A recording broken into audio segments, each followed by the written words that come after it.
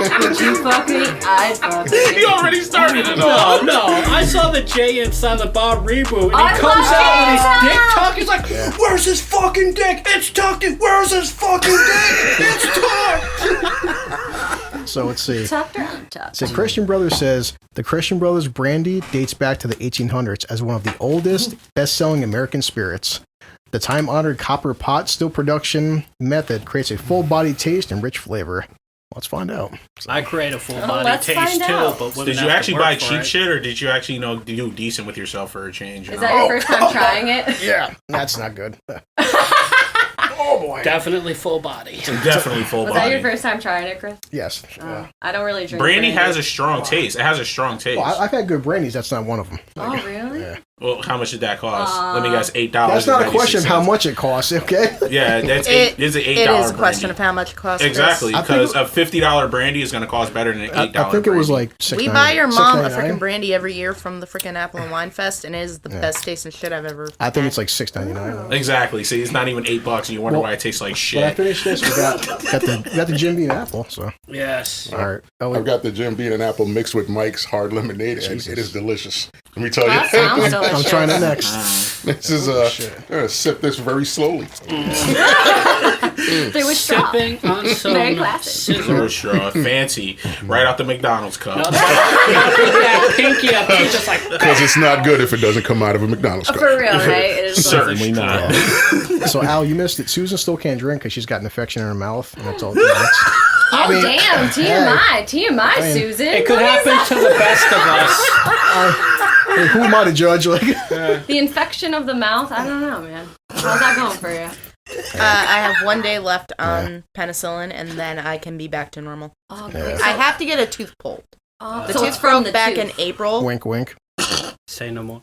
I mean, I can save you a lot of money. Broke back in April. Shut the fuck up, Elliot. The tooth broke back in April. There's a story here.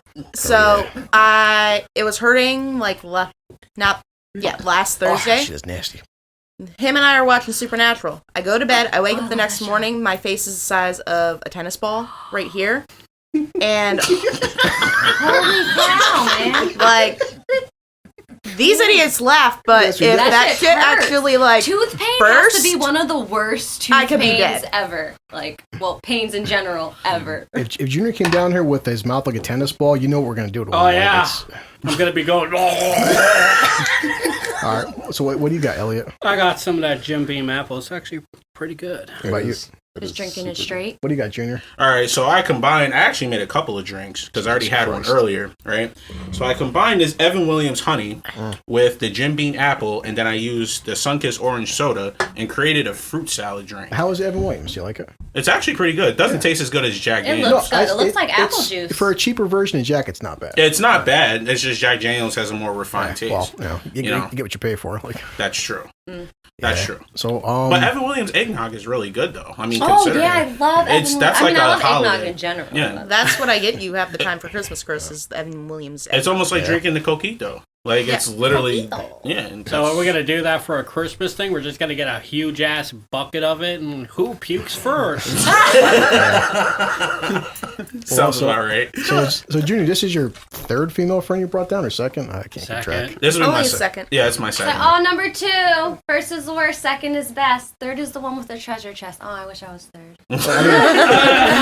That's gotta be a mighty fine chest, then. Like I've always said second place is the first loser, but you know. No, she's Not been down here. She's been down here for a good half hour. No, they got down here about an hour before you guys came, so we got a good. Oh yeah, we were pre-gaming. We got to meet each other, everybody, and It's talk. funny. Chris told me, "Hey, we're gonna record around 6:30." I'm not going to come down an hour early when he says come down around 6:30. I didn't expect him. Well, he brought her down at 5 o'clock, yeah. so I don't know. We were gonna eat first and stuff. Yeah. We ate some fries. Well, I ate some fries. That's because she had food for him. That's why she fed him. He followed the food. See, that's the worst thing to do. With any person in this room, that is the worst thing to do. The moment you feed any of us, like, it's done. Like, you're stuck with us. Thank you. I don't know. I love you. My mom always said that a way to a person's heart is through their stomach. And I heard like, it was true. and that is so straight. true. Damn Like straight. when you like somebody, you like instinctually just straight. want to feed them anyway.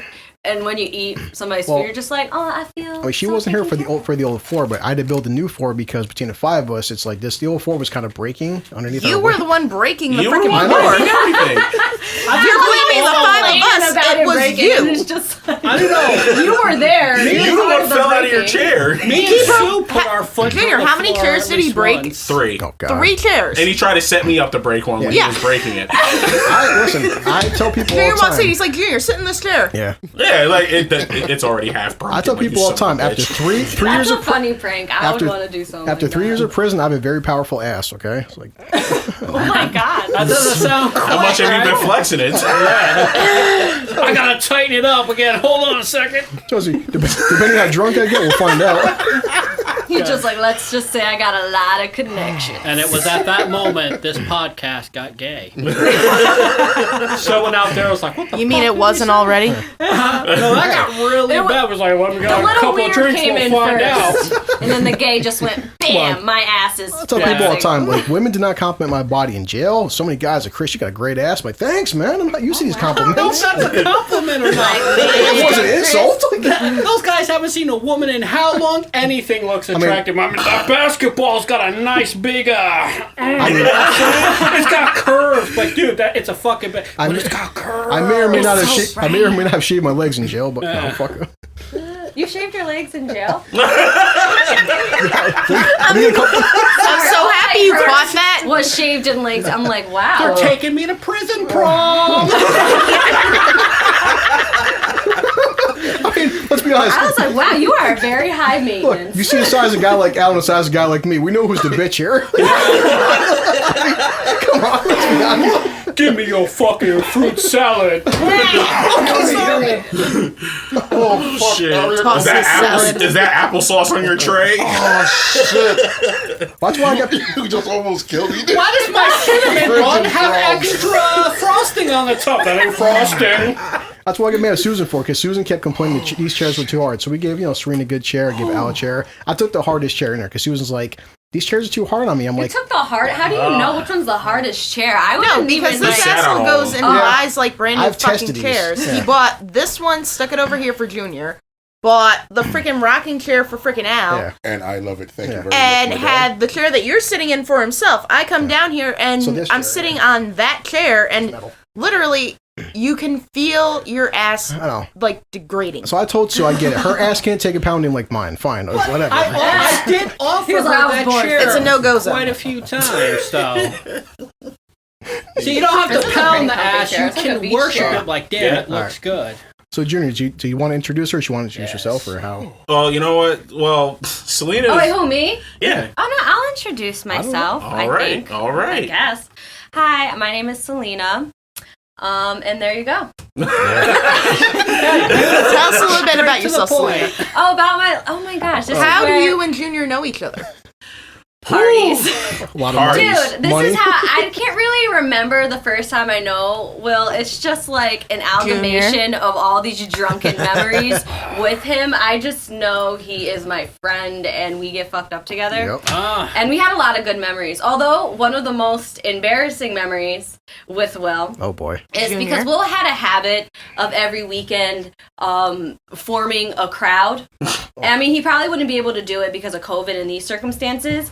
But every time I was partying with Will, we would be a conglomerate of drunk people ready to house and party in whoever's house. So that's what we would kind of do. And Will would be like, yo, I found a place. We're going to party here. We all, conglomerate with Will, and then we'll go to somebody's house. So we found somebody's house. I didn't know the person. Nobody knew the person. I don't even know if Will knew the person. I don't know how long he knew the person. But we're chilling at this person's house. And off the bat, like when you meet this guy, he's just like a really, really big guy, and you could just tell he's a drug dealer. Just drug dealers written like big white t-shirt, hat. He just looked like Fat ACGs. Joe. Yeah, you know what I mean? Fucking like.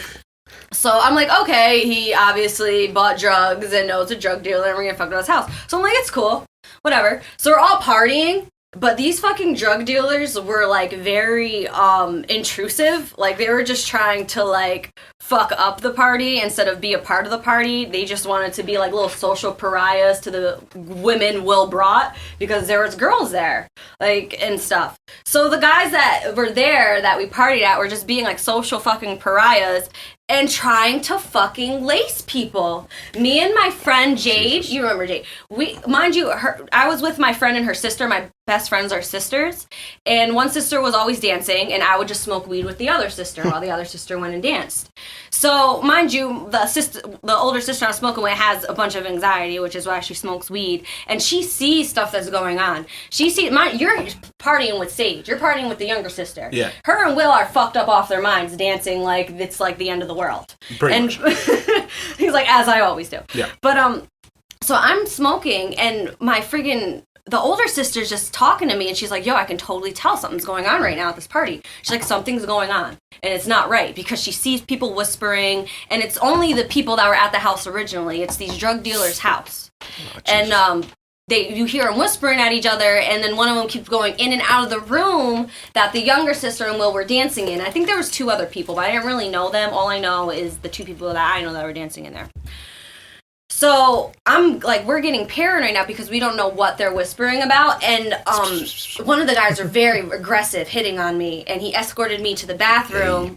And I remember telling him, like, he doesn't have to, like, escort me. Like, I know how to get back. Your house isn't that big. But, your escort routine. I remember you saying that shit too. He waited outside for me while I went pee. Like, he's listening to me pee and stuff. I already told him, like, thanks, I'll meet you back or whatever. And he was still there. Like, when I opened the door, he was, like, literally there. Like, it was like a fucking horror movie. And it was like, ee. Like, I'm like, I didn't know you're still waiting out there. So that's when I felt weird, too. And I told the older sister about it. And so she was like, all right, I'm feeling uncomfortable. Let's get out of here. So we smoked weed. Mind you, she made sure she rolled the weed and stuff because she was really paranoid about being laced because she saw guys whispering. Oh. And we're trying to find her younger sister. And at that point in time, when I went to the bathroom and had that uncomfortable episode, you and Sage decided to go outside for a breath of fresh air. Yeah. So you guys are like, it's hot. Because my drink was late. I figured out that my drink was late, too. So basically, as they're walking out for fresh air, me and Jade are walking into the room where they were dancing and realize they're not fucking there. So we're already flipping out. Like, we're assuming the worst. Yeah. So, and mind you invited us there. Yeah. So it's just like, oh my fucking God. Well, they did something to our friend. So now we're being dramatic. We're drunk. We're high. We're like, where the fuck is Sage? Where the fuck is our little sister, man? Where's our little sister? Wonder what? You don't know, because nobody knew. Nobody knew. You guys just did out. Nobody knew. We were outside out front. Everybody was fucked up partying. It was like, we were just being overparanoid. Like, the guys were onto something. Yeah. But, we were being paranoid, and we were just like, we're calling the fucking cops. Because nobody knew where you guys were. Yeah. Everybody was like, oh my fucking God, yo, da-da-da-da-da, because there was drugs there. And fucking, and then, we're about to call the cops in the dining room, and then you and Sage walk in. Like, hey, what's up? Oh, happy-go-lucky. Got your air. And then I'm leaning. And then I see all the drug dealers like, oh, sigh of relief because they got mad at me. Like, where'd you go? Like, they were so relieved. And then we're just like, we gotta go. We gotta get out of here. I didn't know what was going on. I was too fucked up. Oh yeah. All I know at the end of the day is that somebody was like, they were attempting to lace somebody at the party, but I'm the one that ended up getting laced. They got to Will. Like, Will was the one that got laced. They're like, well, let's wait until he's ass up in the grass and we're gonna get him. And it's just like plot twist the whole time they really wanted Will. They really did. It was bad because I had like 3 of their drinks too. Damn. I was just like, they were in that back bedroom when he was going outside. Like, okay, buddies, he's gonna fucking get knocked out. We're gonna get him. We're gonna get that ass. And like the only reason why that stuck out to me because that had to be one of like the top like 5 times we partied together, and I was just like, well, that was really. But after that, like we always were at. I think it was Hamilton. We were always on Hamilton. Always messed up. Good times. But yeah, that was one of my first party experiences. It will. Yo, you know what's funny?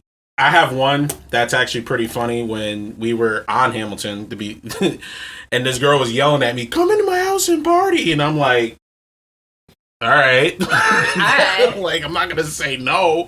And it was like, I'm getting yelled at by people that I'm with. Like, who don't you know? Like, who, is there somebody in Albany you don't know? And it's just like, maybe I'm too drunk to even answer this question. Like, I'm just trying to party. There's probably more people that know you than you know. Yeah, I forgot probably about like 80% of the people that I've ever met. Like, they have to introduce themselves to me a minimum of 5 times for me to even remember their name. Like, I'm just horrible with names. I'm really bad. I'm really bad with names. It could be worse. Some chick's like, don't you remember him? Like, turn around. She's like, why? I'm like, I kind of identify women by the back of their head. She got offended. She's like, that's not funny. I'm like, I'm kind of not joking. Jesus Christ. Turned around and I was like, I always say that though. I'm like, who are you again? Like, I'm really bad with names. Well, some people don't stick out, so you have to find a way. Like, hey, that's that chick with the fucked up smile or something. The thing is, like, I'm such a people pleaser. I feel like when somebody like I don't know knows me, I'm just like, hey, what's up? And I pretend to know them because I don't want to like offend them. Me, I just walk in. I just be walking into places. When I was throwing a lot of house parties, I was just walking into places like I fucking owned them. You really did though. Like, there's times, I think it happened to me maybe once or twice, where I went to a place and I thought it was your place, and it wasn't. And it's like, he just walked in here like he lives here. Like, no, well, like he invited me here several times, so I always meet him here. Yeah, so Al and Elliot, so you missed some of the conversations we were having with his friend here about, for you guys got her, like, she's one of the people where we always hear about that, where she's like, well, you know, when I was in high school, I weighed a lot of weight, and I wasn't that good looking in high school, and you're looking at her like, oh, the thing, I know, dude, I do appreciate it, because I do consider myself an aesthetic person and stuff, but it's definitely a complex of mine, because I used to be over 200 pounds, like, in middle school and high school. Yeah, it's like, that's my thigh. But it's like, the thing is, I never thought I was ugly, but the only reason why it made me so, like, hyper attentive, and what gave me an ugly complex is I remember in middle school, I was, like, in the library, or in class, it was, like, fucking free period, and I'm eavesdropping on a conversation of fuck, kill, marry. You know how people used to have fuck, kill, marry games back in the day? So I'm listening to this fuck, kill, marry game, and they get to me and these 2 other people. And, like, I'm just like, you know, I'm thinking to myself, you know, I think I'm better than, like, at least one of these people. So I'm, you know, they don't know I'm listening. So I'm playing along with them in my head, and I ended up being the person they killed off. And I thought I, like, looked better than someone. Do you have a picture of you in middle school? I do. I gotta see this now. It's like, well, I thought I was better. They're gonna kill me. I need to see a picture. I was the one who they would kill off and fuck, kill, marry. And like, if you ask at that point, it made me so, like, hyper attuned to what, like, other people were doing, because I don't know, I was very, like, I had my own inner world, and, like, my own, like, I was in my own head in a lot of ways. More alcohol? So, like, I never really compared what other people thought about me to me, because I was so naive and still attached to, like, my mom and shit. So I never really had a sense of self. But at that point, it really gave me a sense of self, like, wow, there is a game going on that I never even knew was being played. If you asked a woman to play fuck, kill, marry with me, Elliot and Junior, she'd kill herself. Like, whoa. She'd be like, I'm making this decision.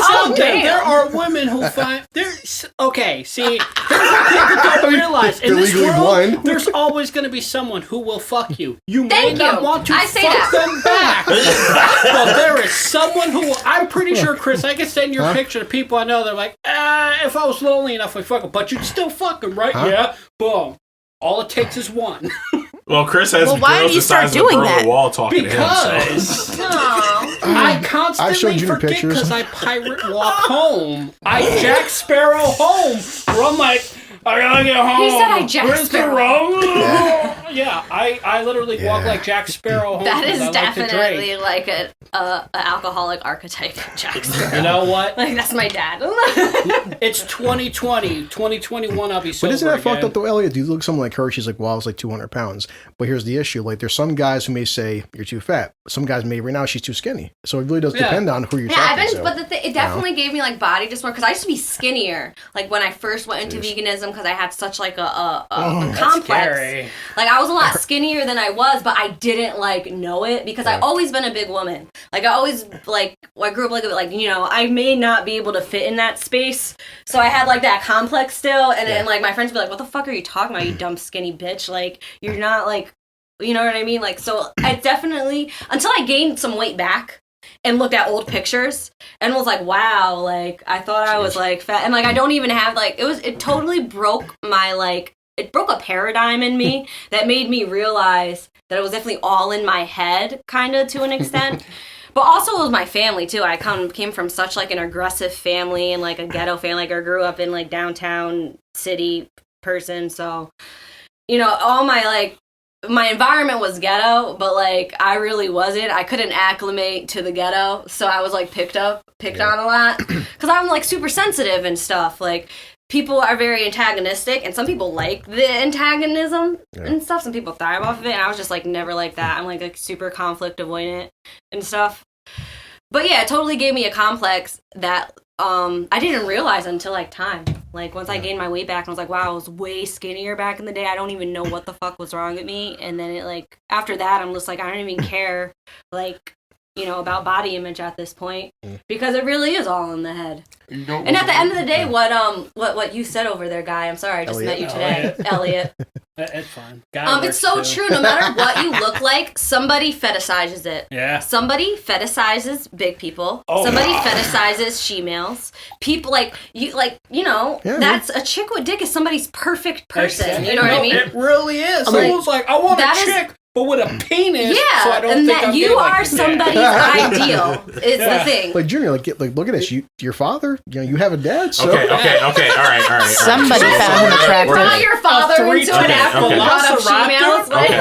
And your mom. Your dad has had sex with women. Okay, let's already get something straight right now. Let's get something straight right now. He was sexually appealing to at least 2 women in this world. Okay. At least. Welcome to Jurassic Park. Let me tell you something about my father. Dinosaurs. Let me tell you something. Hang on, before you begin. Salena, have you heard any of the Junior dad stories? I didn't even know we called it Will Jr. until now, so okay. Well, Junior. he is Junior, his dad is big. They are both named Will. His name is that's Junior. why you're Junior. You're WJ. Yeah, jerk. Yeah. My dad is one of those people that when you meet him, you understand my anger. Like, as soon as you meet him, like, he's big as fuck, for one. I'll just start there. Like, he's a big guy, but he's not jolly. No, he's fat as fuck, and he's a hypocrite. Named for cinnamon buns. He's one of those people that he tells me to drink water. While he's dehydrated. But he does not drink water. Like, he doesn't drink water at all. All he drinks is tea. He tells me to eat healthy. I haven't seen him eat a salad in all my life. It's like people like that. It's just, do you see why I'm hateful of him? Now, here's another thing about him that I can't stand. He's embarrassing in public. He's very, very embarrassing in public. Especially to his kids. Especially to me. Like, more so to me than even my other brothers. Like, he's just the How most... How many brothers do you have, by the way? Because I know one. I went to school with one. Yeah, 2. I have 2 brothers. You're the oldest? Yeah. I'm the oldest. You're his baby. You're the big brother. You're his spinning image. He's the firstborn. Yeah. I am not You're his his pride and majority joy. of that DNA. He said you're his spitting image. Yeah. I am not how dare his you? spinning image. I can fit on rides. I can fit on rides. I can wear sneakers. You know? Okay? This is a man that does not fit in You don't demolish society. an entire room when you stand up from a chair. Okay. It's like... He has his own, like, gravitational pull. He has his own gravitational pull. Like, he You can't can actually walk straight. pronounce the word junior and not say jur. Yeah. I'm gonna tell you a quick story. Like, I said this a few episodes ago. More than a few episodes ago. I'm gonna give you what's called the Bayer story. Now, the Bayer story is one of the worst stories. I'm thinking of the aspirin. It is. Okay, now, so I'm catching on. The thing is the fact that when he calls my name, he doesn't say my name like a normal human being. You know, he says jur because he doesn't. It requires an extra breath for him to say an extra syllable. So he can't say my family name like a normal person. You know what I mean? He can't do that. So one day I'm relaxing in my room and I'm doing. You know, I'm playing a game. I hear jur. Now I'm thinking to myself, I'm like. Maybe he's talking about me on the phone. Maybe he's, you know, doing something. I don't pay any attention, but I hear it a little bit. I hear it a little bit louder. Jerk. So I'm like, "Fuck!" He's calling me. Let me see what the fuck he wants. So I get up and I get out the room, and he's just like, and he's talking. And surprisingly, for someone his size, he's talking really low. Grooving the bird, and I'm like, "What?" I don't understand what he's saying. Like you can hear him, but you can't understand him. Yeah. You can hear what he's saying, but you can't understand him because he's taking breaths as he's talking. Sometimes he likes to burp mid-sentence when he talks to me. Oh my god! So it's like I can't actually like he'll sit there and be like, like what? Okay. Now I'm just like, what just happened? Like now I just lost track of the entire conversation. You have to start all over. His voice goes up an octave too. Yeah, his voice goes up. Like one time he was burping while he was talking, and his voice actually picked up an octave. It went up, and he was like, octave, and his voice never went back. Yeah, it's like when he's talking, he's like, well, one time I was working, and then I was like, what happened? Like he burped in the middle of his sentence. Did you just evolve into a Pokemon? Like it was just. Are you saying he's a muck? No, he's definitely a Snorlax. No. Snorlax is useful and powerful. Muck is literally just slime. All he does is acid armor. But that would be a muck. Yeah. So so he was like this. He was like Grimmy the Burr, and I'm like, what? The Burr. What? The Burr. Grimmy the Burr. I'm like, what is that? Like I'm trying to figure out what that is. Like I'm sitting there looking at him like he's grabbing his chest a little bit, and I just don't understand what he wants. And he's like, give me the bar. He's like, stop fucking playing, give me the goddamn bar. I'm like, what? I'm like, oh, the Bayer? Oh, okay. The bar, the fucking bar. Well, that was a life death situation, probably. Like he's like, I need Bayer. So I was like, I walked really slowly into the bathroom, feeling embarrassed, because I'm like, this motherfucker doesn't even know how to speak. Take your time. He's only having a heart attack. So. I go give him the Bayer, and I come back out, and he looks perfectly fine. He's like, oh, I was just gas. And I'm like, so you call me, and now I'm hoping he now... like farts out Ashton Kutcher, you've been punked. Literally, it was just like, in the back of my mind, I was like, I really wish that was a heart attack. That way, it was just like, I was taking my sweet time. You wasted so much of my life. You wasted so much energy in my life listening to you. Concern. I didn't have any. I had zero concern from him at all whatsoever. Like I really, like after he got kicked off of rides at Great Escape, because he was too fucking big. I was just to the point when it was just like, I don't want you to be my dad. Like I was trying to get, I was trying to get Al here to adopt me. Like I wanted Al to be my dad. Like Al, can you please be my dad? Because I can have someone to be proud of instead of someone. You know, I'm for sale. You know what I'm saying? Like instead of someone who thinks that, oh, I'm just somebody who steals the cinnamon buns. Like how do you eat so much that you don't even know how much you eat? Like that's smart. You eat so much, you just start blaming people for stealing your shit. Like it's like I don't understand it, and that's the sort of mental torture that I've been through for so long. Of like the Gim Gaffigan joke. Gim Gaffigan's my favorite comedian, but he's known as like the food comic, and he makes fun of food so much because it is a part of like America. Like we have because we're an industrial country. Like meat is more than just a delicacy; it is a day-to-day lifestyle. Yeah. Yes, it is. So. Like, it was just so funny. I remember his joke where it's just like, hanging out in America is just like, all right, let's go get something to eat, and then maybe after that we'll eat something. But before that, we should probably go get something to eat. Yeah. And then maybe we'll eat something. Yeah. Sounds about right. Sounds about dad. On the way of getting something to eat, we should get something to eat. Fucking genius. And he's like, imagine, like, explaining the American diet to a third world country. An appetizer Let's start explaining my dad before you eat. They would the dessert is what you eat after fingers. Like we eat that much at once. That would. We had this last. That would feed our whole my village. Oh, dude, your bony fingers are starting to itch. Stop it. Jesus Christ. I have a question though for you, Will Jr. Oh boy. Is your dad like an alcoholic? Is he a heavy drinker? I just want to know, because I personally come from an alcoholic father, so I just want to know if that's a factor for you as well. He doesn't drink a lot. Well, okay. I've known his dad 20 He's like, okay, years, you may definitely think. not water.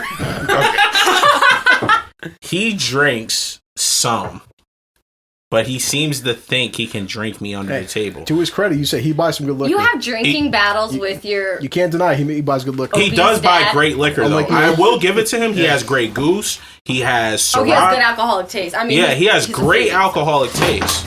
You know, great alcoholic taste. I was like knocking shit over. I was drunk. I have a habit when somebody knocks something over because it's so awkward to knock something drunk. else over myself. But I'm not. We've said so many good jokes. He can't walk straight.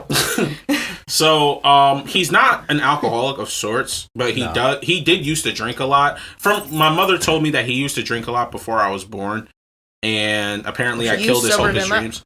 He said apparently you killed your dad's hope and dream. Yeah, so imagine your mother having to be the biological person to have you and be literally biologically stuck to you. Yeah. And your dad's hopes and dreams got Congratulations. ruined. Okay. Yeah, so he blames apparently me. his dad was going to be an NFL superstar, and then Junior was born. Yeah, as soon as I was born, I killed his hopes and dreams. Is that why your middle name is Dream Crusher? Pretty much. His dad personally named him. Fucking Dream Crusher. It's on his birth certificate. Not that he was fat his whole fucking life, but we won't. Hey, fat people make good, defensive. Like he wasn't even on the NFL team. He was like one of those fucking mannequins that you would they would use to practice on to push across the field. Yeah.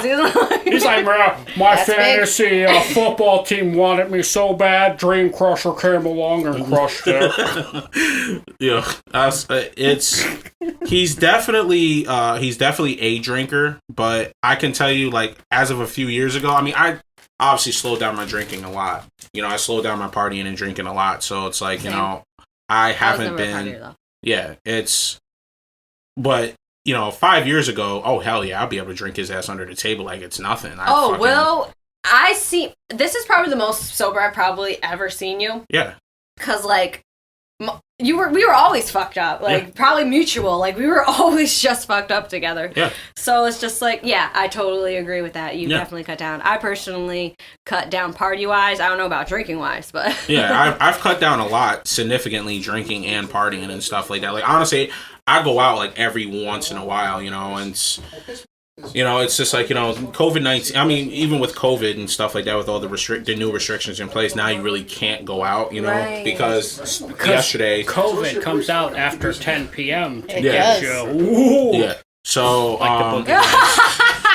so they started closing restaurants and bars at 10 o'clock now. So now it's just if you're gonna go out, now you have to day drink.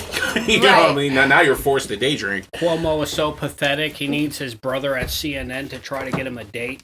No, dude, my perspective with the whole COVID thing, don't get me wrong, I think it 110% exists. I think it's important we wear masks. I don't mind that they're mandatory. But the whole point about me is I feel like it doesn't matter if we took every precaution as a community. We can all be fucking wearing our masks and taking the precautions, being 6 feet apart. We're still going to get shut down. That's how I feel, because it's just the government world and the political world is completely contrast to your everyday average 9-to-5 Joe that you can't really think it's just one way to me. I don't think it's more than just a pandemic and we're doing a health precaution. I think it is a literal political control game where it's just, order after chaos. That fucking philosophy. I definitely believe that's what's going on. I don't care. We can literally be perfect and everything will still get shut down. That's my perspective on it. It's hard, though. We've said in this podcast before, I'm a big fan of Joe Rogan. Joe Rogan's part of why we started this for. And he's, I'm 7 years behind of his podcast, but we've gone in through history of at least the United States government. This government has done some shady shit to its American citizens. So I don't know how much is true, how much what isn't true, but I do admit there's been a lot of questionable actions when it comes to COVID. But I don't want to turn into some big conspiracy theorist either. So, but I do feel like there's something definitely going on that we're not aware of. Oh, so. No, our country is based off of corporations. It's based off of entrepreneurship. Wolf of whatever Street. I forget the movie. Wolf of Wall Street. Wolf of Wall Street. Very excellent movie. Yeah. I love that movie, but I really believe that's kind of like our country's philosophy. Like, for an example, the Dunkin' Donuts steak fajita was literally a government program. Really? And it's just like, you can look it up a lot, like McDonald's and Dunkin' Donuts and just like all these corporations, because we are an industrial society. Yep. Like, it's just rampant, and they infiltrate our government, which, like, don't get me wrong, like, you know what I mean? If people love Dunkin' Donuts, people love Dunkin' Donuts steak fajita, but the fact that, like, the reason why it's on our television screens is because politics got involved kind of makes me feel some type of way, kind of makes me feel like our government is really more in it for our money, kind of makes me feel like the politicians are really more in it for the money. So I get very biased, I guess, because I do have trust issues with our government, and why... Episode 7. And why, like, I feel like I am getting a little controversial, why, like, I'm kind of, like, against our pharmaceutical industry. Like, don't get me wrong, I definitely, like, took therapy before. Mm-hmm. I wouldn't mind being, you know, judged by a psychologist and get advised medication. Like, I don't distrust it to an extent, because there are people who are passionate about it and believe in it, and they deserve to have a perspective, too, because they've seen it work. Yeah. In their eyes. So I don't want to bypass the importance of, like, pharmaceuticals, but there is so much financial incentives in it. Like, definitely. It's way bigger to me, in my opinion, than, like, the people that care in it. Yeah. Because usually when you care too much, you kind of start hating the pharmaceutical industry when you do end up caring too much. So that's kind of my biasness. And also, like, and then there's this thing, I don't know what it's called. I don't know if any of you guys can correct me on it. Did you want to say something, Elliot? No, I was just saying episode 7. You keep saying bias. I'm like, episode 7. That was the first episode Elliot came. Yeah. Like, they all have, like, they agree, they sign this contract. I think it's a part of whatever, like, the World Health Organization. Like, all these scientists are on board with these specific things because they're scientists, they studied it, and it should be true. Yeah. But it's just like the same things that are funding, like, these supposed scientists that are saying all this stuff is true is the same thing that is funding the Dunkin' Donuts steak fajita. So it's just like, what is the value in these scientists when, like, they kind of have a perspective that you're selling out. I feel like they're selling out, and they're not really, you know, sticking up for. And don't get me wrong, I love money. I'm not saying I'm better than these scientists. Maybe I would sell out if I could, but I don't know. That's just something I have to take everything with a grain of salt. Yeah. Based also on my own anecdotal evidence of my own body and health. But yeah. I think it's a lot more to do with. I see what you're saying, but it's not as complex as you think. It is a money thing. 100%. It is money. There was a guy that was literally sitting there that took advantage of an opportunity to make money off of Epipens. He took a huge opportunity. I think it was it was cheap, like $12, $13 at one point, and he inflated the price by over 7,000%. Like, it was to the point when it was just like, the medical field is a 100% a money game. Anything that the politicians have their hands on is purely a money game. That's all it comes down to. Look at the $2.2 trillion stimulus package. $489 million went to one person. Hey, Jenner. So, like, popped up real quick. Forbes magazine, Forbes.com. August 21st, 2016. Why did Milan hike EpiPen prices up by 400%? Because they could. What? Yeah, 400% increased the price of EpiPens. That is literally a life and death situation. I'll read the article, that a person is using as a financial incentive. So, let me keep reading this, but Junior, I just pulled it up. So yeah, actually, no, they've been around since 1977. Yeah, so, like the 7,000% was obviously an exaggeration, but it's just the point. But 400% is a big fucking number. 400% is still a huge number increase on a product that saves people's lives. Yeah, it's selfish. Yeah, it's completely selfish. You don't care about society. Like I said, you don't care about this asks a question: what's the problem? Right? Only this: somewhere right now, a cash-strapped parent or budgeted limited patient with a severe allergy will skip acquiring EpiPen because they can't afford them. Yeah. That's and really it says, and they will die because they couldn't afford the delivery mechanism for $1 worth of a drug to keep them alive. So, I'll keep reading more, but yeah. So it's. But what about Obamacare? I feel like it's really easy. I know Trump kind of fucking ruined it. I think he made it better for me because I wasn't paying $400 a month for. The only thing that's sad is like the lowest of the low too, and it's like I understand he was trying to help poor people, but he really kind of fucked up the lower class, like homeless people, because it's really hard for a homeless person to get insured, and when you're not insured, even though it's very easy for a homeless person to get insured, they owe money for some reason because they're not insured. I don't think you can make something that's going to please everybody. It's going to piss off somebody somewhere. That's a problem. Nothing's ever going to be perfect for every class. People say there's 3: lower class, middle class, and upper class. And that we're losing the middle class, but I also feel like it's definitely becoming like 1% and everybody else at this point. But I think there's far more to it than just that, just to be so two-dimensional. Like, there's 3 classes. No, there's not.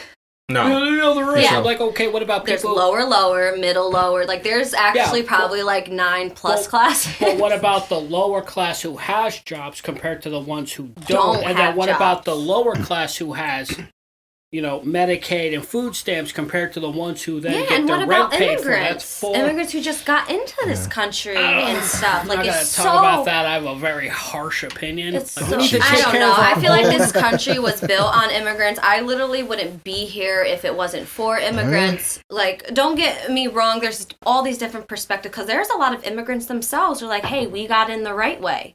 But, like, you don't understand that there's people from Brazil literally have no, like, friggin' resources at all, building up fucking sticks and twigs just to risk their lives to get over to this country because they're going to starve to death anyway. I don't feel like they deserve to be denied either. Well, you could say that, but I don't think that we should still have kids who were born here dying of starvation or malnutrition. So we should worry about that over can we feed the rest of the world. Yeah, I don't think that has to do with a lack thing in this country. I think that's to do with a policy thing in this country. Exactly, that is 100% because, like, correct. We have more than enough resources in my mind, especially in this country, especially when we thrive off of entrepreneurship. And, like, it literally only costs $8,000 to build a well in a third world country. Yeah. But we would rather spend $30,000 on a fucking chihuahua. Yeah. And that's American culture. Yeah, but it's sad. But we should worry about we should worry about getting rid of all the really stupid shit here first before we're like, by the way, before we push our beliefs onto you, even though there's like a 4-year-old kid dying from cancer and we don't give a fuck about him. Oh, yeah, no, I totally agree with that. We need to fix ourselves first or else we just look like a bunch of fucking idiots. Fixing ourselves. No, I totally agree with that, but the only solution we'll never fix ourselves because nobody wants to do it. Yeah, exactly. Nobody wants to do it. That is a smaller community problem. To say that there's... Oh, I'm sorry. I didn't mean to cut you off. No, but to say that there's, like, people that are suffering in this country, I feel like that is a more of a community problem than it is, like, a country problem. Because if you think of it in a big picture sense, we are capable of, like, feeding everyone in this country just based off of entrepreneurship. Walmart would rather throw out bread than feed the starving. And I feel like that is the problem. Like, it's not my fault that we live in a corporative society where I have to be a 9-to-5 wage slave regardless if I'm suicidal or not. And just because I'm suicidal, because I had a traumatizing childhood, I have to be a fucking social security number that has to pay off the United States debt. Actually, I feel like I'm worth something to go through that amount of trauma. And I feel like, I'm no better than an immigrant in that circumstance who just wants a better life. Well, and that's my perspective. Real quick, you mentioned community. We talked about this in the podcast a lot. So this is the problem I see. Like, okay, Salena, tomorrow, just what if you hit the Powerball tomorrow? Say the Powerball gives you $500 million. What's your first reaction? Is it to move or stay in this exact To be honest, my first reaction is undeserving. I would feel undeserving of all this fucking money because of just, I don't know, the amount of fucking chaos that I'm just naturally exposed to. I wouldn't understand why, because I'm going to get fucking robbed and killed in 3 days is how I feel. I'm in a fucking city full of lack, man. Yeah. Like, I got robbed for fucking shit you wouldn't even think you need to get robbed for, like a fucking half cigarette, but like, I don't even smoke cigarettes, but it's just like, okay, wasn't even mine. So like, then, it's just people your initial reaction would be, if someone gave you tomorrow, just hypothetically $500 million, you would want to move. Oh, definitely. I would want to move to like an upper class society. That's what I'm saying overall. But like you were saying, backpedaling, like it's safer. Okay, so like you're saying, the thing is, all these people who got this money, it's about community. The thing is, every time somebody, I've seen it in Albany, I've seen it in Troy, Schenectady, Coes and stuff, and this happens all the time, whether it's the rap game or the athletes game or actors. Whenever people hit it big, what they do is instead of fixing their community, they move out. So I'm like, if everybody keeps hitting it big and moving out, okay, so then how do these communities ever get fixed? Whenever somebody hits it big, instead of dumping money back in their community, they move out to the uppity white class picket fucking fence community. Because like Al said, no, it's totally true. Although there's unique cases where there very are few though. That's what I'm saying. Like you'll see one person get back to the community, but that one person, whether it's Snoop Dogg or LeBron James or fuck even Obama himself, one person cannot fix the city of Albany. It would take 20 people, communities. Yeah. But every time somebody in Albany hits it big, instead of fixing Albany, their thing is, fuck Albany, I'm moving to fucking Latham. So it's like Latham's already doing well. Latham's already fantastic as it is. Why not, if you're worth $500 million, why not you donate $250 million to fixing up Albany? Well, $500 million's mine. It's all mine. I need this. It's my money. I should spend it how I see fit. And I'm like, okay. Yeah, I want a ball. So, and I've asked this question, like, on this podcast and even on social media, people get pissed off at me. Even recently, I said, Kim Kardashian, I'm just picking one name we all know, worth $1 billion. I said, what if tomorrow she just happened to give away $500 million? Well, it's her money. She can do what she wants. I'm like, okay. But if she gave away $500 million, she's still worth $500 fucking million. Right. And all her fucking fans get pissed off me saying, well, it's her money. She can do what she wants with it. And I'm like, and that's the fucking problem. True. That's the fucking problem. That's the thing. Is the sad thing is that it is true. Because, like, don't get me wrong, there definitely is, like, a huge imbalance in society. And a lot of it, in my opinion, has to do with religion. Like, religion fucked society up to a severe degree. And also politics in this country specifically. Because we're forced to deal with a two-party system. Yeah. When there's literally fucking 14 political parties in Norway. Yeah. We're stuck with 2. But whatever. I have to work with what I got.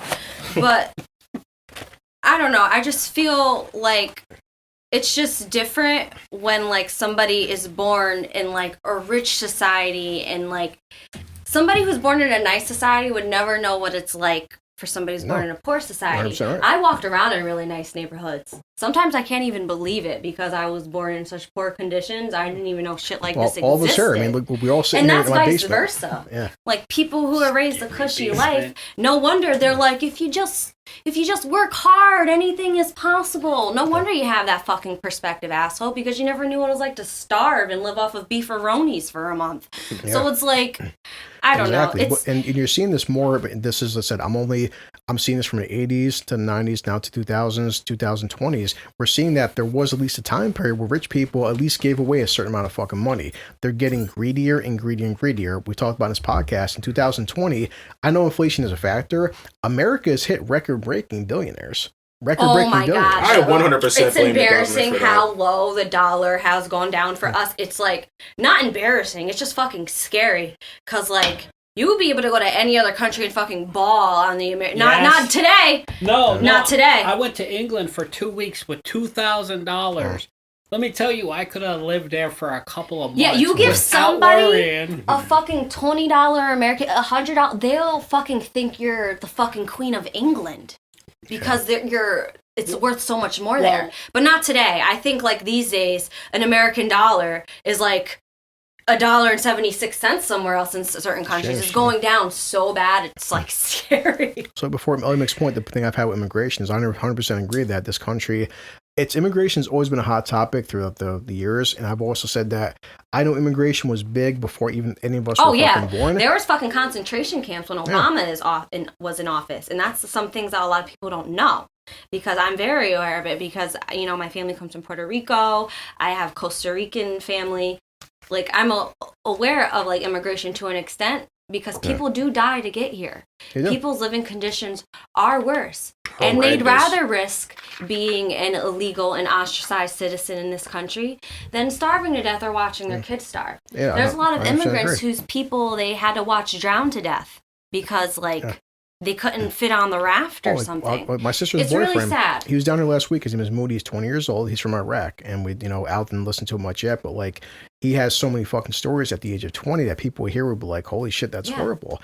And I definitely agree that, You'd be surprised. I mean, it's like, I would always say that, like, if I work in this house and I have myself, my cousin Sue is my mother, I have 5 people in this house. All 5 of us are barely fucking getting by. We're living paycheck to paycheck, paying bills and stuff. I have no problem helping my neighbor's kids. Like, there is, right now, it's okay. You're not seeing this outside. All these guys have seen this. You see sometimes 5, 6, 7 kids outside. I have no problem giving these kids $5 if I have it. The thing is, $5? How old are they? Because I can spend a lot these days with $5. Yeah, but that's like hot dogs. There are some weeks I catch my paycheck. I'm lucky if I have $1 to my fucking self. So in all fairness, if it comes down to my son versus my neighbor's kid, no offense, my son takes precedent over your kid. Oh yeah, definitely. So with the immigration thing, I get that people are starving and they're under different circumstances, but thing is, our own children are fucking starving. We have our own, like right now in 2020. I don't see it that way. I feel like personally, like, I come from a poor background. Although my mom was too prideful to go on welfare when she probably should have gone on welfare, but whatever, she taught me good money management because of it. Yeah. But I don't know. Either I don't feel like even poorest of the poor. Immigrants aren't taking away from that.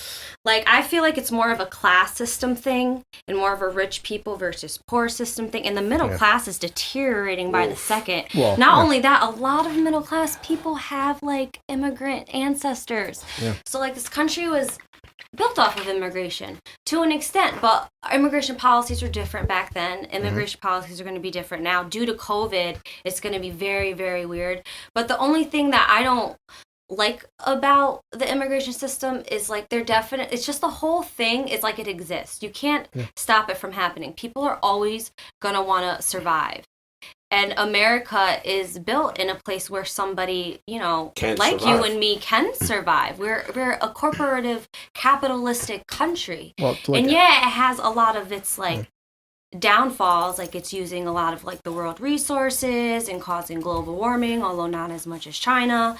But it's still a place where, like, people have hope, and it's just, like, I personally wouldn't, I feel like a lot of people wouldn't be here if it wasn't for immigration. And if you want to take it even more down to a T, we should really give it back to the native fucking Americans, because those are the real natives. And if we really wanted to get all about human rights and get really into that story, you can fucking, debate that, maybe we shouldn't be here, and maybe we should give it back to the natives. Yeah, I do see the argument a lot, but also the thing is, for people in 2020, nobody here can control what happened 500 years ago. So I also do feel like, we can't keep going back to like, natives, listen, I know natives in slavery and even said the Holocaust and stuff. Nobody was here for the Holocaust. Oh, yeah. It's no, like, totally, that's fine. You have to stop harping on it. But if you want to throw out all that, then please throw out Christianity. Please throw out any old age way of thinking. Just please throw it out, because it's just like, people used to fucking stone people for not believing the moon was made out of blue cheese. Like, people used to believe the moon was made out of blue cheese. Wait. This woman is making sense. She's a witch. Burn her. Let's get a fire going. Let's burn her. But, like, that's the kind of, like, mentality. Like, a lot of these, like, old age ways of thinking, a lot of these policies, these government policies, are based off of religion that was built in a time where it was okay to stone you to death for not believing the moon was made out of blue cheese. So I just feel like we need to evolve faster as like a community, but at the same time it's so hard, because I'm all for equal rights. I would never, regardless of your ethnicity, your political, financial background, I would never hold you accountable, responsible for anything if like you're not personally affecting my life personally. So it does get very skewed and very biased when like you come from an industrial country like this, because you do have very polarized perspectives. Like, the one thing that's greatest about America is you can have like the highest of highs and the lowest of lows all in the same lifetime in this country, which is great. Which is somebody like Donald Trump, who can be a millionaire and bankrupt like more than once in his life. Well, he's a billionaire, but it's just, I don't know. I think the point that we're all missing one major point. Change in anything like that can only happen from the place of Congress. It starts in Congress. It starts in the highest of the high, which is Congress. If we look at, we look at, everybody likes to look at the person who sits in the chair for 4 to 8 years. Nobody's looking at Mitch McConnell, who's been in office for 52 years. Nobody's looking at Joe Biden, that's been in politics for 48 years. Now that is the president of the United States. Nobody's looking at Nancy Pelosi, who's been in office. I know, fucking Donald is fucking 49 years. It's not been certified yet. If he's considered like But I'm just saying though. And it scares me because if you watch the news, they're like, it's a fact. Biden is president for a fact. And like Donald is trying to fuck it up. So we're going to have a civil war regardless because the news is like, no matter what happens, Biden is president. And Donald's like, here I am, ready to cause a civil war. Well, no, it's because people believe what news networks say is law. Right. It's not law. There are states who haven't said, here's the certified numbers, this is the end result. And everyone's like, oh, well, because we're social media, we're saying Biden won. Because we're a news network, Biden won. Oh, guess what? AOC's making this law. If you supported Donald Trump, we're going to put you on a hit list. So everybody knows if you gave... It's like, wait, whoa. Did you just purr for AOC, Chris? I swear to God, I heard I fucking hate that chick. I love her. No, you might not like her anymore, Chris, because she's a Twitch streamer. So, oh, word? Yeah, so you might not like her anymore. No, I was just making a joke. Like, listen, until he's officially in January sworn in, and I'm not pessimistic. I'm just realistic. Like I said, I didn't vote. Period, because I don't vote because I think it's a fucking system. College, it doesn't. But I'm just saying, like, say. until he's officially come January, between November and December, a lot of shit can go down. Exactly. And I know, that's what scares me. I'm just like, can we just fast forward January? I just said, because I'm scared of riots. I want to have my holidays and just play my video. But no matter who wins, it's like whatever. I want the country to get better. But like, what's scary is the fact that in our lifetimes we're questioning now. It's every day you read so much shit you don't know what to believe. But thank you. I also feel that too because it gets mind you. I think Donald Trump had the black vote. Like there's more black people that voted for Trump. I'm not touching that with a 10-foot pole. I can tell you personally for a fact that is not true. That's not true. That's what I was told by a lot of people. That's Al, to your credit. Well, not a lot, not but to your like credit. I have seen at least 4. I mean, different news articles. A lot of black people voted for Donald Trump, which left me very confused. And there are. I wouldn't say he got the majority of the black vote, but I think what it is he got the majority of the black vote. Lesser of two evils. Republican, like the Republican Party, like he's gotten the most support from the black community. I wouldn't vote. I don't know. Just correct me if I'm wrong. What are you doing here? But that's just how I feel. Thanks. Hi, are you Molly? No, I'm just kidding. That's my sister. Hi, sister. Can someone pass me? She's 19, so she's 20 years younger than me. Sweet enough to bring it down to me? What, am I not dark enough to pass it to me? You got something on the side of your mouth. You got something on the side of your mouth. Nah, but I also feel though, like, honestly, because I feel like I am so separate from like the political environment. I identify with the lower class community, so I feel like I don't have much influence when it comes to the political system. Although I do consider voting important, regardless. But like, I feel like it doesn't matter if a fucking walrus is for president. A walrus could be for president, and as long as you fucking do your job, worry about your own, worry about your people's, you'll get thirsty by. Walrus. Pretty much, all people need to do is worry about a racist going Nazi to work, walrus. keeping your job by going to your job, not spending all of your money on stupid shit. Like taking booze. care of I know it's hard. No, like blowing all your money on just giving it to random people. Worry about yourself first and you'll get through it. Like OnlyFans. Trump. I survived 8 years of Biden. I survived Obama, Clinton, Bushes, and all that. And guess what? No, it's all the same to me. Some asshole pointing a finger, I want this. Another asshole pointing a finger, I want that. Yeah, pretty much. That's why I'm a conservative.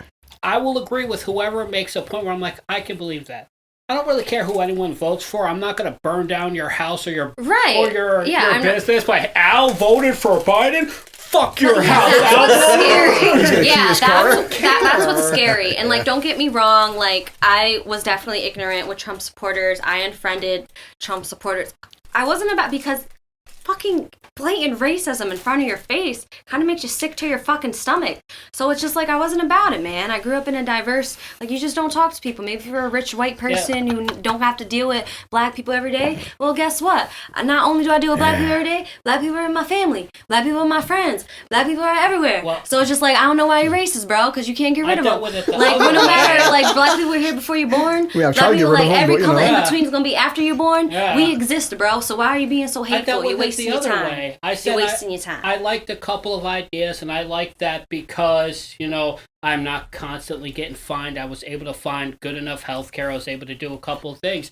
Someone's like, you're a racist. You want black people to be lynched. I'm like, okay. Don't we all?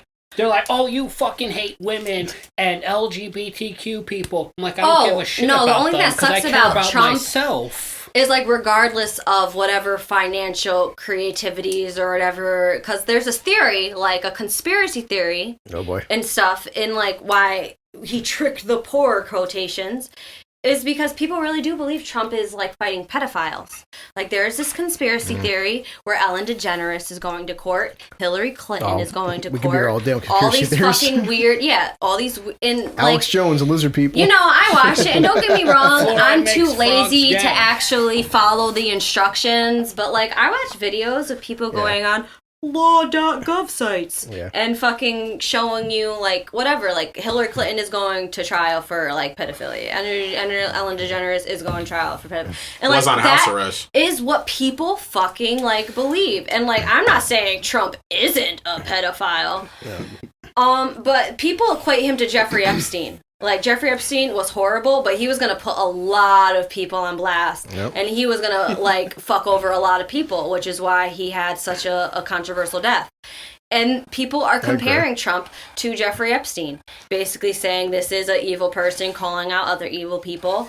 And it's just like, honestly, I'm too close-minded and I don't know anybody over there. Like, I don't know anybody in politics. I'm not saying I know shit. I just know that other people, like, I know a lot of minorities that voted for Trump, which is why I ended up being, because, like, the closer and closer we got in this election, people were scared of fucking civil unrest. Literally scared. You know who you blame to the point where I was getting scared. Usually I'm good at bypassing the bullshit. I'm in my own tunnel vision, Peter Pan complex zone. I usually am able to ignore that bullshit. Yeah. So it's just like, but people are scaring me. I have a lot of kids in my family. I don't want them having anxiety about riots. So it's just like, you know what, maybe I won't be so ignorant to Trump supporters, especially when there's a lot of fucking minorities I know that's voting for Trump.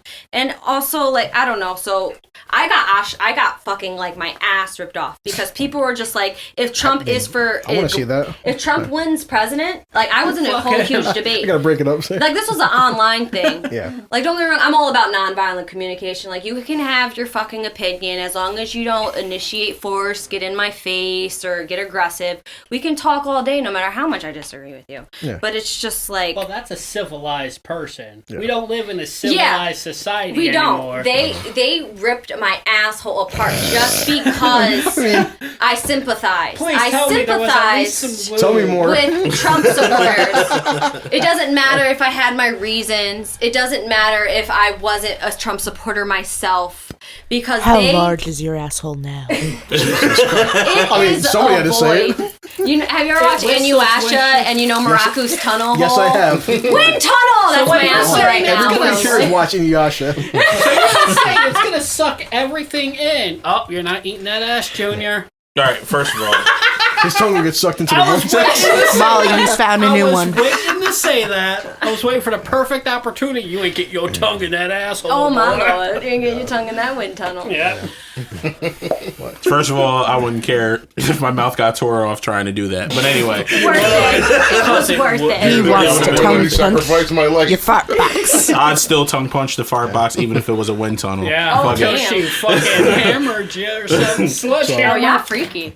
For the most part, I said we tried, like, we tried being mostly politics free, but like it's because like Al would teach me about, like, we try being civil for the most part, but also we don't pick sides because we've always said this is how it should be. Whether I said everybody in this fucking room, even you included, I don't give a shit who you voted for. You're my friend, my friend.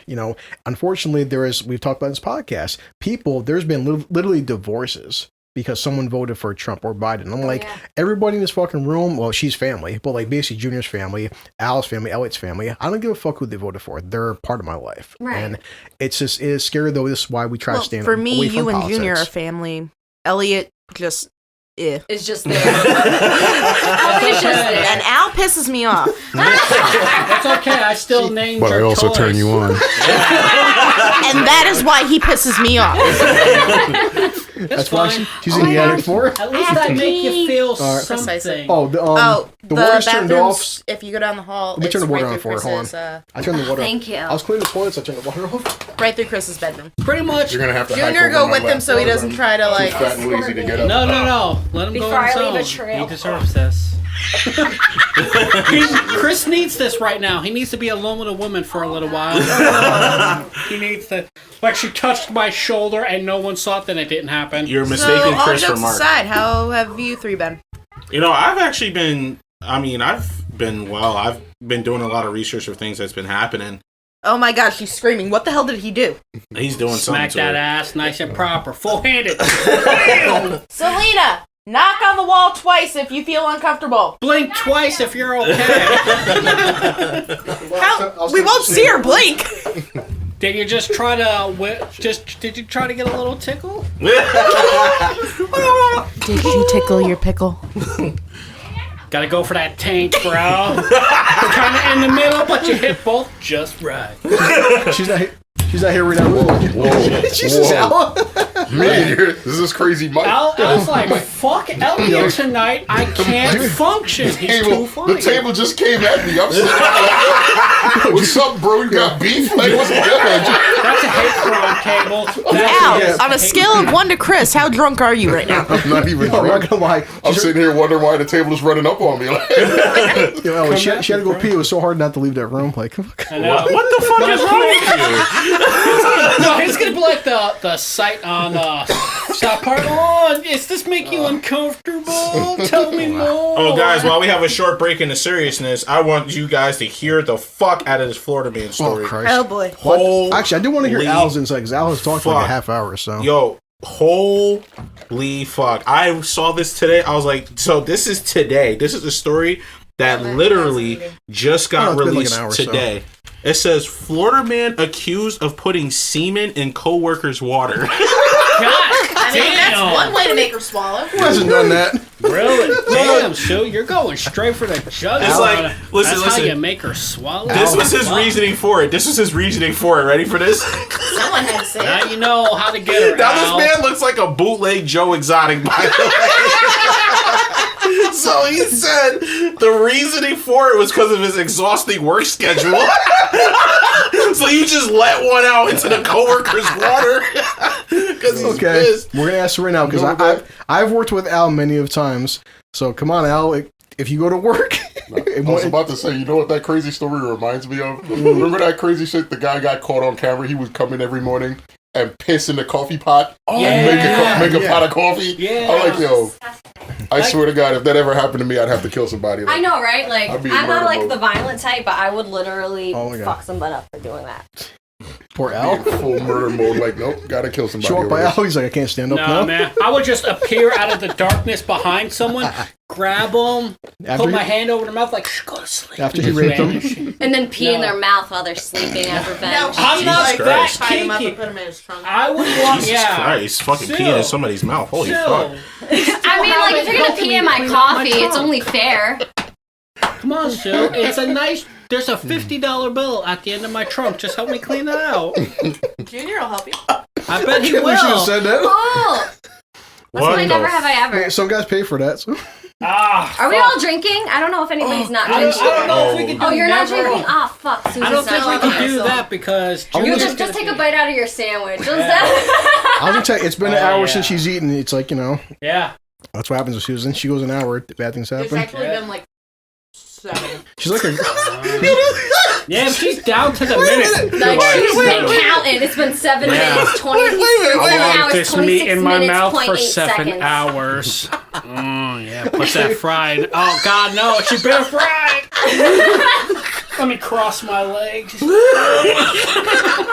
gonna need to confirm or deny. Don't get her wet after midnight. Like. You may multiply. I'm sorry. I'm just feeling alcohol, so I'm like thinking of this. You want to hear a Florida man story for your birthday? Wait, what? So I did a Florida man story for Selena's birthday. Selena is born March 1st. Please tell me. And the Florida man story for March 1st, 2019. God.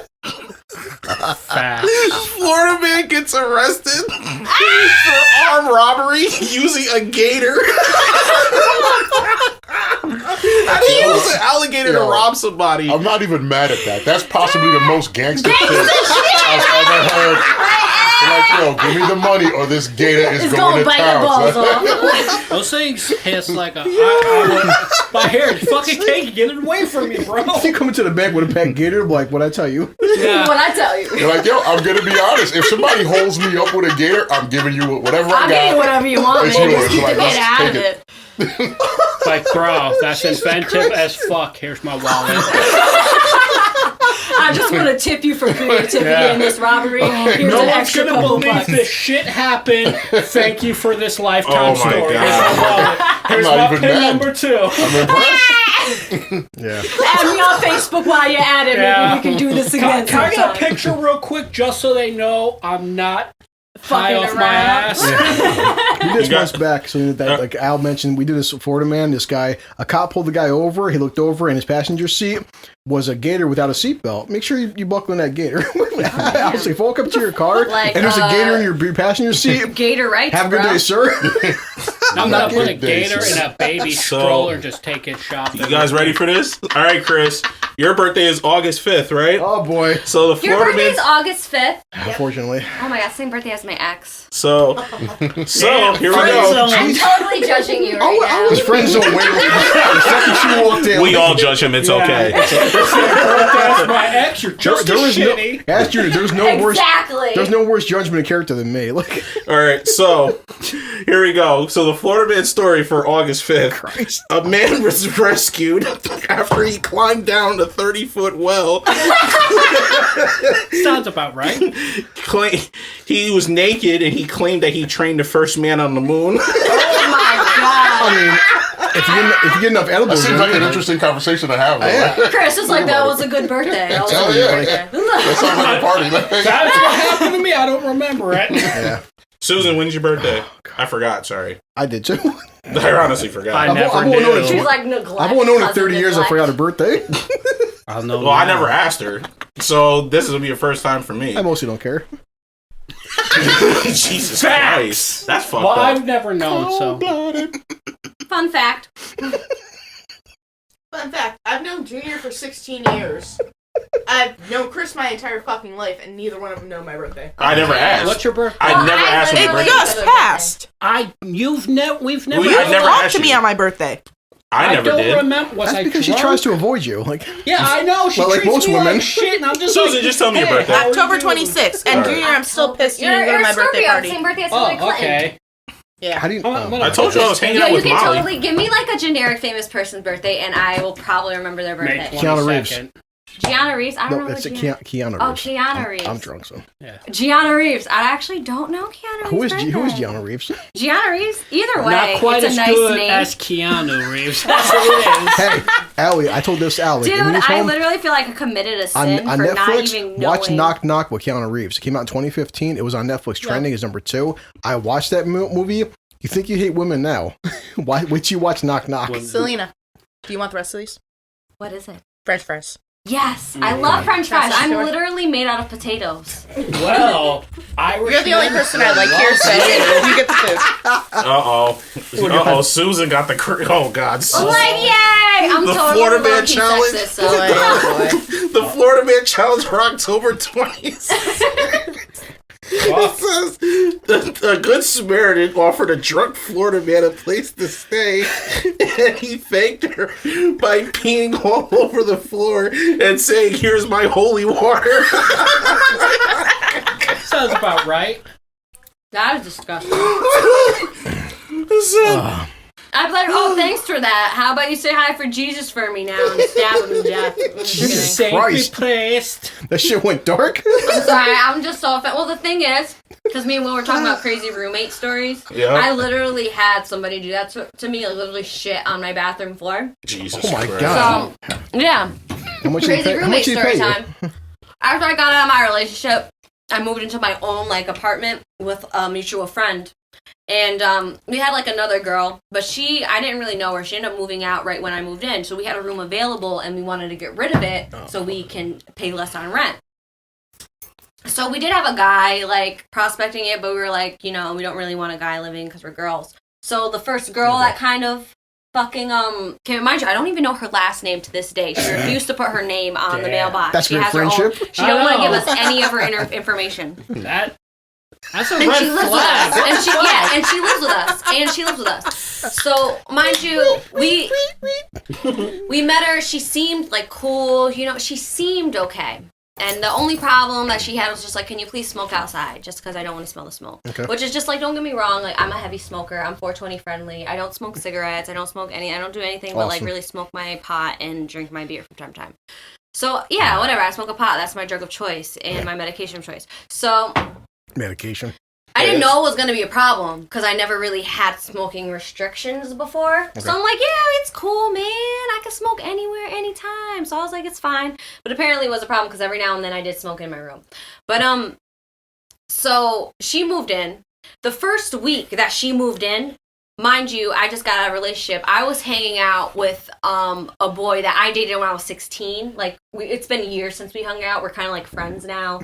And we're close because, like, it was my first boyfriend. His family knows me. My family knows him. Oh, boy. Because we kind of are like childhood friends. I've heard about this. But, like, you know what I mean. So we hung out a lot because I just got out of a relationship. And, like, don't get me wrong. He was like, you know, I really want to get back together. I haven't had sex in, like, 14,000 That's why he's friends with you for? Right. He was like, I haven't had sex in, like, 14,000 years. Hey, baby, we knew each other back then. If you want to compare who... By the way... Yeah, so, like, don't get me wrong. I was vulnerable. He just got out of jail. And what a fucking loser. And his ex left him. What kind of asshole goes to jail and his ex leaves him? Yeah, like, his ex leaves him while I was in jail. Yeah. So, you know what I mean? Jesus I was like... What kind of loser has that happened to? And like, don't get me wrong, he was nice. So he'd give me weed and money and shit. So I'm like, you know, maybe this guy needs a break. Holy you know, Christ. I haven't seen him in like 10 plus years. He's my clone. Like, you know, that was my first boyfriend. So I was trying to be cool and be a friend. But friend zone? Yeah, he was friend zoned like a motherfucker. I've been there. But the thing is, he just got out of jail. He's very vulnerable. He's very unstable. Jesus Christ. Every day of my life. And the first week my roommate was there, mind you, he was when already... When did you date Chris? This really sounds like... the way he was talking, he's like, she was going to the bathroom, I didn't want to leave, like... I know, and like, Chris acted like he was there too. Like, she's like...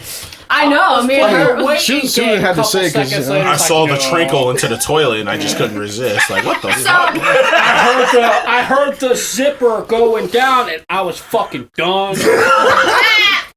So I don't know if you guys like have these kinds of friends.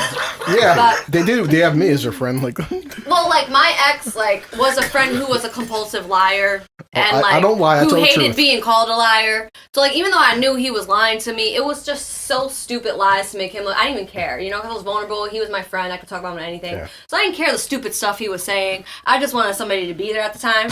but we were really drunk. I've been there. And mind you, he was telling me how much he was craving sex while simultaneously telling me he was having threesomes all the time to make me jealous. I've never lied about that. So, trust me, two women don't want to fuck me at once. Like, trust me, one of them always goes ape shit crazy when you're done.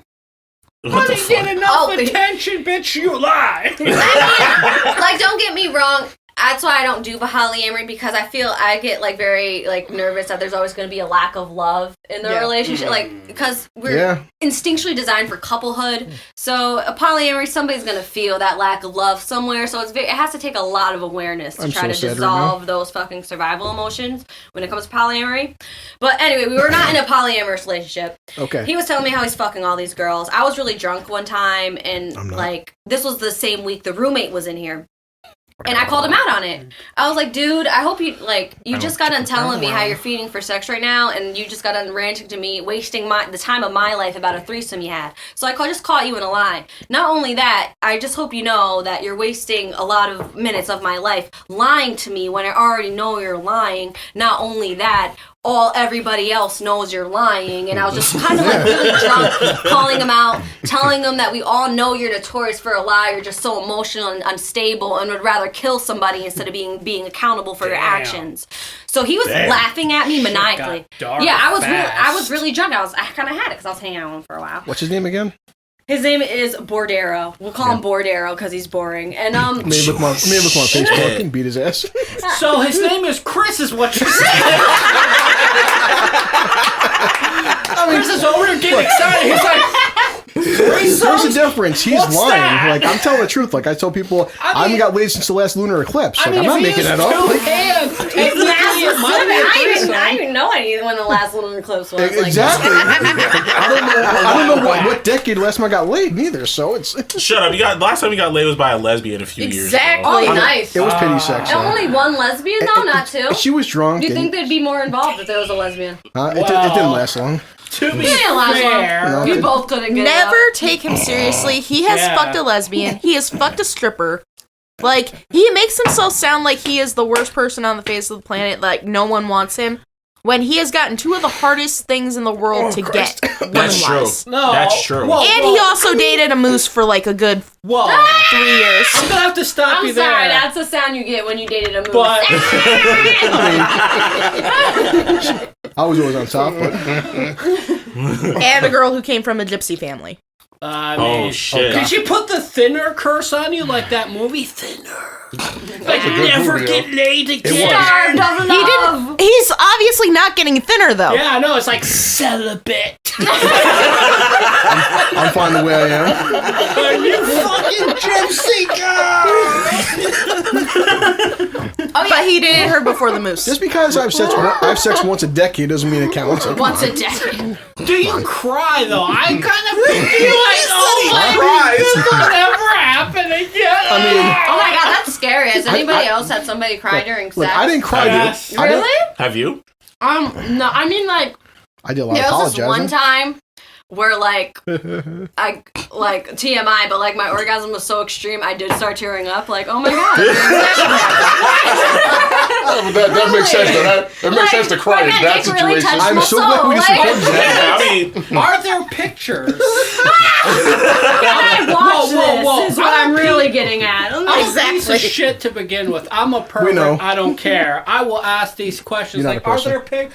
No, are you kidding me? I know this chick. She's like, hey, do you want to see some pictures? I'm like, how awesome are they? She's like, they're pretty awesome. I'm like, okay. Well, no, dude, like, here's my thing about sex is because, like, talk slow. we live. Shit! Some of us may be listening to this again tomorrow. Get right in that mic. The thing is, like, I'm gonna be like, you know, I'm a millennial. Be very detailed. upload this tonight. Upload this tonight so I can play it tomorrow at work. Slow. Did you have a mirror? I have this whole basement to myself, okay? And maybe a flashlight. Like, this is all I have. Sorry, but well, like, anyway, the thing about sex is because, like, personally, which I think is a lot, you know, for a lot of people, is like sex is exposed to us at a very early age. Yeah. Like, not all of us. Well, for me personally, sex was really exposed to me at an early age. So it kind of like, I feel like my sexuality was kind of like ingrained in me before I was cognitively developed enough to have my own individual sexuality based off my own preference. Not to cut you off. Now we went around. God damn. I just have a question. I have a question. God damn it. Shut up. We've all gone around and talked about like when our first time was. I wasn't here for that. Oh, Elliot wasn't here for that. Good. No, you were. Yeah, he was. Yeah, you were. Remember, you said you had sex with those two girls in your trunk. Yeah. That's when you lost your virginity to two girls, Elliot. And Al was slinging dick at 9 years old. No. So slinging dick. He was slinging dick. Al was a fucking legend. Al slinging Dick Johnson. Al slinging 9-year-old Dick Johnson. I'm gonna clarify So, because she messed up. So, My first story when I lost my virginity. Al's a legend. All right. Since you said it was exposed to you at an early age. Well, I mean... Now we're curious. Were you like on the 9-year-old scale? The shit out of everybody in the room. When I personally consensually lost my virginity was at 16, but I was first exposed to sex as young as I can remember at like barely 3 years old. Ooh. So like, I was very young. And, like, the thing is, what really sucks is because, like, your brain isn't fully developed yet, and mine was mainly happened when I was sleeping. So it gave me a very severe dissociative disorder. Because when you're sleeping, you're, like, half here, half not here. So that was kind of, like, when I was mostly sexually abused. It was during my, sleep states. That killed the room. So, yeah, I'm sorry. I don't mean to get, like, dark. I mean, I talked about this, like, tons of times. You didn't have to tell us that. I'm sorry. But hey, listen, in post it, that'll be edited out. Okay? I mean, like, no offense, but I feel like I listened to a lot worse shit. Not gonna lie, I know more women that were like sexually abused and weren't. So I honestly feel like the shit I say is nothing to compare to a lot of shit I heard. But yeah, that was like my earliest I was exposed to sex was like 3 years old. But when I first lost my virginity was at 16 years old. Yeah. But like this is my thing about sex is because. Jesus Christ. Is because we're taught to be perverted at a very young age. Get that face off. And like I'm a pervert. Shut up. I'm a pervert too. Like I have a very not like us. But I have a very objective perspective when it comes to like perversion. I really like talking about sex, but like it's like my objectivity when I talk about sex is completely polarized with my subjectivity towards sex. Like, subjectively, I'm not very a sexual person, but since it's overly saturated in my reality, I can talk about sex all the time and not feel a thing. That's kind of my thing. Yeah. So, like, I love talking about sex. I don't mind talking about sex. I like being able to have, like, those discussions so people can be more respectable about sex, because I hate when like I meet a stranger and they go straight to perverted jokes. Yeah. It's just like, don't get me wrong, we're all perverts. We all love perverted jokes. Yeah. But can you just get to know me like just a little more? Like a snake. Yeah, like past 24 hours before you get to like dick jokes. Chris. Okay. My name is Al. How about them boners? This is different though. This is a different environment. On me, I like to get to know people. I don't tend to throw out perverted stuff until they're like, no. No, I don't. No. Like, I would at least like to know your name and like a couple facts before we start talking about genitalia. I'm going to I want to talk about it. But not going to talk to you about it then. Does this offend you? No. I'll talk about it because I can separate emotions from sex. Sex is a carnal desire. And everyone's like, well, I gotta love somebody to do it. I'm like, I just really gotta need to get my rocks off and I want it. I definitely consider myself a demisexual though, because like I feel like it doesn't matter how you look like, you can be fucking sparkling and literal fucking fairies dancing around you. If the emotional connection is not there, I'm like not gonna get turned on. Who the fuck are you fucking? It doesn't have to be that. It's just like, if you saw my ex-boyfriend, he is the stereotypical like quotations like not attractive guy. But to me, he was funny. Now I'm gonna stay. It's sounding more and more like Chris. I gotta say that. Because no one wants to be attractive. Plot twist: I was the moose the whole time. I know some chicks. She didn't look like you. Trust me. She doesn't. Females I would never touch because we live in a society. It could be consensual between you two. I'm like, oh, well, he forced himself on me. Whoa. Yeah. I would never touch any woman who even a part of me is like, this chick is going to go run around behind my back and be like, this dude, no.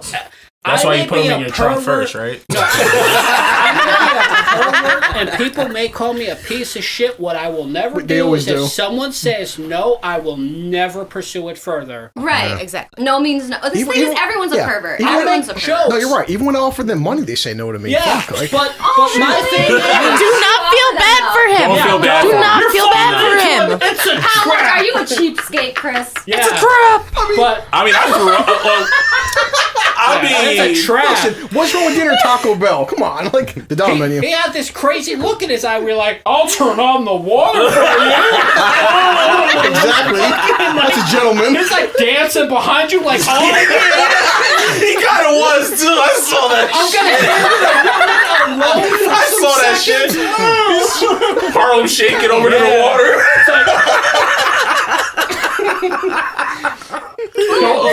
Don't fall for that trap. No, I dance. He was just like doing the electric slide over the water. There was a girl in my bathroom. Holy shit! It's been He's like, she smells that you're not related to. Go to the bathroom. The first time I walked on water. Use your strengths, okay? Junior has alcohol. I have pity. Hey, I'm good. Elliot has kidnapping. So come on. No, that is true. Elliot's just dark. Al has a third leg. Okay, come on. Let's be honest. Al slinging Dick Johnson. That's why you will never see Al go jogging because he physically can't. You got stairs. This shit ain't happening. That's why I live in the attic. That shit ain't happening. Oh my god, who gave that girl the Kraken? Holy shit, she's brave. Oh, you're gonna die tonight, honey. She's my spirit animal. It's okay. I am my father's daughter. Wait, before you taste it, have you ever tried the Kraken before? I have tried Kraken years ago. I already drunk Kraken today. Oh my god. I said that bottle's half empty. You're a braver man than I, Last sir. time I drank half that fucking bottle, and I like not being able to taste the alcohol, so I don't really give myself you're gonna strong taste drinks. it. So you have a good gag reflex. It's spiced and rummy. He's on to Jesus me. Christ, He's on to me. Junior, Chris is thinking, I'll release the Kraken. Chris isn't releasing the Kraken, he's releasing the freaking squid. Exactly. No, but speaking of being perverted, I really like playing this game called the Fetish Game. I want to know like what everyone stop talking about her. Like, all right, I'll start. My personal fetish, and the only reason why it's my personal fetish is because I feel like personally I can't have kids, and like that sucks. You know, I wish I could have kids, so I kind of have like a breeding fetish. So like that's my thing. I didn't even know that could be a fetish. So continue. Yeah, like a breeding where like you know like you want to impregnate me on purpose. Like usually guys want to pull out, but like no, it's like, we don't. Hell no. No, we don't. It's not a thing. I don't know. I'm not a man. My pull-out game is -100. Like, that shit is not happening. Pull-out game does not exist. I don't subscribe to people trying to pull out. Something in common. Junior just falls out. Junior's I'm not coming out. You're impregnated right now. We're on the other That's side why of the he game. has his eating Trying ass to see how game. much semen I can fit into you. That's why he eats ass. He's like, I don't want to pass my dad's genes along. So like, yeah, that is my fetish, and specifically the reason why is because I have like a void, and I literally been trying to trap men since I was 18. Try now. That's how.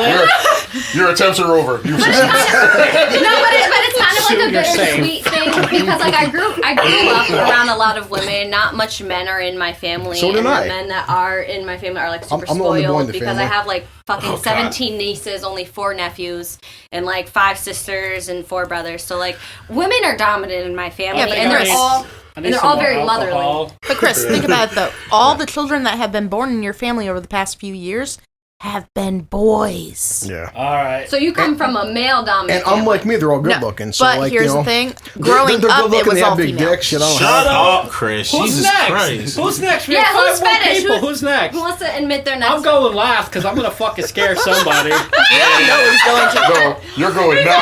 Chris, you go next. I love fucking meat. Okay. Chris, what's your fetish? Oh, does Ellie want to go first? I'll go next. I don't care. Is it booty? Is it feet? No. Elliot has a very weird fetish. What's your fetish, Elliot? I like submissives. Oh, so you want to be a dominatrix? BDSM. Oh, yes. I've been practicing it for a while. You want to, like, tie him up and, like, yes. fuck him with inanimate objects and shit. Sometimes. I did walk a woman through the mall with a collar on her neck behind me. That's low-key kinky, though. That is pretty kinky. That's fun. Hey, here's the thing, though. They have to agree to it, so... Were you wearing your long trench coat when you did? Yes, I was. Also, I had one of them drinking out of a cat bowl And they were because both she liked that. drinking. They both had she was drinking vampire teeth. Well, no. See, that's her now because she thinks she's some kind of vampire goddess, and I'm just like, yeah, too crazy for me. Swipe right. All women are queens. It's not as bad as I thought it was going to be. All right, Al, you said you had him beat. I'm curious now what Al's got. Yes, What's the most submissive Al's the goddamn Al legend here. slinging Dick Johnson. Al's the Gene Simmons of this podcast. I don't know that I have a fetish. What's your fetish? Do you like big titties in your face? Do you like, who doesn't? breast milk? What do you like? Yeah. Listen, I'm going to be honest. I don't know that I have a fetish. I don't know that I have a particular thing. Like toes in your mouth? Those sweaty balls. I don't know. I don't know that I have a thing that I like above all other things. My fetish, I guess, is just sex in general. Yeah. Sex in general. Like, when you start swinging orgasms. You don't care how you get it. As long as you get it, it's cool. I take that back. My fetish is if I could have sex every day for the rest of my life. So your fetish is being a nymphomaniac. You want highly sexual women, like who wants to have sex 24/7. That would be awesome. That's your fetish. Jesus Christ. A girl that wants to have sex all the time. That's my. Am I going next or is it Chris? We'll go around the room. We already know yours. Okay, so obviously I have an ass. Alex is a dominatrix. You got an eating ass. Alex is a I'm a nymphomaniac. I have an ass fetish and a foot fetish. Oh, you have an ass fetish and a foot fetish? Yes, I love to eat ass. You suck on toes? Yes, I suck toes. That's sexy.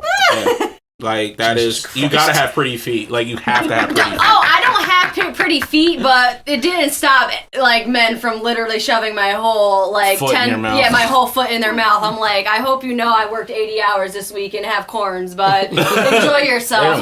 Honestly, dudes with foot fetishes don't give a fuck. Like, dudes, they really don't. Because they literally had my whole... Like, I could tell ugly feet. Like, if you have really, really ugly feet, like, I can't even hook up with you. Like, I can't because... I don't consider... I can't. Some of that like if you got really ugly feet, he's like, I need fire. We're talking about feet. I need a shot of Fireball. Like, I'm sorry, disgust me. But it's just like I think all feet are like. Don't get me wrong. Like I have masculine feet. I don't consider them. I just consider them overworked because they have just like blister scars. I used to work 80 hours a week. Come home crying because my feet hurt. On my top 1,000 things of what's wrong with you, that's not even the top 1,500. Okay, but I don't care. Like it doesn't matter if your feet are ugly because they ain't stop. Well, no, I'm just saying. Blisters in somebody's mouth. They fucking popping popping blisters and everything. This is a fun podcast. No, but like I said, I love to eat ass though. Like I say, my number one is definitely eating ass. Like really? That is number one. That is number one. After she had Taco Bell. I don't give a fuck. He just diarrhea right in his mouth. Right in my fucking mouth. A lot of that's how you know they're really freaky because like. I don't know. When a nigga eats ass, they really horny. Damn, she had to go N-word about this. Oh, I'm sorry. I'm from Damn, Junior, you watch out. She gonna be grabbing you by the hair, pulling out chunks later. I'm pulling out your tracks tonight. You come with me. I get bullied by women. It's okay. But I have fries. One thing that's my pet peeve though, because like, don't get me wrong, when you like explore your sexuality and you're with more like promiscuous men. Like you're used to, when you're hooking up and when you're high as sexual people. We don't know. Don't know. I mean, I personally don't know. I mean, what's my pet peeve is I don't like when a guy gives head because personally I'm used to a guy trying to suck my soul out of my asshole. So it's just like when a guy don't want to give head, I'm just like. I'm a little offended. So the power of Christ compels you? Is what you're saying? In 2020, I don't think it's a man eating that doesn't pussy, give head Chris. exists anymore. When a girl says give them head, they mean eating pussy. Exactly. When you want to give me head, I want you to like literally turn blue, suffocating off of my vagina. So, Junior, I'm willing to die like that. I'm definitely willing to die like that. To be 100% honest, I'm probably going to hold you down and you'll never let me get another breath. That's what I'm personally used to. So when I come across a guy who like doesn't want, I'm just like when she comes across a guy. Susan, you were again. She's an emphasis on comes across. I'm just kind of like stuck on the breeder part. Don't want. She's a breeder, huh? That's just a fetish because like I like have like a baby boy. Like I always wanted a baby. and like children were always in my life, and ever since I was like 12, I'm like, I'm gonna have so many kids. Well, and it never happened. Like so like I have like a void in my heart. He'll fill that void. Chris will fill that void. Yeah, he's a man, baby. The thing is, he's not wrong. I have Avengers pillow sheets. So. We still have Avengers pillow sheets. So I definitely eat ass if that's what you're feeling. We're getting away from the topic. Yes. So, Sue, what's your fetish? I'm drunk enough for this. Yeah, come on, Sue. Crystal isn't drunk enough for this. No. Shh. He doesn't exist. Oh, you look like a low-key freak, I ain't gonna lie. You're gonna be like, don't tell anybody about this. As we're on the podcast. I don't know. I don't think I have like a full-blown like fetish. Like I think I'm pretty vanilla when it comes to my relationship. You're pretty what? Say that again? One more time again? Like I like when I watch porn, I like watching like the fetish shit. And it's like, okay, that's kind of cool. Yeah. Like I've read like of course like every fucking female in frickin' America's. Yeah. Love that shit. But at the same point in time, it's like... Chris is like, oh my god, this is better than looking at it. It's like, this is my cousin, man. That's really interesting. So in other words, Sue, your back blown out. Gotcha. You seem like somebody who likes giving pleasure than Chris, pause the podcast for like 1 second. Shit. Oh, no. Pausing shit. Well, then I ain't saying it. Pausing shit. How many people you made come, Susan? Let me stop. I've had one specific guy that I've been with, and he always finishes before I do. Oh and how do you get on that list of guys that how you've many made diameters? Like he's huge. Like he's not a tiny guy when it comes right down to it. But every time, like, it doesn't matter how long it takes. He always winds up finishing before I do. Oh damn! Good God. Susan got the snatch. Jesus Christ. She got the wall. What you're saying is he hasn't found the magic spot. I'm not trying to brag, but as soon as we start, he finishes. As soon as he slides in, he's done. No, like we were literally going for a good hour one night, and he still finished before I did. What kind of bullshit is this? Like, dude, that's totally same. I've done 3 before, and I was off my and then there was like his quickest night. He was like. He went for like 7 minutes, and then I told Chris, and then he told all these dicks. Yeah. He's like, yo, my cousin got the wop, yo. But it was seriously like he went in, and then he was done, and he's like, oh shit, and I am just so like, sorry. Great, I wasted my I waited wetness. How long for this? I wasted my wop. Yo, listen, if you could make a guy blow in like 7 minutes. You should brag about that. I can still say though. You should put that in your bio. I can still say though he lasted longer than my cousin probably would have. 7 minutes. We got dark there. We're not talking about Chris here. Thank God. This sounds like Sue sucking the soul out of people. It's like, never before me. I fucking steal their life force. Damn. I steal their life force. It's like Cleopatra. We gonna be dead afterwards? No, well that's the thing though. Is like. Because you all still haven't met him, so therefore I think he's dead at this point. I bet he would rather make you feel like shit for it than actually give you your fucking kudos. You kidding me? Because it's just like... A girl makes me blow in 7 minutes, I'm proposing. Oh, no. I'm busting out the ring on the spot. Like, but here's the thing, though. He never made me feel like shit over like how long it took. So, I'm going to be, in all honesty, I'm going to fist bump the shit out of you. But who knows how to take care of a man?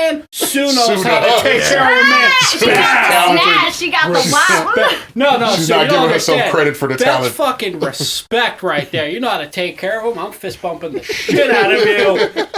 So that's what I feel like. Maybe like your fetish is. It's like you get off on like satisfying men. So it's just like, do you? Get off on satisfying men. It's never going to happen, Al, so give it the fuck up. I'm sorry.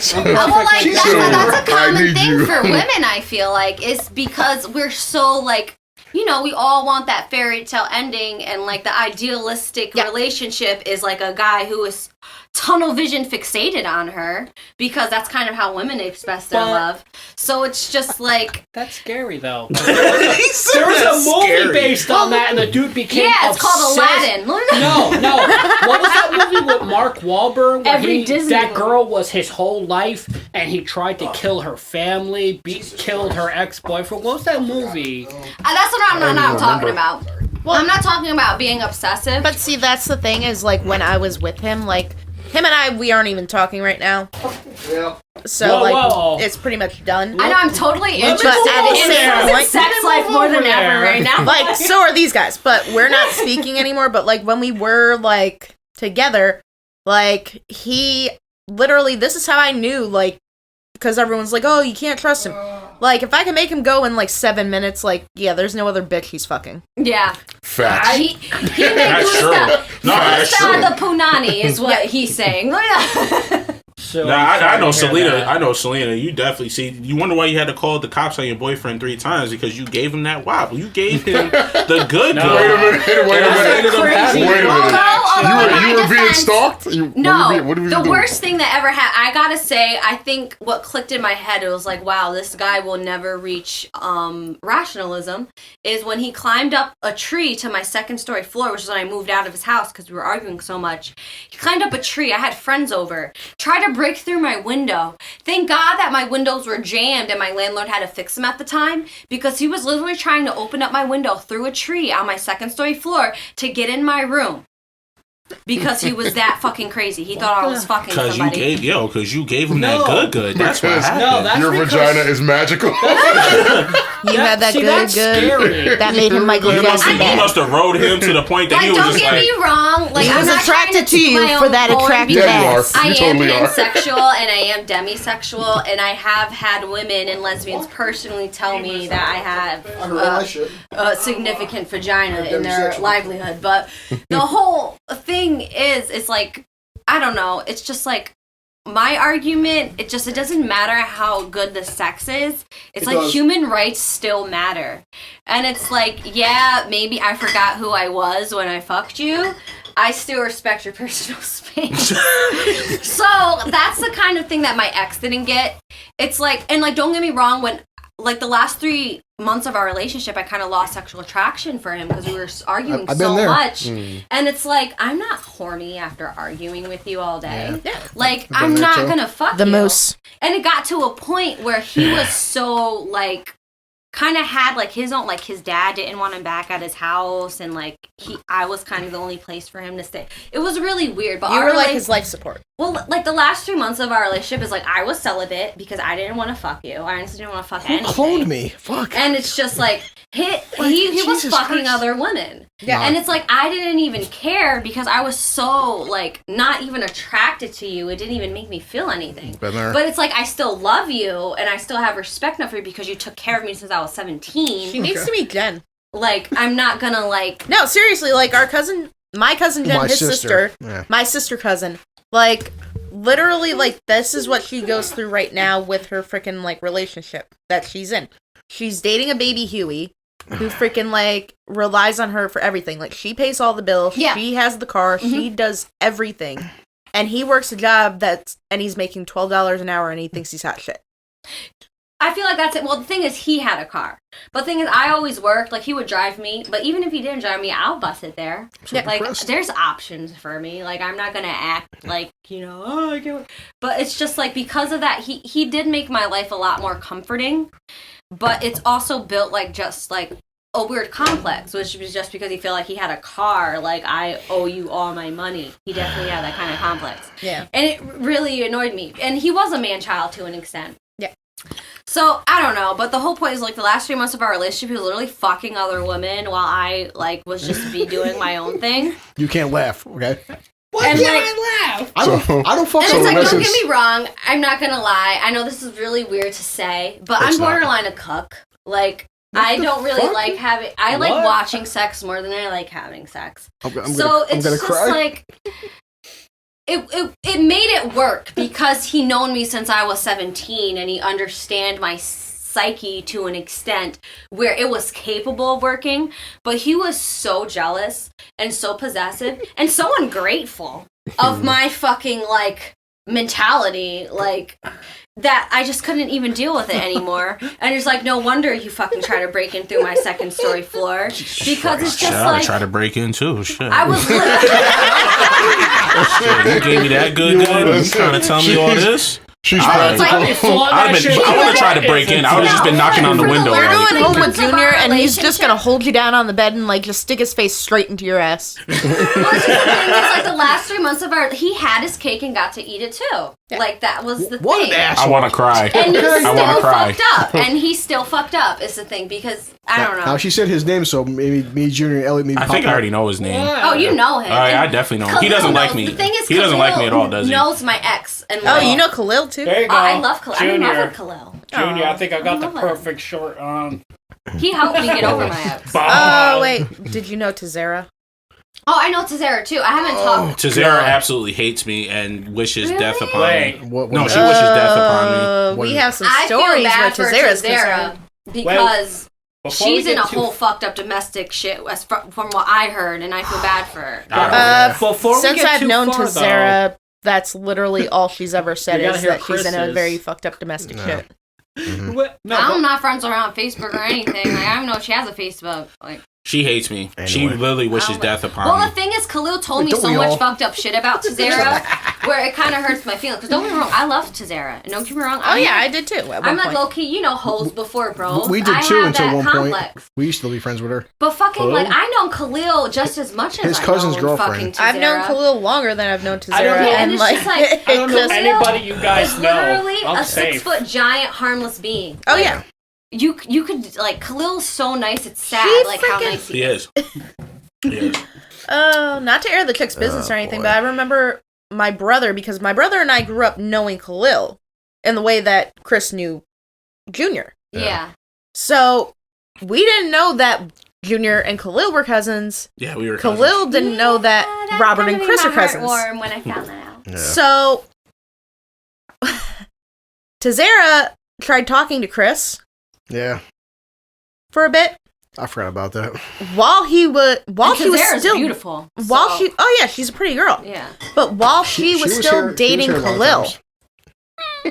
While she was dating There's a story here. She would tell him. She was in my bedroom multiple times. She would tell him that Khalil would beat the shit out of her. Yeah. And I'd sit there and I'm like, that's not the Khalil I know. Are you fucking serious? Which isn't true. She was in my bedroom multiple times. I know it's not true. Because I've known Khalil since I was 18. I know it's not true. I saw women throw themselves on Khalil since I was 18. And like, literally. He was nothing but a gentleman. Literally, like, one of the last times I hung out with her, we were hanging out with Khalil, we were getting high, whatever. Khalil just looks at me because he walked into my brother's job and he looked at my brother and he's like, I'm in love with this girl. I want to marry her. Like, she's great. Because she's beautiful. And my brother looked at me and he's like, no, you don't. Yeah. He's like, you don't. He's like, you really don't want to, like, even stay with her. Because she got plots. That girl got some plots. No, man, Khalil told me, like, crazy stuff. Like, don't get me wrong. Like, I know Khalil, but, Khalil was more of a person in my outer social circle. Like, my social circle was my own little circle. And Khalil was in the outer part. Like, the people that I personally hung out every day knew Khalil, but I personally didn't know Khalil. I just knew of him through people I know. Yeah. So when we like started hanging out and getting serious, like, it was very intense, and I was just like, wow, this man is like, I felt like, Khalil was like my soul family because of how just open-minded and accepting he was, and he's very empathetic, every kind of, like, little bit of emotion I expressed, he would cater to it. And it really sucks because he's like a 6-foot fucking, like, with a 6-pack, like, very handsome, charming man, and I don't think he even realizes it, to the point where, like, we'll give other women complexes.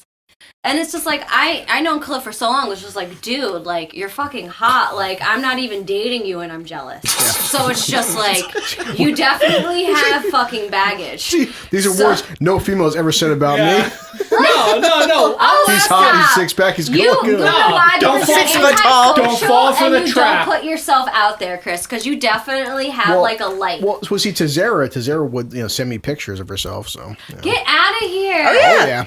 And my God. I never don't get me wrong, I sexted when I was 17, but like I literally made like the person I sexted swear on Jesus, because Jesus was important back then, that he would delete it. So I believe that my sexting pictures are deleted. They're not deleted. They're not. Men never delete those pictures. Alex is like, plot twist, lie. And I want every woman to know that no matter what a guy says, we always show our friends. He promised. I'm about to ask him now. I'll get back to you on that, Alex. Women do it too, don't worry. Show our friends. Right now, 3 people are like, so what's your number? The only thing I could say to any girl that's ever sent me pictures or whatever, I don't believe in sexting. The only thing I could say that's honest to God truth is I would never send that picture to another person. I've showed all my friends, but I would never send that picture to somebody else. Like, like, I wouldn't lie, I like borderline like wanted to send like dirty photos of my old English teacher because we're friends on Facebook, and he like, we talk. But he's married and stuff, and he has a beautiful. Like, I would never, ever do it. Like, we keep. What the fuck? We keep our. Wait, you went to Albany High? Yeah. How do you know? What English teacher? No. Come on. Guess, Susan. Oh, God damn. Say his name. What? Which freaking? So I can beat his ass, Mr. Dunn. Ew, no. Mr. Husky. Okay, I did not know Mr. Husky. Oh my God. Mr. Dunn was cute though. I always had a crush on Mr. Husky. So as I got older, no one's had a crush on me. Like, don't get me wrong, we don't. You're not a teacher. Yeah, like, or a good-looking person. I'm a teacher. Our relationship would never go there. But Chris, you're an inanimate object. Get used to it. We love inanimate objects.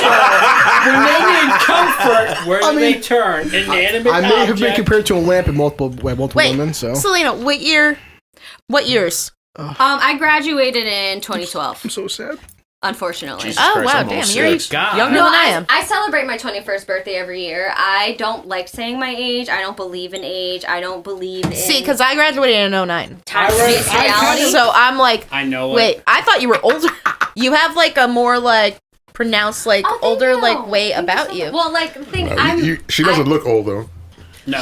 She does still look young, but I'm saying like the way she holds herself, like... I thought she was like closer to like Junior's age, and Junior's like a year older than I am. Yeah, I hang out with a lot of older people, but I definitely have a Peter Pan complex because of like trauma and foster care. Like I used to be notorious for buying like easy bake ovens every Christmas for myself, and then when I would use the easy bake oven, I would give it to one of my nieces. But it's because I had such like a void, and I was in foster care. Like, I always wanted the easy bake oven every year for Christmas for like 10 years straight. That when I was an adult, every time I seen an easy bake oven, I had to spend money on it, no matter how broke I was, to fill my childhood void. Yo, you gotta stop saying easy bake oven. I'm sorry. I had to be She's like trying to talk about something serious and traumatic from her childhood. It's really what is sad. the story connected to easy bake oven? The story is that this easy bake oven fulfilled my childhood trauma. Is what I'm saying. No, I'm so old. I haven't seen one for like. No, dude, like 2.5 I plus bought decades. at least about 7 easy bake ovens in my lifetime. I know a couple of women that are easy bake ovens.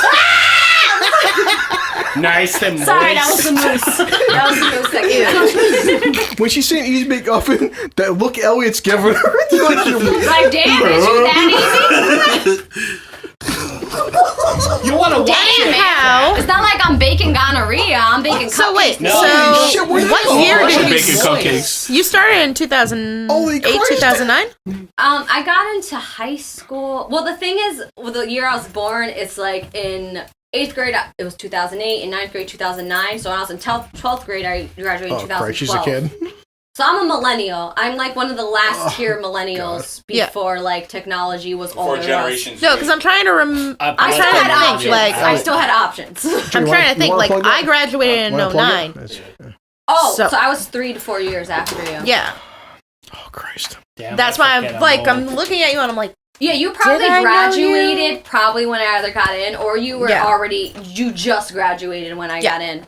But the whole thing is like, I have like a Peter Pan complex where it's just like, but childhood is traumatic, like literally the force of gravity, which is why if I ever did get pregnant, you know, if I was blessed with a baby, I would want a water birth because because gravity gives anxiety. It's literally scientific proven that once your water breaks.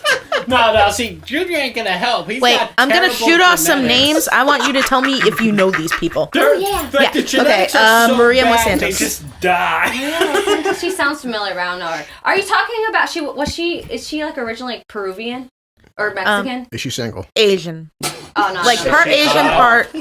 She shaved her head for her boyfriend. I totally know who you're talking about. Yeah. Because her ex-boyfriend Cordero is my ex-boyfriend. Oh, shit. Maria's ex-boyfriend is my ex-boyfriend. The boy that she dated, that she shaved her head for, is actually married to my friend Suji. Damn.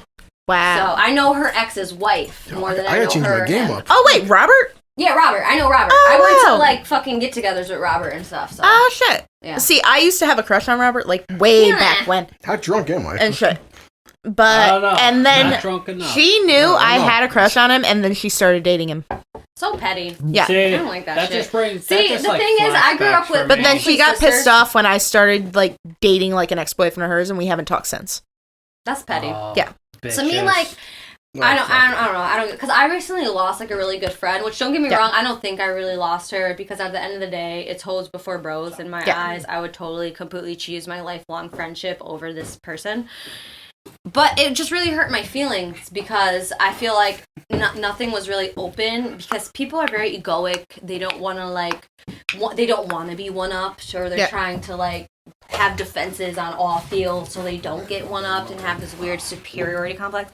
But either way, like, I hooked up with a guy that I really, really fucking liked. It was like instant connection, and my best friend of all my life slept with this person too. Details. And although I was like, although I was aware of it, the way my best friend displayed it was... Who was better, you or your friend? And like, well, like, the whole thing, I would love to ask him, but I don't even want to know. But, like... I want to know. I'm an unapologetic pervert. I don't care. Well, just the thing is, it's just that the thing is, it's like, me and her, we were so close, and we never had the same, like, attraction towards men. We had complete opposite attraction to men. We never, ever, ever had to deal with, like, a love triangle between each other, ever. Yeah. Even when it came to, like, oh, that guy's cute, oh, I don't like him enough to date. Like, you know what? We never, ever, ever had that kind of dispute ever in our whole, like, plus 10 years of friendship. So this is, like, the first guy we ever had interest in at the same time. And I talked to her about it, and she personally was like, it's awkward. I really don't want to be around him. Being around him is awkward to me. So, because, you know, when we hooked up, it was weird. So I'm like, okay, in my perspective, I think that you're just uncomfortable around him. You think it's weird. I honestly think you regret the situation because of the way you displayed it to me. And then I talked to the guy. The guy was like, I tried hitting her up, and she never responded to me back. So now I think this guy was just like, oh, he liked you, tried to keep on pursuing you after, and you rejected him. And so now he's homie hopping. So, like, whatever. So, like, I don't think it was really that factor, because it's not like he really knew the extent of our friendship. But outside looking in, it did look like that. It looked like he was homie hopping. Like, oh, I can't be with you anymore. I'll just go to your best friend because she's also pretty. So that's kind of how it looks like outside looking in. Yeah. So both of us. All right, Salena, hold up real quick before you continue. I got to explain this to Chris because he looks confused. Homie hopping means that you're going from one, like, let's say... You fuck a friend group. Yeah. Like, let's say me and Susan been best friends for Mal. I know that's your cousin. But, like, in an alternate universe, me and Susan's our best friend. Listen, Al, I've heard of the term threesome. I've never experienced it. Like, you know, these are things I've heard. Homie hopping is say, I had sex with Junior, then I had sex with Al, then I had sex with Elliot. Yeah, and they're all friends.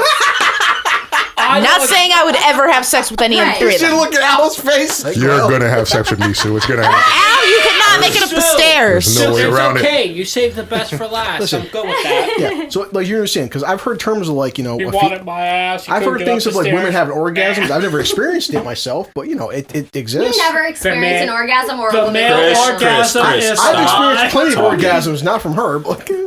Chris, I'm going to need you to relax because you... You're playing this pity card too strong right now, and you need to relax. Like, you hold on. No, I love talking about orgasms. Chris, because remember the stripper. Remember the lesbian. Huh? Remember the moose. That was drugs, money, and low self-esteem. So. Remember. Hey, low self-esteem gets you far in life. You don't give it enough credit. There are women out there on the internet like nobody ever wants me, but in their inbox is like 100+ men. Yeah. Man, I will bend you, and just every story under the sun. Like, you fucking lying. That's my pet peeve though. Is like I hate when like a guy calls me like a whore or a slut for not responding to their message. Christ. I'm just like, I'm really confused. I don't know if you're fucking mimes, but it's just like, I don't understand why I'm a hoe because I didn't say anything. I did that when I was immature and younger. It's because we It's like, how are you a hoe if you actually didn't do anything with them? Exactly. It's because you attack. Because they're angry. What kind of mind bitches are you fucking? Like, this is what because they're angry. That's all. Al has said in his podcast, like, I'm born in the wrong generation. My son's mother, like I heard you say to Junior earlier, it took me 3 months to get her pregnant. Thing is, the first 3 months, we never had sex. Because she said to me one time, she said, Chris, she's like, I'm just curious, you never asked me to have sex with you. I'm like, yeah. She's like, you haven't brought up sex. I'm like, exactly. She's like, why? I mean, because, and I thought this was me being a gentleman in the wrong generation. I'm like, because everything I hear from you women is that guys only care about sex, don't talk about sex. I tried being a different guy and not bringing up sex. And she's like, I thought something was wrong with me. And I'm like, no, I'm tired of you women saying that all guys talk about is sex. I didn't bring up sex once during a relationship. I like talking about it. That's the thing that got caught up with like me and Khalil is like, because I was already in like a relationship dynamic, so that's very easy for me to get into. Like, I'm already like a domesticated housewife. So now that I'm single, I have that like domesticated housewife complex. Wow! So my room is dirty. This is not me. No, like I'm not trying to involve you guys in this situation. I'm just saying.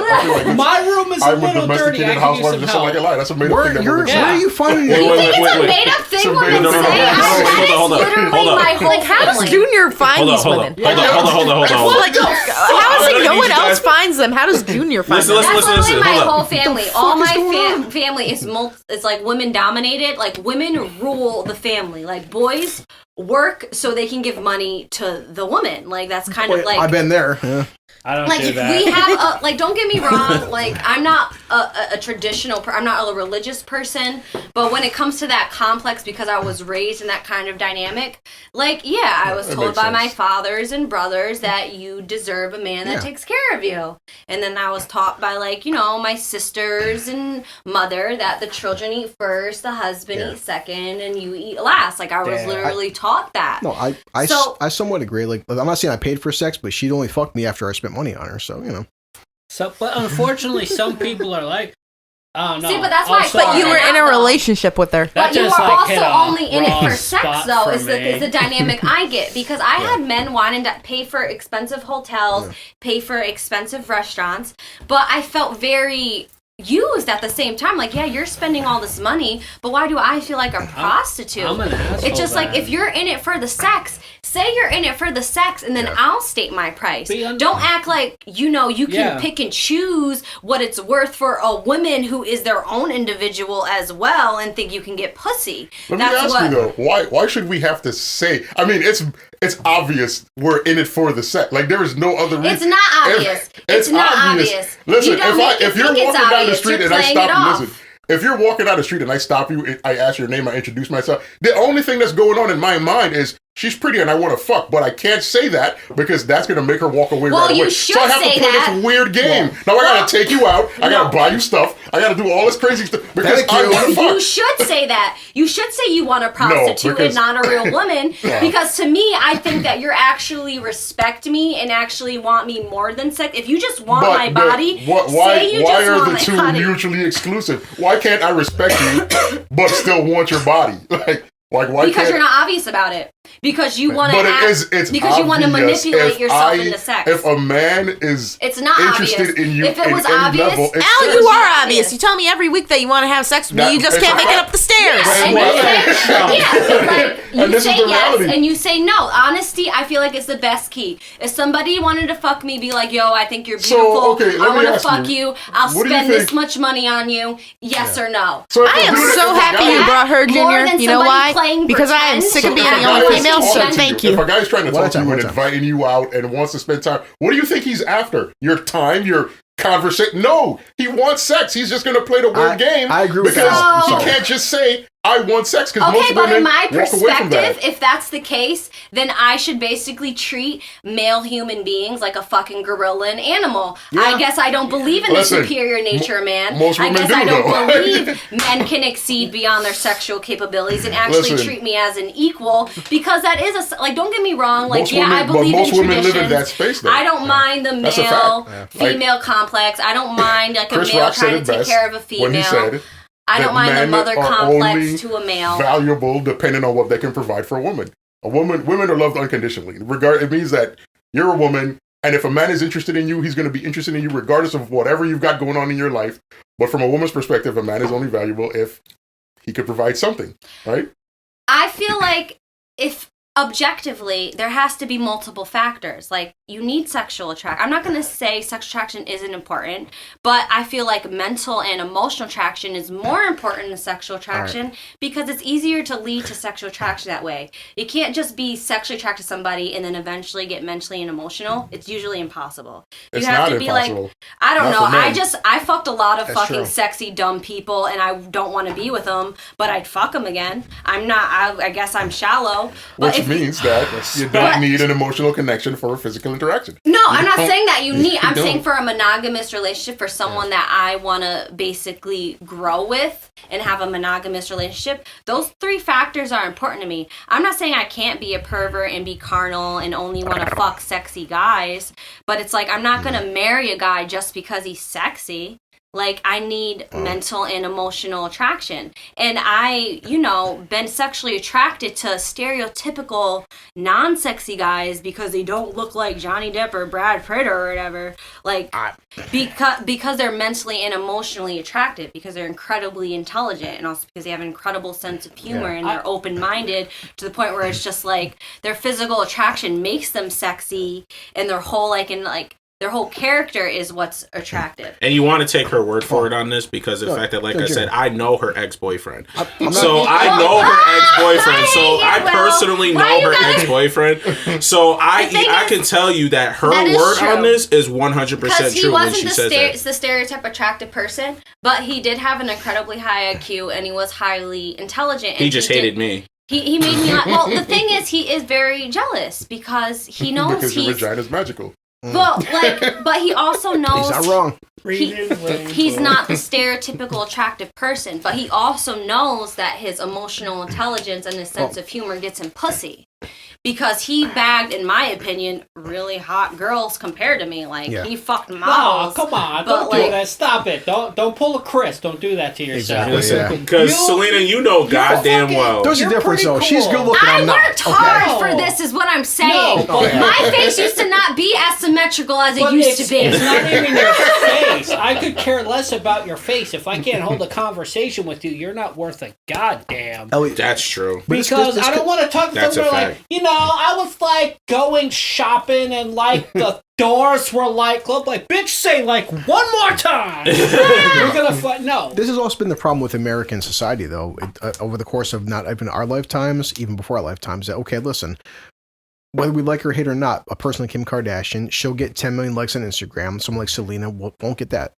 Someone like unless I confirm all the friend requests in the world, because I used to not be able to be on social media. Yeah. Matter of fact, I did get out of my relationship. I was like, maybe I should confirm these plus 10,000 friend requests I built up over the past 3 years. The point I'm making is that, there's been outside this. I was actually reading an article this week about this woman named Ashley Williams. She's like a quote unquote plus size model. Mm-hmm. She has stretch marks. She has kids and stuff too. She has a certain amount of following. My point is, a woman with stretch marks, a quote unquote real woman, she still won't get the amount of attraction as like a Kim Kardashian type. That idealized who's shaped like a tooth. Character. Kim Kardashian is shaped like a tooth. No, Kim Kardashian is beautiful. Like, get out of here. I'm totally a fan of the Kardashians. She has a good face, yes, I agree, but her body is shaped like a tooth. She comes from a highly privileged lifestyle. She admits it herself that she comes from a highly privileged lifestyle.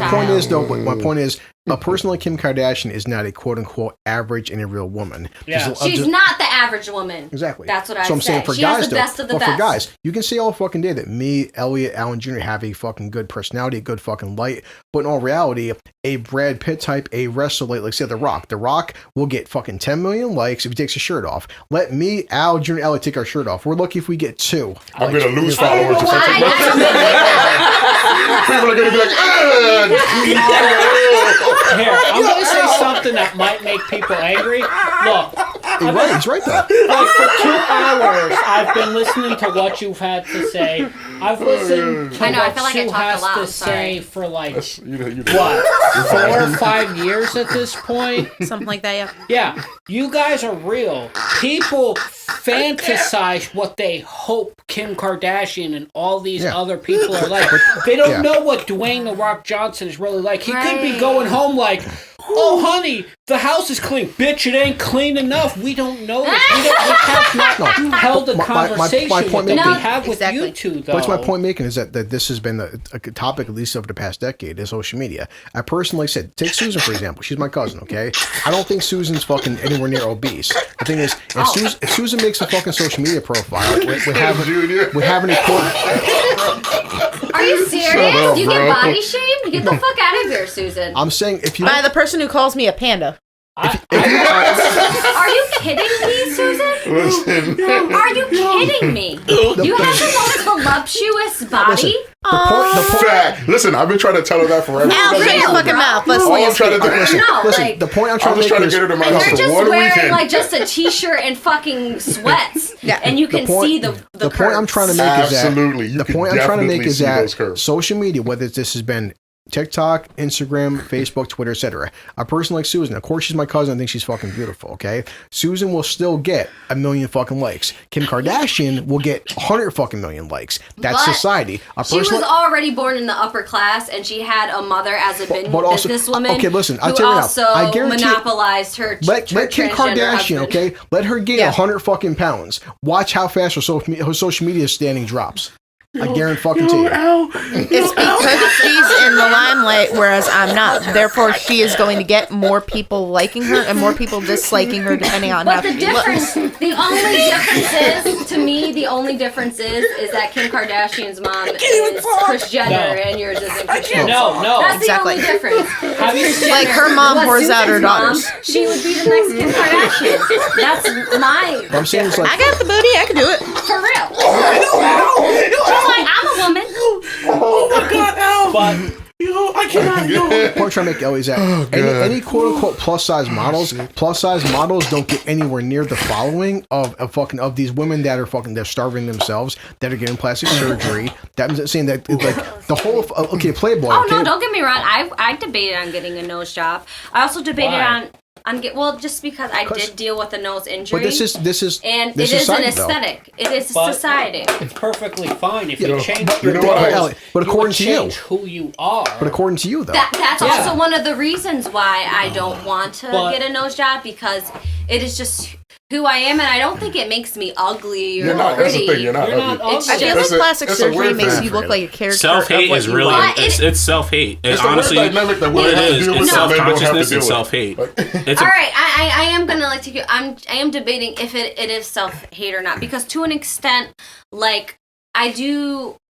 All right, yeah. Now you guys are really totally changing my paradigm, because maybe it is where I feel like I have to be a specific way that's society, in order to be pretty. But to an extent, it is. To an extent, sometimes it is a personal preference. Like when I look in the mirror and like I take everything out of the category, what would I want? Like, I'm a millennial. I believe in science. I believe in technology. I want to astral project into a robot that looks like myself when I grow up. Look, so I don't mind. I'm not anti-surgery. Like, I feel like I've said this on social media about the past 5, maybe even 10 years, Salena, is that the fact that when I go to the fucking gym, I understand the fact that there are guys that weigh 100 pounds, 200 pounds, 300 pounds more than me. I know the fact that I'm not skinny, but I'm not fat. I'm quote unquote what the average guy would be. When I go to the fucking gym, whether it's Best Fitness or Planet Fitness, and I see a guy in the gym on a treadmill, he weighs 100 pounds less than me. He's got a fucking 6-pack abs and shit. I know for the fact that if I create an Instagram post tomorrow, take my shirt off versus that guy taking his shirt off looks like John Cena, he's gonna get 1,000 times the likes I'm gonna fucking get.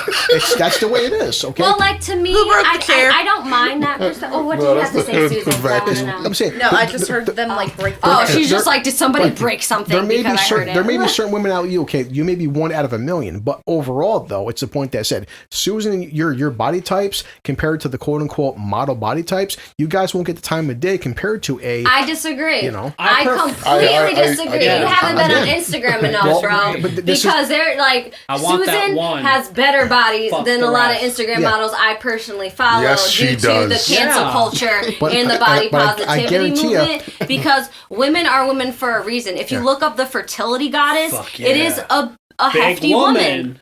That is a fertility goddess. They have a that bitch got hips. That's the thing. It's like we want a woman capable of breeding, capable of holding a lot of children. And my point is, Playboy models and Love My Cousin, they don't look like Susan. Simple as that. It's simple as that. These are also women who sell sex for money. It's changing. Why would you want if you that? look up Instagram, if you look, the body image is changing. Thick women are in. It's actually the skinny girls that are having complexes in this day and age. You do realize, though, that the most beautiful woman to ever live is Marilyn Monroe, and Marilyn Monroe was a size 14. Yeah, and she had stretch marks. Yeah, she was not skinny. She is the icon. Issues. And she's a literal sex symbol. And she was the very first woman to pose for Playboy. She did have a nose job. Yeah, so I don't find her attractive. But that was like early. I don't know if I'll say she's the most beautiful woman that ever lived. I'm not saying like your personal preference, but I'm saying like overall, like she is. Although the only reason why I feel like Marilyn Monroe is famous is for the conspiracy theories because she was the first MK Ultra celebrity to be Hollywood, for example. Okay, take Hollywood. Angelina Jolie versus Scarlett Johansson versus like Rebel Wilson. Angelina Jolie versus Scarlett Johansson. That is Scarlett Johansson is way better looking. Yeah, Scarlett Johansson, I would pick over all three. Exactly. That is a very strong argument. I would personally pick Angelina Jolie just because I'm more familiar with her. But the point I'm taking is that like she was Tomb Raider, and I love Tomb Raider. But Scarlett Johansson's the Black Widow. Me personally, I would go Rebel Wilson. That's a strong argument. That's why I'm saying like that is a very hard pick. Scarlett Johansson or Angelina Jolie is a very hard pick. Nah, it's not. I'm gonna to me, it's Angelina Jolie though. Maybe 15 years ago it would have been a hard pick. Today, Scarlett Johansson. Why not to me, Angelina Jolie? I'll break this argument. You can't switch your pick, Al. You just said Rebel Wilson. I'm saying me personally, I would do Rebel Wilson all day. Rebel Wilson, are you kidding me? Not only is she funny as hell, she lost a lot of weight. No, I'm talking about before. Before the weight loss.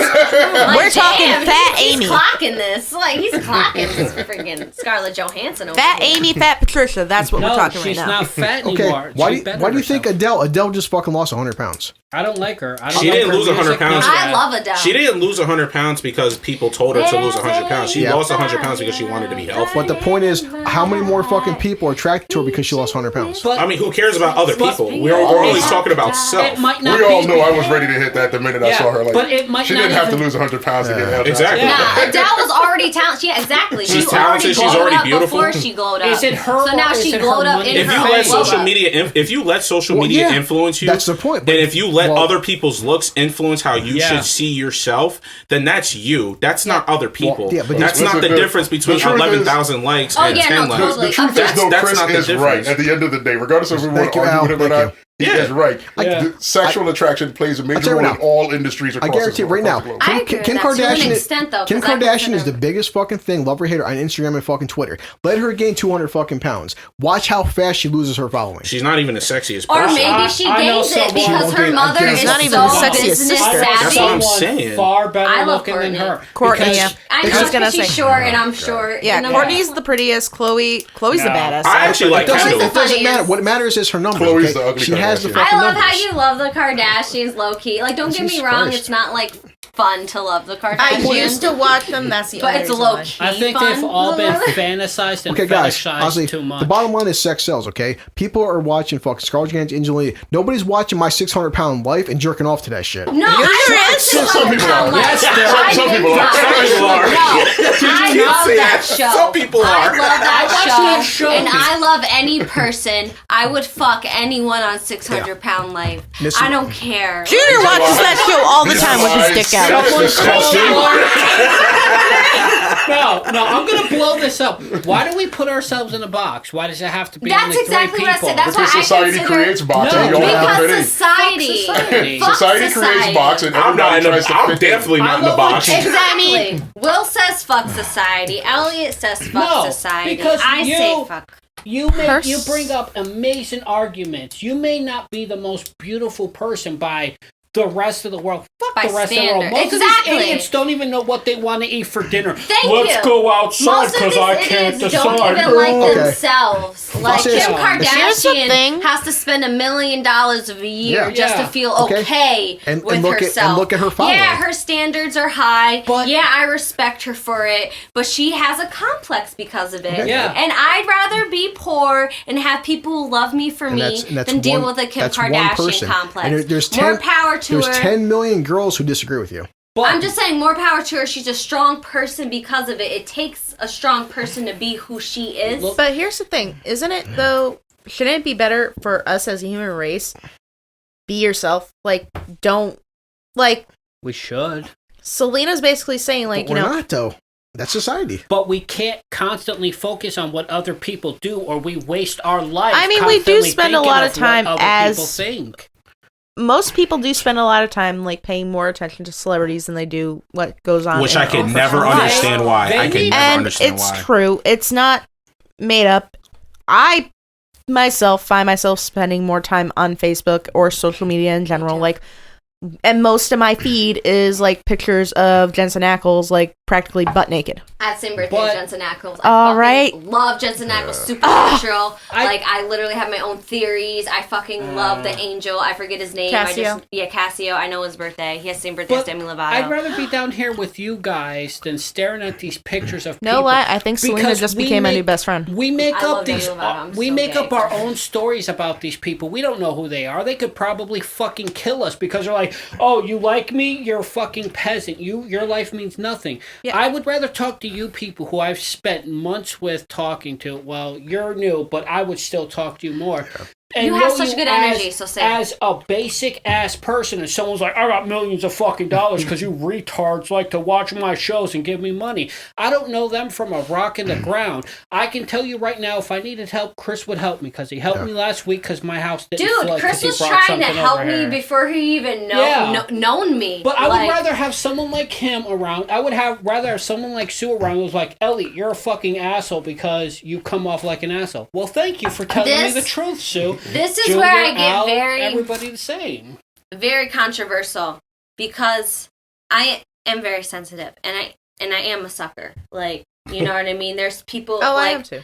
Like there's someone who pretended to be blind in front of my face and got money out of me because I really believed they were blind and I'm a sucker, and then they went across the street and laughed with their friends that they got $3 out of me. So I'm like, okay, fuck you, asshole. I thought you were really blind. Why are you pretending to be a blind person? But anyway, I don't know. I just feel like I'm like a very sensitive person, and like I know what it's like to be taken advantage of. Yeah. And there's just this really weird complex when it comes to just like being a person in general, where it gives like everybody trust issues to the point where it's just like welcome to 2020. Trust issues. Trusted Drake. That's why Drake is popular, because fucking trust issues. Well, Drake is popular for a lot of reasons, and it's not just because of Degrassi. Like he's that's how I was first exposed to Drake. By the way, it's Aubrey Graham's man, fucking going on Times Warner Cable watching fucking Canada Degrassi, seeing Drake in that wheelchair as Aubrey Graham's. That's how I first seen him. I was like, oh shit, is that Aubrey Graham's? Oh, he Drake now? I'll stick with you people. We got a lot to talk about, and I feel comfortable talking with you all because I don't believe any of you are going to stab me in the back because Elliot is literally like 2 shades away from walking home like a pirate. No, it's...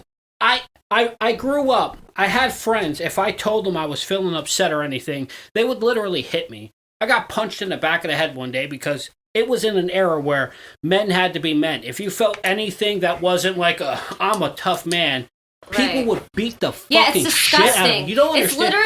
It's literally, I totally agree with that, because I was totally hypersensitive. Yeah. In most cases, it's literally giving somebody bullets to shoot you with. Yeah. It's like, oh, I'm being so vulnerable with you. And they're like, okay, I'm going to tell every single person that you know about it. When I'm just like, okay, thank you for giving me trust issues at 7 years old. I didn't even know I had a brain yet, but thanks for that complex.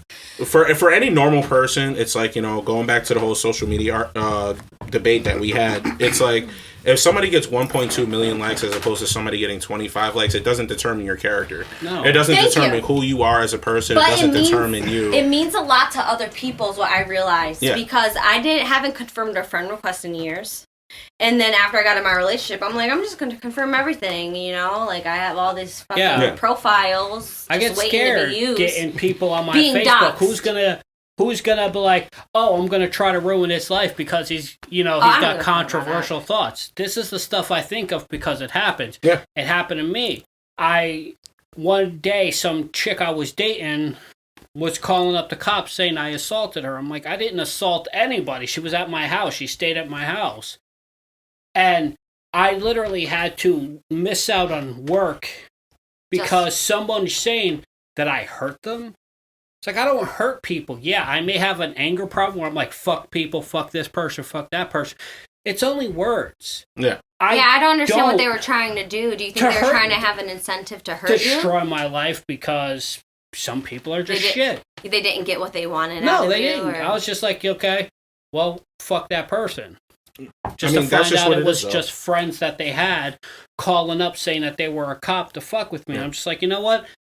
This is why I trust very few people. Mm-hmm. Because there are just assholes out there who will hurt you. There are assholes out there who will... That's why I believe in racism to an extent. Because, my dad is very dark-skinned, and I have a white mom.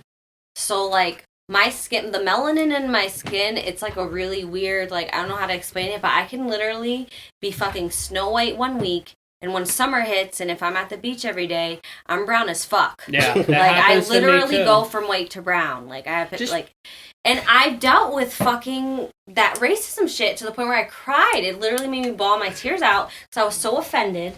I'm in Maine. I'm in southern Maine. Mind you, it was from my mother's previous marriage. My mother was in a marriage. She had mad kids. Her husband got leukemia. He died. And she was a single mother fucking struggling with 7 kids. She met my toxic alcoholic father. They had me out of wedlock. And then I came in the picture. She left my dad because he was an alcoholic piece of shit. And so on and so forth. But, either way, I was mixed. And most of my family, I only have one full-blooded aunt. I don't really have any full-blooded family besides one full-blooded aunt. And, I remember going to Maine one time because my mother still lived with her first husband's family. And it's all white. Mostly Trump supporters. Fucking Confederate flags everywhere. Very, very, very uncomfortable for me as a New Yorker. Because, I literally grew up with, immigrants. I literally have after-school programs where I can teach immigrants English. We were very diverse. And I never even thought that it was, a thing to be racist. Not only that, I grew up with a lesbian sister, so I never even grew up with homophobia. Because I grew up with a lesbian sister who would bring her girlfriend around, and it's just... it wasn't weird. I definitely was brought up with paradigms that are not the stereotypical Christian paradigms that this country was supposedly built off of. But, yeah, anyway, I go to the store. This was when I first went to Maine, and, it was when winter first started, and I'm usually always my palest in the beginning of summer, and then I get really brown, and then once November hits, I literally can lose my tan in a week. I go from, brown to olive skin. I have very, very olive-colored skin. But I don't worry about sunburns. I was never that type of person. It's just, my skin tone always fluctuated. But for my first week was there, people thought, I guess I passed for white. You definitely do. Because I would have never known you were mixed if you didn't say so. No, my dad is brown. My dad is just as black as you.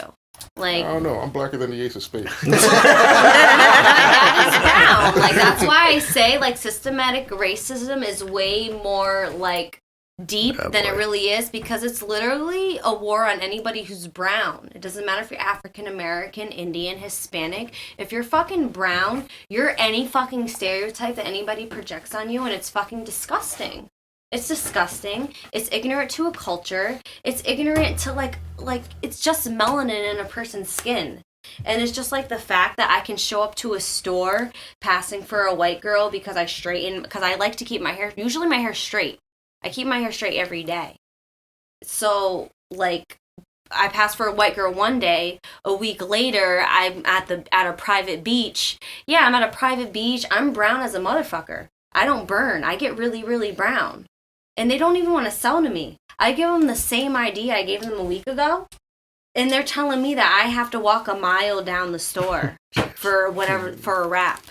And I was like, I literally wanted to cry. Because I was so offended. And this was the same store that you went to. And this was the same, like, and there was, like, don't get me wrong, it was a different person. Mm-hmm. And there was a really pretty young, like, blonde white girl who I can tell, like, felt really bad for me. Mm-hmm.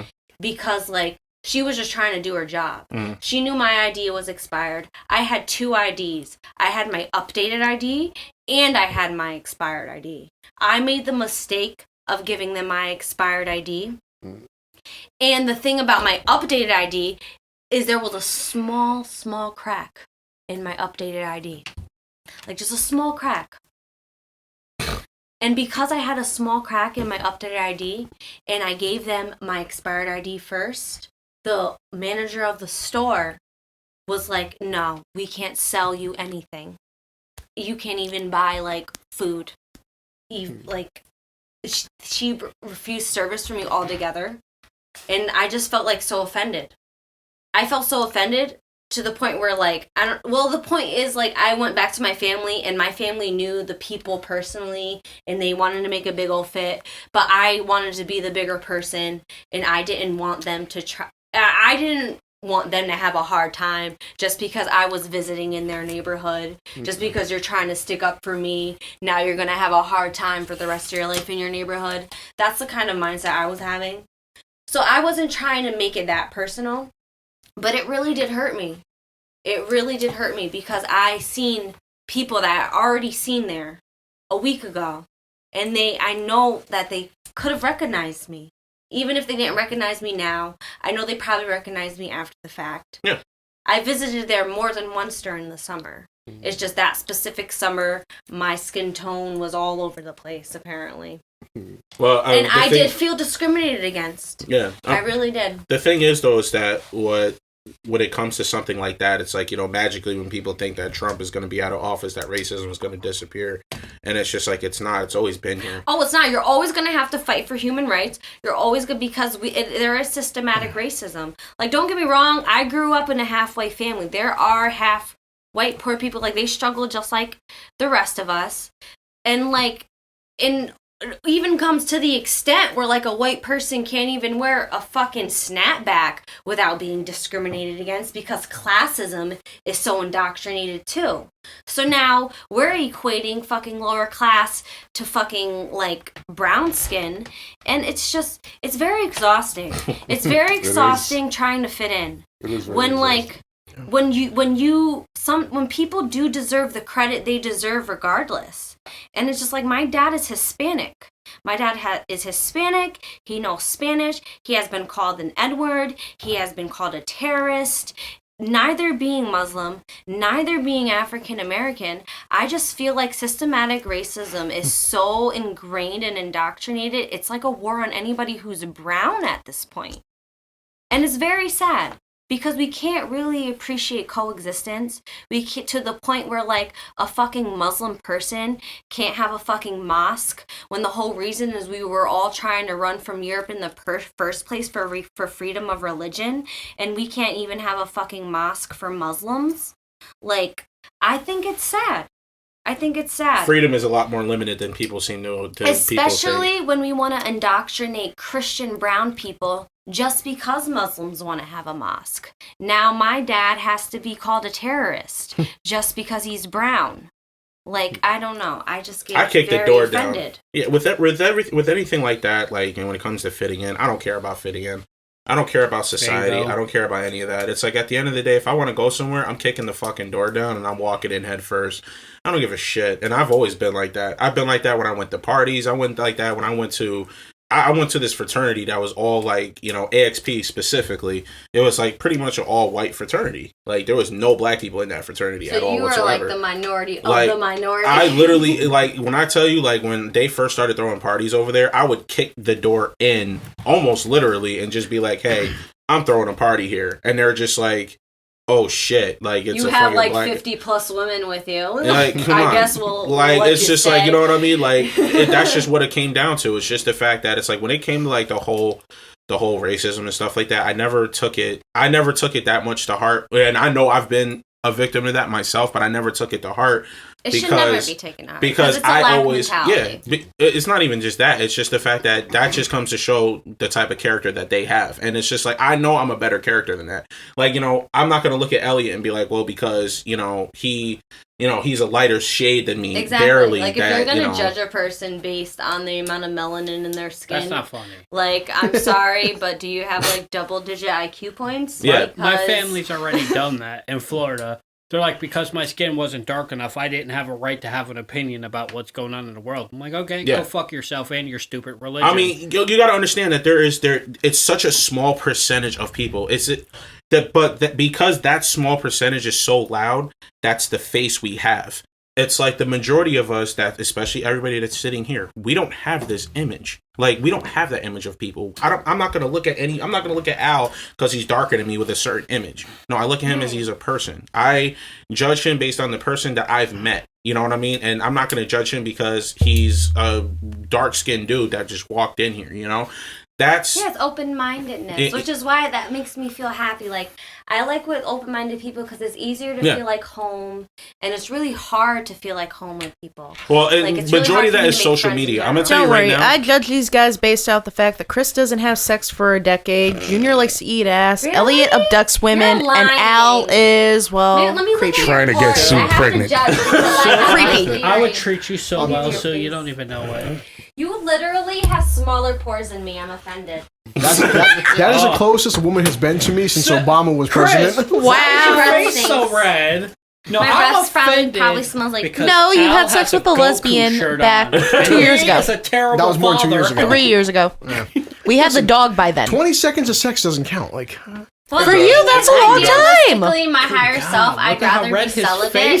But I'm like such like a carnal human and a pervert. It's really hard to find a balance. Wait! I think you dropped something over there. Get close to Chris again. So Look at him! Look at him! He's like beat red. He has Jesus. great skin. I like literally. He has better pores than me. Get really close and look at it. I'm there. Holy shit! I use 40 minutes to 60-minute face mask every day. She'll never see that shit sober. Mask every other day because I over-fried my hair with hair dye. You know, that is one thing I hate about men. Men don't need fake eyelashes because they have the perfect eyelashes. Yes, they don't need freaking like all this makeup and shit because of the fact that they have really great. Do you have Native American in your genes? He has Native American in his genes. I don't. You don't really? No, I have Portuguese. That's a long story. Portuguese. That's so interesting. But people don't My ex need had all that Portuguese, stuff. and the thing is, they are very imperialistic. A lot of different European genes are in Portugal. Funny thing, that's actually why me and Maria Moy Santos were friends in the first place, because we were literally the only two people in school that were Portuguese. My ex was Portuguese. He was Portuguese and something else, but the thing is, he was an imperialist. Like, he came from Europe to Portugal. And he said the whole reason why his family migrated to America was because she was a European highborn in Portugal who ran away with a stable boy who was full-blown Portuguese. What the fuck? And they went to America. So he's like European in Portugal. I've seen and this then porno. they had kids and fucked Indians. Oh, wow. Got dark Native Americans. Sounds like he was having a good life. Say Indian, they all say. So he's at least a 7th generation American. Guys, I need to let you guys know something. What the fuck His is going on? family's been in America for a long time. Yo, I gotta let you guys know something. This dude Al, yo, we were sitting there, going back to what we were talking about, if we would have took our shirt off, they would have unfollowed us on social media. Al was like this. Al was like, I'm about to unfollow this fat fuck. Like, damn, my dick went soft more than it ever went soft in my life. I literally sat there. He literally picked up his phone and went on Instagram. He was like, I'm about to unfollow this fat fuck. Fuck this guy. I'm just like Al Johnson, son of a bitch. She's mentioning guys with eyeshadow. I don't wear eyeshadow because I cry so much. I don't want it to be running down my face all the time. That's mascara. Mascara. Goodbye. I can't hide my tears. See, she just needs to like fill the skin on your face. Oh, like said, the fact that she got near me, my whole body just reacted. My face got red, and my Did you get a really good whiff? Did you? You tried to sniff her, didn't you? I would. Women smell good. I'm not gonna be. I'm not gonna apologize for that. But Al's over here like about to unfollow this fuck. Listen, what? He got the sniffer? Unfollow. Ellie, she's not here in the room now, but she smelled like Candyland. I will. Maybe I'll take a whiff when she smells like Candyland and magic. Exactly. Wow. But women don't need all that makeup and stuff. Just a little bit to make the eyes pop and all that. But here's the thing. It's funny because they always say in fucking all right. Go ahead. When it comes to like animals, for example, like you see a peahen, you see a peacock. Which one's the more beautiful one? Not the cock. The what? No, the peacock is actually the one with the really big, of the colorful feathers. Because of colorful feathers. You look at horses. The more beautiful the horse is because it's a guy. You know why that is? That's because in the wild, 90% of the times the female are the ones that choose their mate. Yeah. But for some reason, humans do it backwards. Because even though women choose their mate in humans, they still work harder to be attractive. You know, it's weird because, like, all the standards that are set for women to be attractive in our culture or whatever, men don't in general go through it. How many times have you seen a girl who's like smoking hot? Like, there's a lot of people that you meet that's like really attractive but still feel unattractive. Yeah. But you rarely, it happens to men, but rarely. Because you will go out, like me personally, I go out all the time. I get drunk. Take a wet nap to their face and then say why. Now, let me explain this though. They always try to say like, you know, it's not like that in the human race. You look at most men, they have longer eyelashes. They have like... Damn, she got good hearing. She's pissing and she's still giving commentary? Facts. There is constant double standards. But but dudes like I just but feel that's like dudes the thing. don't go Like through it men may not. There are men who are not going to be like generally attractive to a lot of women, but men do have like good genetics when it comes to certain things, like smaller pores, but we don't longer try, eyelashes. I'm gonna grow my hair long. How many times have you went out like Elliot to the bar or can whatever grow and his seen hair like a long, really whereas unattractive Junior needs dude Rogaine. hitting on all the hottest girls there without ever giving a fuck about the way he looks? That's true. Yeah. And then you'll go out and you'll see like really hot girls who are like really or uncomfortable, arrogance, like feeling like they don't look good or whatever. Okay. Can we all say without a shadow of a doubt, there's something about talking with Sue and what's her name again? Salena. I'm sorry. I've only heard it like twice and I got to hear it at least a dozen times. But Salena, there's something about them. Talking to them attracts. We want to talk to them more. We want to be around them more. See, I would rather have that 1 in a million. It's because we're intelligent. Yeah, but I would rather have that 1 in a million chance of meeting people who I could talk to. I'm going to warn you right now. If you fall in here for any reason, it is going to be all over the internet. You better pay the dudes. I will jump on Junior to save that ass. Like, once she's fucking falling, I'm gonna tackle Junior like, I got you. I saw her twat at 17 different angles. I wouldn't go that far. I'm saving that on my phone. I'm gonna save her and take a whiff at the same time. Like, fuck you, Junior. You're weak. I got there first. You wafted the point is that Elliot, these are because everybody has a smell. My clumsy pussy over here. Look how you trying to waft my...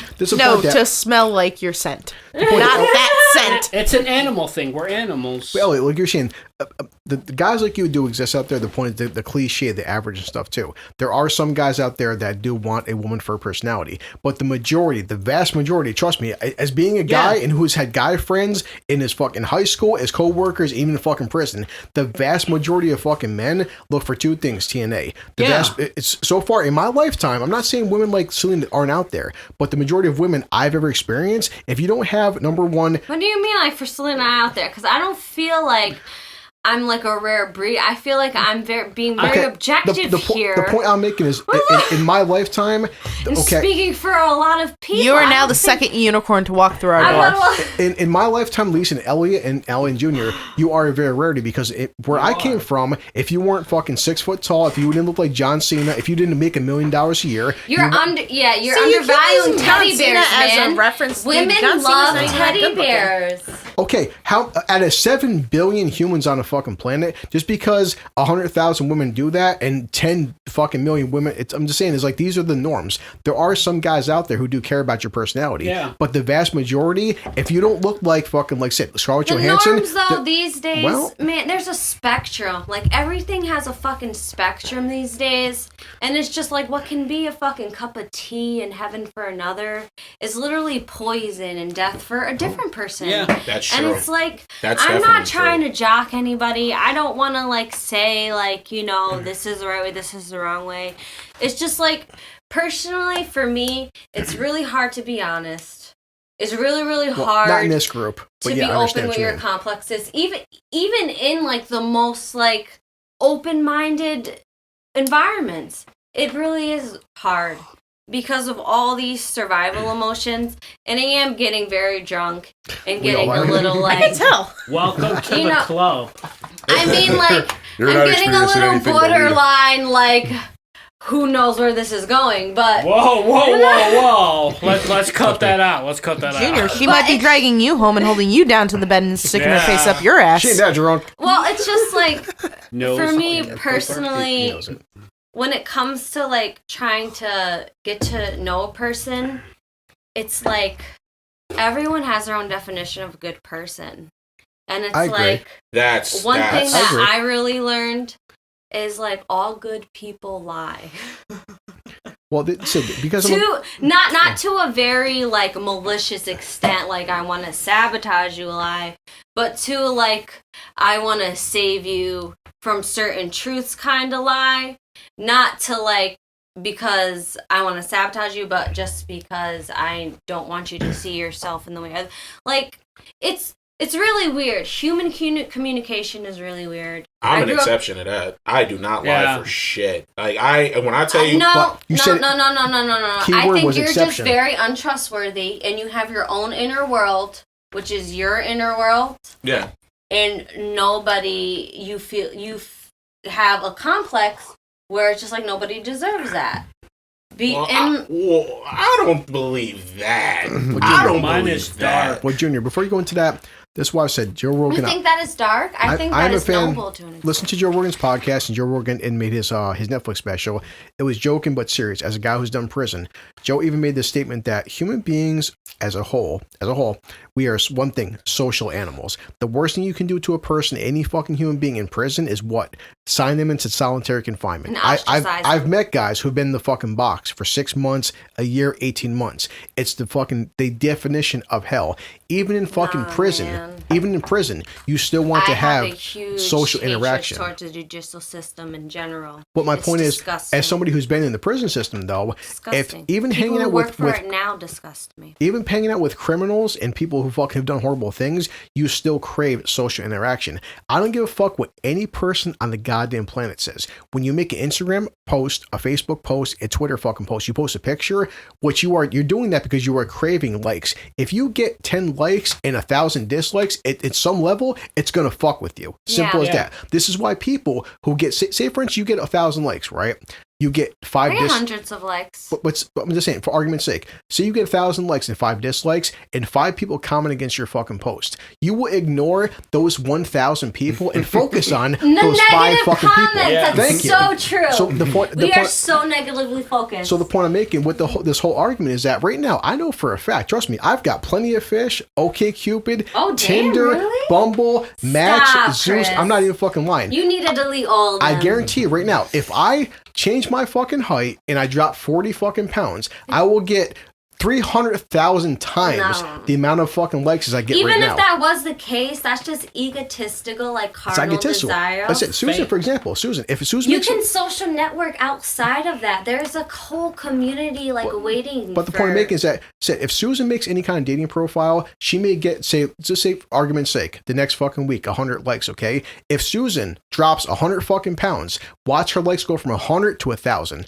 That's society. Well, that's because she physically changed herself, and when she physically changed herself, and she's showing off a part of herself, and she's being confident in that, that's different. If she's being confident in the person she is now, and I don't get me wrong, I'm not saying I'm not out there looking for 1,000 likes. I'm not saying you are. Yeah. The point I'm fucking people like Salena, you and it doesn't make her any less attractive just because she's not the stereotype. You guys are missing the point he's making, and I agree with his point. The point is that he's making. No, you don't understand. In fact, I'm not talking about hypothetical. Hypothetical. Bottom line is, if Elliot, Al, me, and Junior next week drop 100 fucking pounds, we will get 10 times the amount of fucking attention as right now.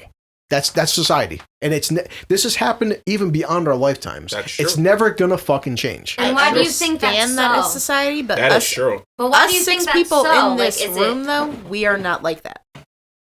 Because we're in the minority. I wouldn't say we're in the minority. We are. But I would say that I'd say it's more. We split. are basically the symptom of we're the minority of who we know. We're the minority of who we know that isn't because like that. I pass for white. Exactly. That's what it is. Because we don't know everybody. We don't know 338 million people in America. We don't know 338 million people in America. So you can't speak for 338 million Americans. The class system has always existed, whether it's in America, in ancient fucking Greece, in ancient Rome, in ancient fucking Japan. Poor and fucking rich has always existed in the case of human history. That's true. It doesn't matter whether it's America in 2020, America in fucking 1901, in fucking Barcelona in fucking 1201. The class system has always existed. Beauty. If you go back in time in history, whether it's 1,000 years ago or 2,000 years ago, skinny people with high fucking cheekbones who had proportions are high value versus overweight people. That's always existed. In different cultures because there's other cultures that literally fetishize just big women. It changes depending on the culture. Beauty standards have always existed, but the standard changes depending on the culture you're in. Exactly. Some cultures, the body, bigger people are seen as more because attractive. back in the day, the Renaissance body was completely different to your stereotypic skinny model body today. Yeah. Because the Renaissance body definitely did have a gut. Because that was literally an artistic thing in actually I would say the so a stomach was important. The statue of David. The statue of David doesn't have a belly. All of Leonardo da Vinci's fucking artwork. None of his paintings were of fucking obese people. Listen, I agree with your point. What I'm saying is, my theory with Leonardo da Vinci, in different places, in different parts of history, the beauty standard is just different. There are cultures of people who put rings on their neck to elongate their neck, make their neck a foot long or whatever. Also, that's beautiful in their culture, Greeks not in ours. Mostly homosexual. They would take on younger boys as their Spartans. And they would fuck in Samoan and Hawaiian culture, where to be huge was sexy, homosexuality was normal, and to us to be skinny was sexy. A skinny woman was ugly, not fertile, and not. Alexander was literally called civil fucking war because he took on a white instead of a man. The Spartans were the perfect fucking race. Those guys, they were overweight. But they were pedophiles. I'm saying, to become a Spartan, you had to service a veteran Spartan, which means if he wanted to fuck a little boy, they fucked these little boys. If they wanted to, so that the little boys became Spartans. And their emotional connection was so strong, which is why they were notorious. Yeah, they were so scary. The stories about Greek fucking warriors, they would be fucking gay men oiled up. How do we fucking know? Literally brutal. Nah. How did we know that they had these 6-packs and fought off hundreds of thousands of person per person? Yeah. These are stories that may not be true. Someone might be like, "Oh, well, you know, I saw this man take on 5 guys." That's why I don't like homophobia in this day and age. It's just like homophobia existed before I was born. Why are you trying to fucking add rules and shit just because it's fucking some Christian bullshit and Catherine and whatever, Isabella and Ferdinand wanted to fucking cast out all the Jews. Like, I'm not gonna fucking hate gays just because of them. Like, that power corrupts some people. It's disgusting. Religion disgusts me. Well, we said in this podcast, but homophobia is always going to exist, whether it's in our lifetimes or 1,000 years from now. For that exact same sentence. So many people died because of religion is what makes me sad. And not only that, a lot of Christianity is paganism. That's Goku. Yeah, but then how many terrible father? A lot of Christianity is Dragon Ball Z too. While you're at it. Oh my God, she dropped Dragon Ball Z. She got another point. But then take away. She was at point 100 for mentioning Goku got second sons, Jesus and Moses. Okay, even take away religion though. How many people fucking die for the class system? Because it all comes down to any celebrity who's born right now. Every day people die for the class system. How about all the fucking third world countries how many that people, we fucking but these people capitalize on for the sake of me getting a Big Mac? Like, yeah, but these people choose to do these things, and I will not be held responsible for people. You shouldn't be held responsible unless you're buying Big Macs and you're buying fucking McDonald's. Kim Kardashian is not attractive because I can put her name into Google and find pictures of her when her fucking ass was all oiled up. I don't think that makes her unattractive. But it's not to me. Why buy the cow when I can get the milk for free? If I can see pictures of her like, oh, here's me in the mirror with nothing on, it's like, that's not attractive because you're just throwing that shit out there for millions of men to be like, yeah. Oh, you know, I totally respect that perspective, but it's just not attractive because there's nothing to work for. There's nothing to really put you out there for. It's just in your face. There's something about getting to know someone. It's like, okay, what's your likes and dislikes? Oh shit, never mind. Shut the hell up. I'll go to your Twitter. Mm-hmm. I mean, although in Kim Kardashian's sake, you're really just picking and choosing the type of dynamic you want to, because Kim Kardashian has been in my life for plus 10 years at this point. I'd rather have and real it's just people, like, though. at the end of the day, she comes from a privileged family, and she admits that, and yeah, she sold a sex tape to Ray J, and I don't give a fuck about Ray J. So who gives a fuck about Ray J selling a sex tape to Pornhub? At the end of the day, Kim Kardashian is a beautiful woman. The whole reason why she got famous to begin with was she was a beautiful woman. She wouldn't have the success she was today if it wasn't for simps. So it's just like, are you really mad at Kim Kardashian or are you mad at the simps? I hate both. Feel bad for the simps that spend the money. It's the innocent simps because they don't know any better. I think they're disgusting. Yeah. I think people fantasize too much. Kim Kardashian is a woman. She knows she's been grown up in Beverly Hills all her life. That's her culture. She literally is the fucking millennial of Hollywood. I think Maria Brink leave Kim Kardashian alone. No, but she's the same as fucking Britney Spears. They're fucking buying to contracts with 10 times more plastic surgeries. Yeah. No, the thing is they're buying to contracts. They're buying to contracts. Whether they're Democratic, they're all buying to contracts. So it's just the whole point is that lifestyle is incredibly toxic because all they have are lawyers. All they have are lawyers for the sake of their integrity. And I'd rather have my own actions speak for my integrity. They don't have that luxury. They can be the perfect person in the world, and they can shove a Big Mac in their face, and their integrity is gone in 60 seconds. But that's the thing. So, they bought that though. They choose. But they choose to be fantasized as this perfect thing, and they're not. That's what. But why is that their fault? I'm not personally fantasizing them. I'm not personally. You're not. I'm not a follower of that. I don't want to degrade another person, a human being's consciousness, regardless of the fucking systematic, shit they have. But I just I don't want to judge it. I didn't know I don't find them attractive because I don't find them attractive because they choose to do all this stuff that's not attractive. My thing is, I prefer to get to know someone on a one-on-one basis or face-to-face, because then you get to see the real people. What you put on the internet is just words or pictures on the internet. There's really no emotion. There's nothing behind it. I could lie and say I won $100 million on Facebook. How many people are going to be like, oh shit, we're friends now, you got $100 million? I lied. See, that's all social media is. It's really a lie. Because I could put up a picture that's not me, and people are going to be like, oh my fucking God, this man, no. I miss the good old days where we didn't jump on social media for everything. What am I going to like today? Social every media moment of your life is Snapchatted. Social media tells me. I don't Snapchat. I have Facebook. That's it. I think it's hard. I don't. I find it easy to just. I find it hard to be phone. social media. Like, it's just like you have to post on Instagram, Snapchat, Facebook. I don't have any of Twitter. that. But the thing is, okay, it's hard. So oversaturated, but all these influencers have all that, and it's just like, how do you do it? But why do you let them influence you? Well, I don't let them influence me, but I am curious. I am curious because they make money off of being themselves. And it's just like, I would prefer to make money being off themselves instead of working for an industry. They're copying somebody else. To an extent.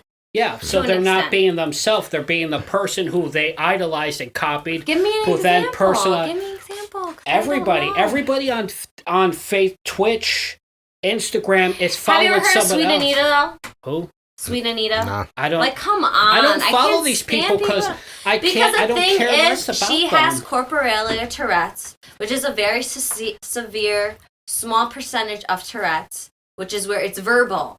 So she's just a regular average Joe. She's a good person in my opinion, and she's an innocent girl, and she's cute too. So that on top of it.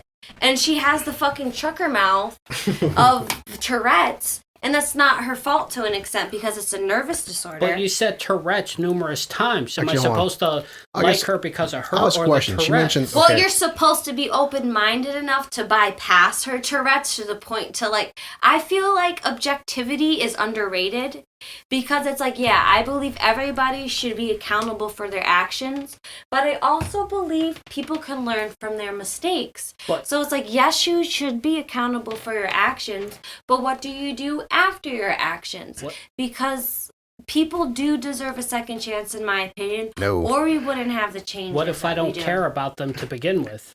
I mean, then that is your reality. I personally I care about people to an extent, but I also do believe in human rights to a volition, regardless of my narcissism. Because I do understand I have toxic love and toxic narcissism. But I also believe in human rights to such a volition to the point where I'm not going to let my narcissism override your human rights. That's where I get involved, and that's where I feel like government gets very narcissistic and feel like they can impose either Christian or political views on the masses when there should be, everybody does deserve to have a voice and everybody does deserve to be safe, especially children. But everybody does have a voice, but there are a lot of people who use their voice for terrible things. And the thing is, I don't care what these people say because they don't pay my bills. They're not taking care of me. I agree with that. And they don't care about my life. But I can give you an example of a person who says horrible things besides Donald Trump. But they don't affect me because I don't put them in my life to give me any effect. I agree. I like to...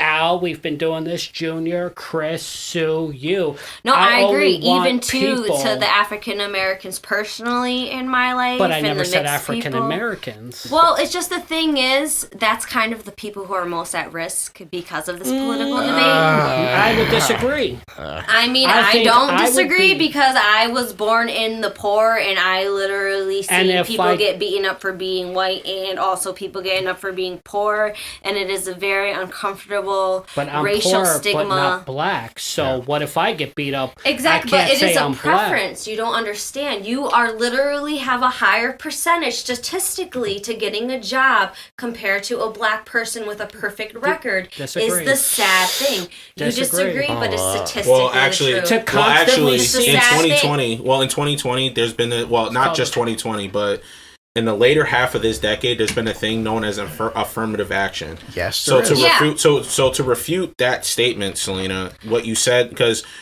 what they've been doing, especially for the past 5 years, is because of affirmative action that there have been more diverse at jobs, even if someone was more qualified. Like, for example, how they put like if they hired a black manager for more diversity, even if the white manager time. I'm not gonna fucking. But the white manager could be more qualified for the job, though. Equal human being. You got that. You have that slightly cockeyed. Affirmative action was created. The reason it's just the whole point. It's just a statistical fact that a black man with a criminal record can't get a job as quickly as a white person with a criminal record. Jobs because regardless of qualifications. That means that as a black man, you could have been Harvard educated.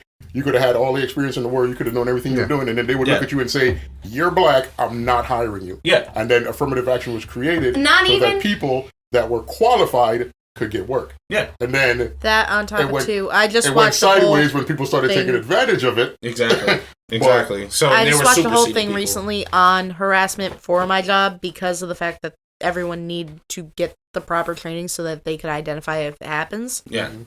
And I'm pretty sure that's what you're talking about is the same thing I just watched with you can't discriminate against someone based off their race, ethnicity, religious beliefs, and if they have a disability, sexual orientation, preference, anything along those lines. Yeah. Well, the thing is, it's so contrasting, especially in America. In the work environment. Because the thing is, we have the luxury of being so diverse. And, I grew up in a mixing pot. New York, to me, is a mixing pot. Sure it's we're the police state, but we're the police state because we have New York City. And we're built on immigrants, and we're built on diversity, and we're built on, universal backgrounds and coexistence. So I never really had to deal with racism because it was always exposed in my life as growing up in New York and being in New York schools and growing up with immigrants and having all different ethnicities all around. It's everywhere. It's really hard to believe that that there's racism, but the reality of America it's rural. It's a rural suburban country. Cities, big cities, small cities, they are the minority compared to outside, which is something I didn't realize until I left my hometown and I went to other places and realized, wow, most of this is just fucking farms. Most of this is just white fucking farms. You drive 20 minutes outside. These white farms probably have immigration history themselves. Yeah. But I understand why people are so closed-minded and why I feel like unity is more important. And also, just the whole fucking, Black Lives Matters dynamic, I feel like is completely misunderstood, is completely taken advantage of, is completely used for clout, and it's really sad. Yep. It's really sad for somebody who was born in a highly diverse society and had to fucking see, fucking, racism for what it is. It's really sad being half white and being considered a spick daughter. It's really sad being half white and being not really feeling like you fit in your family. And not only that, it's even more fucking traumatizing when you thought you always fit in and realized as you got older it was your fucking genetics or half blood that is why people treated you wrong. I never really understood that as a child. I was always half-blood to all my family. And I never really understood it because I never knew what it was like to have a full-blood family. Most people with full-blooded brothers and sisters, full-blood, they're close. Because you guys have the same mom and dad. You guys have the same, really close because of that. But for me, everything... I'm not close to my family. That's a lie. You have full-blooded mothers and brothers. mothers and brothers. Yeah. You have full-blooded mothers and brothers. In all seriousness though, it's like my relationship with my family has been waning, like in all seriousness, and it's just like, and that's over the years. Like we're not getting any closer; we're getting further apart as time goes on. And they're full-blooded. Yeah, it doesn't matter whether or not we have different mothers, different fathers, different diversities. That doesn't matter to me. Well, that does give me peace, I guess, because it made me feel really sad. No, it doesn't matter whether or not that honestly has no bearing on it whatsoever. What the bearing on it has is you as a person. Yep. The individual person is what's going. That's just all it boils down to. When it comes down to anything, when it comes on anything that we talked about tonight, is the individual person. Everything is different. The standard of beauty comes down to the individual person that sees what beautiful is. That's what it comes down to. Like honestly, what's beautiful to me is going to be different for what's beautiful to Al. What's beautiful to me is going to be different to you, to Chris, to Susan, to Elliot. Everybody in this room has a different view on what beauty is. And I'm going to be 100% honest with you. I do not, I consider you to be better looking than Kim Kardashian. I do not consider Kim Kardashian to be a beautiful person. But they're not beautiful to me. You know what I'm saying? But from my standard of beauty, it's a lot more than just looks, and they barely even have that. Like honestly, they're just the out of everybody in the Kardashian family, it's only Kendall Jenner to me who's actually the Kendall closest. Jenner's awesome. Yeah, first of all, she's down to earth. She's down to earth. She actually has a pretty. She is. She's an asshole. But she dated a lot of NBA players. No, she's the most private. She dated the most. She dated the most. I'll get into this later because I looked at the whole Kardashians. Their charity. Leave them alone. Their charity is bullshit. I'm sorry. All fucking. But it doesn't mean that the entire family is pieces of shit just because they really are. No, but it doesn't mean the entire family is pieces of shit. I'm sorry, but their mother is a fucking. That's like saying everybody in my family are assholes because of me. Like no, I don't know even the mother. Yeah, Kris Jenner was to her daughters. My view is the entire fucking family is whenever I give to charity, Al gives to charity, El gets to charity. I don't fucking need constant Instagram fucking posts, Twitter fucking posts. I don't need receipts. Whenever those people give away a single $1, they got to fucking post about it. They're sellouts. To an extent. That's not charity then. But Kim Kardashian admits it, but they also learned. They are literally the flaw. She admits to being an asshole. They admit to have privileged lifestyles. They admit to being sellouts. But like I said before, my difference that you know about the Kardashians just because that you can't find on the internet anymore about Kim Kardashians other than word to mouth. Just because a racist admits to being a racist doesn't make him less of a racist. Yeah. That's true. Thank you. Kim Kardashian is a fucking cunt. Simple as that. And she admits to being a fucking cunt. Yeah. She is privileged. Exactly. She's privileged, and that's not her fault. That's basically a nice way of saying that is her fault, bitchy. That's a nice way of saying bitchy. For having Robert Kardashian, O.J. Simpson's lawyer, as a father, and Kris Kardashian as an inspired businesswoman who both married a very popular lawyer on top of a highly athletic athlete, and sold off of his name and made $1 million because of his name, and invested in her daughter's careers.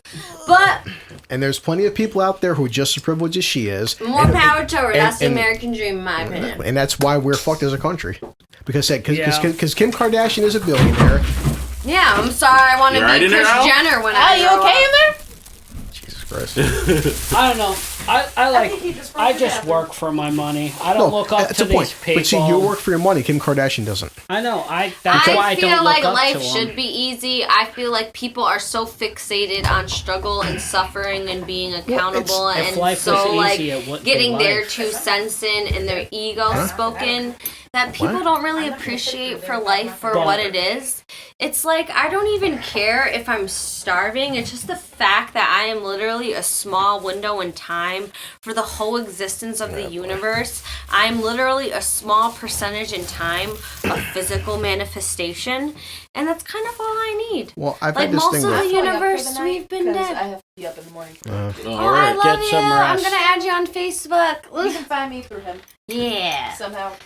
Of his recommend me, whatever you call it on Facebook. Yeah, I got you. Yeah. I got you. No, but either way, my theory about life is the universe is 13 trillion years old. The first evidence of human life is 3 trillion years old. In my opinion, we're really good at being dead. We've been mostly dead. it's really only the small window in time that we're literally manifested into physical reality. And I don't need to fucking waste my time in this small window of fucking magic that this fucking weird ass reality decided to display on petty matters and on Trump. I don't care. Yeah. The whole point is, like, I don't know how long I'm going to be here. I don't know how long anybody's going to be here. All I know is that this is so much fucking chaos that it's very, very hard to decipher it all. I'm surprised I even made it this long. And it's like, it's beautiful. To me, it's beautiful. You want to know why? Because it's a very small percentage of me to even talk compared to the existence of this universe. And that is magic to me. Okay. I believe I'm God in this universe. Thank you. God to God. But I love you. I'm a Satanist. I believe I'm my own God. Thank you. I love Satanists. I don't like. I would rather talk to a Satanist any day than a fucking Christian. No, because the only person who can answer for the consequences of my actions are me. You okay, Al? It sounded like a. I heard tripping I walked in there, and walked falling. right into the shelf. I knocked everything on the shelf.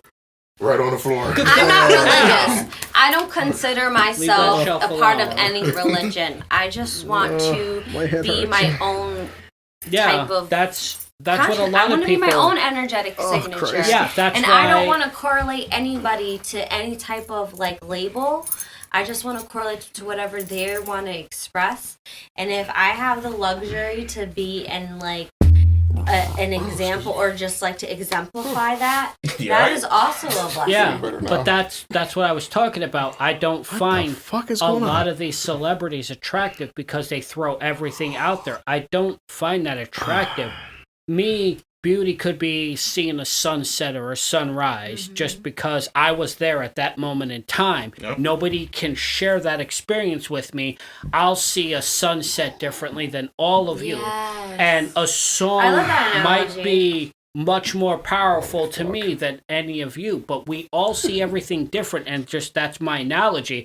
I just use Kardashian because everybody knows that name, and everybody can be like, okay, I know what he's talking about for a visual. I'm not even gonna front. That's perfectly fine. You can. Love them. I hope they don't catch waste COVID. my time. I don't waste my time. They may have COVID, but it's worth it. But I just do a thankless job for most people. I get thanked by my mom for taking care of her because she can't. Yeah, I don't really care if other people thank me because I'm not doing it for them, so I couldn't care less. Yeah. It's only what my life contributes to people around me, that's all that matters. I don't care if some stranger I've never met or heard his name is like, hey, thank you. For what? Totally. Because you walk down the street and you look like you had a purpose. Dude, go fuck yourself. Exactly. Why are you bothering me? He said you walk down the street and you look like you have a purpose. Like, if I hold the door open for an elderly woman because she has a hard time carrying something, you know what, thank you. You're very welcome, ma'am. I appreciate that you noticed that I took my time out to make sure you're okay.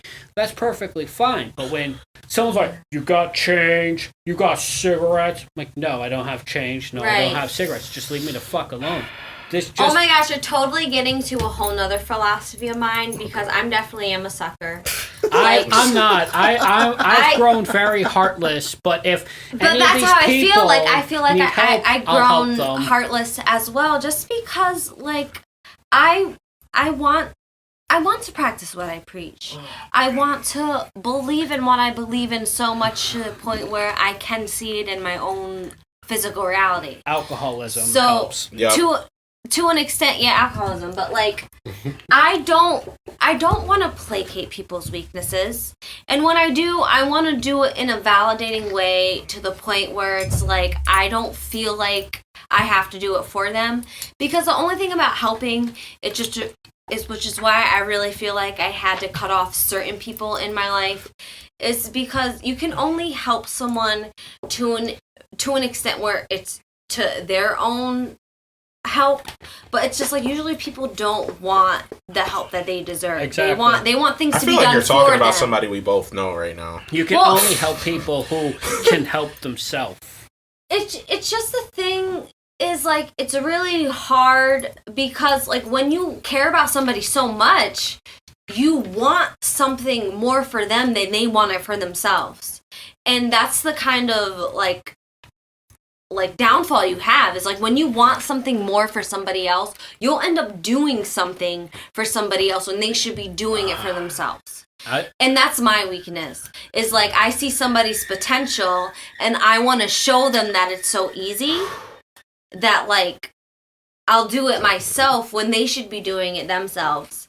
And I feel like that's how I kind of dealt with a codependent relationship with my ex. Yeah. Is because I was doing things for him that he should have definitely done for himself. Not only done for himself, but done for me as a male, because it's totally easier as a white privileged male. Crossing dangerous territory. That's a whole different She's like Jen, where it's concept. like, where do you women meet these scumbag guys? Like, I swear. Well, listen, the scumbag... Women like scumbag guys. Apparently, yeah. They'll never admit it. A woman will never admit it, but they like scumbags. Because if you talk to girls, like every girl, literally every woman I know in my entire life has been in a crazy relationship. Okay, I really want to be a devil's advocate on this, because it's not like we want like a toxic man. You do, though. It's like we you guys chase it down. No, it's not like we chase it. It's just we feel like there's like a plot twist or a plot hole because you don't understand like a woman's emotional nature. It's just the thing is, there it is. It is. Explain what about a woman's emotional nature makes her want a toxic guy. For an example, like due to the fact that we have literal biological attachment to a child, of course we're going to get into a relationship dynamic faster than a man, and of course you're going to be scared because we're being emotionally heavy on you, because we have risk of being biologically attached to your child while you can go around fucking other females and impregnating as many women as you want while we have to be stuck with a baby for 9 months. So sorry I'm being emotionally heavy on you and don't want to be stuck with your child by myself. But what about that makes you chase a toxic guy? That's one question. Because if that's a true concern of women, it would make you want to get a guy that is more likely to take care of you and his offspring, as opposed to a guy that's going to be like, she's pregnant, I want to fuck other chicks, I'm out. Well, I mean, I guess it's like gaslighting, but also my personal... I can't even, like, give you an example, because I grew up with two dads, basically. Like, I grew up with a stepfather, and I also grew up with my real dad. I got to have two dads, in my opinion. So it's like, yeah, I am used to having multiple men take care of me. Not to an extent where I'm fucking multiple men, but, yeah, I have very overprotective brothers, and I have very overprotective stepdad, and I have a very overprotective boyfriend, and I have very overprotective or ridiculous? Not ridiculous. Andrew doesn't count. But Cordero respects me enough to like help me out as like a family than to like, you have to fuck me for a Snickers. Like, I'm just kidding. But it's a Snickers. I wait. I feel like there's a story there that I want. Like, I want that story. I'm just exaggerating it. I'm just exaggerating it because it's just like, I had like, ex-boyfriends give me a bunch of money before. I never had to fuck them. But like, I'm not going to say they didn't expect it. Like, yeah, they expected me to fuck them. But it's not like, I mean, like, you gave me the money before you expected sex. I don't understand how I'm the bitch. Like, walk around with a Snickers. Just about to go buy a Snickers from the store and be like, I don't want to be pushing for this. I'm like, this is where my rent money leaves. Dick for Snickers. The end of the Snickers rainbow is your rent Hungry? Why wait? No, but I'm not gonna lie. I'll ask one question. You know Cordero.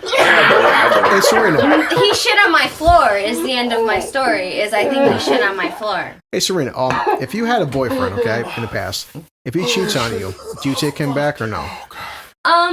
Yes, and she has done it before. I can guarantee you, because all women have been there where a guy has been a dirtbag, and they just keep taking him back. I just want to ask her, if you're not a dirtbag, she's not going to be interested. Because women, I feel like it's really more my environment, and also like I come from a poor community. This comes like down I to, don't really marry people for finances. I marry people for. I'm trying to change it. I'm trying to marry people from finances before love. I'm trying to switch up the dynamic, but.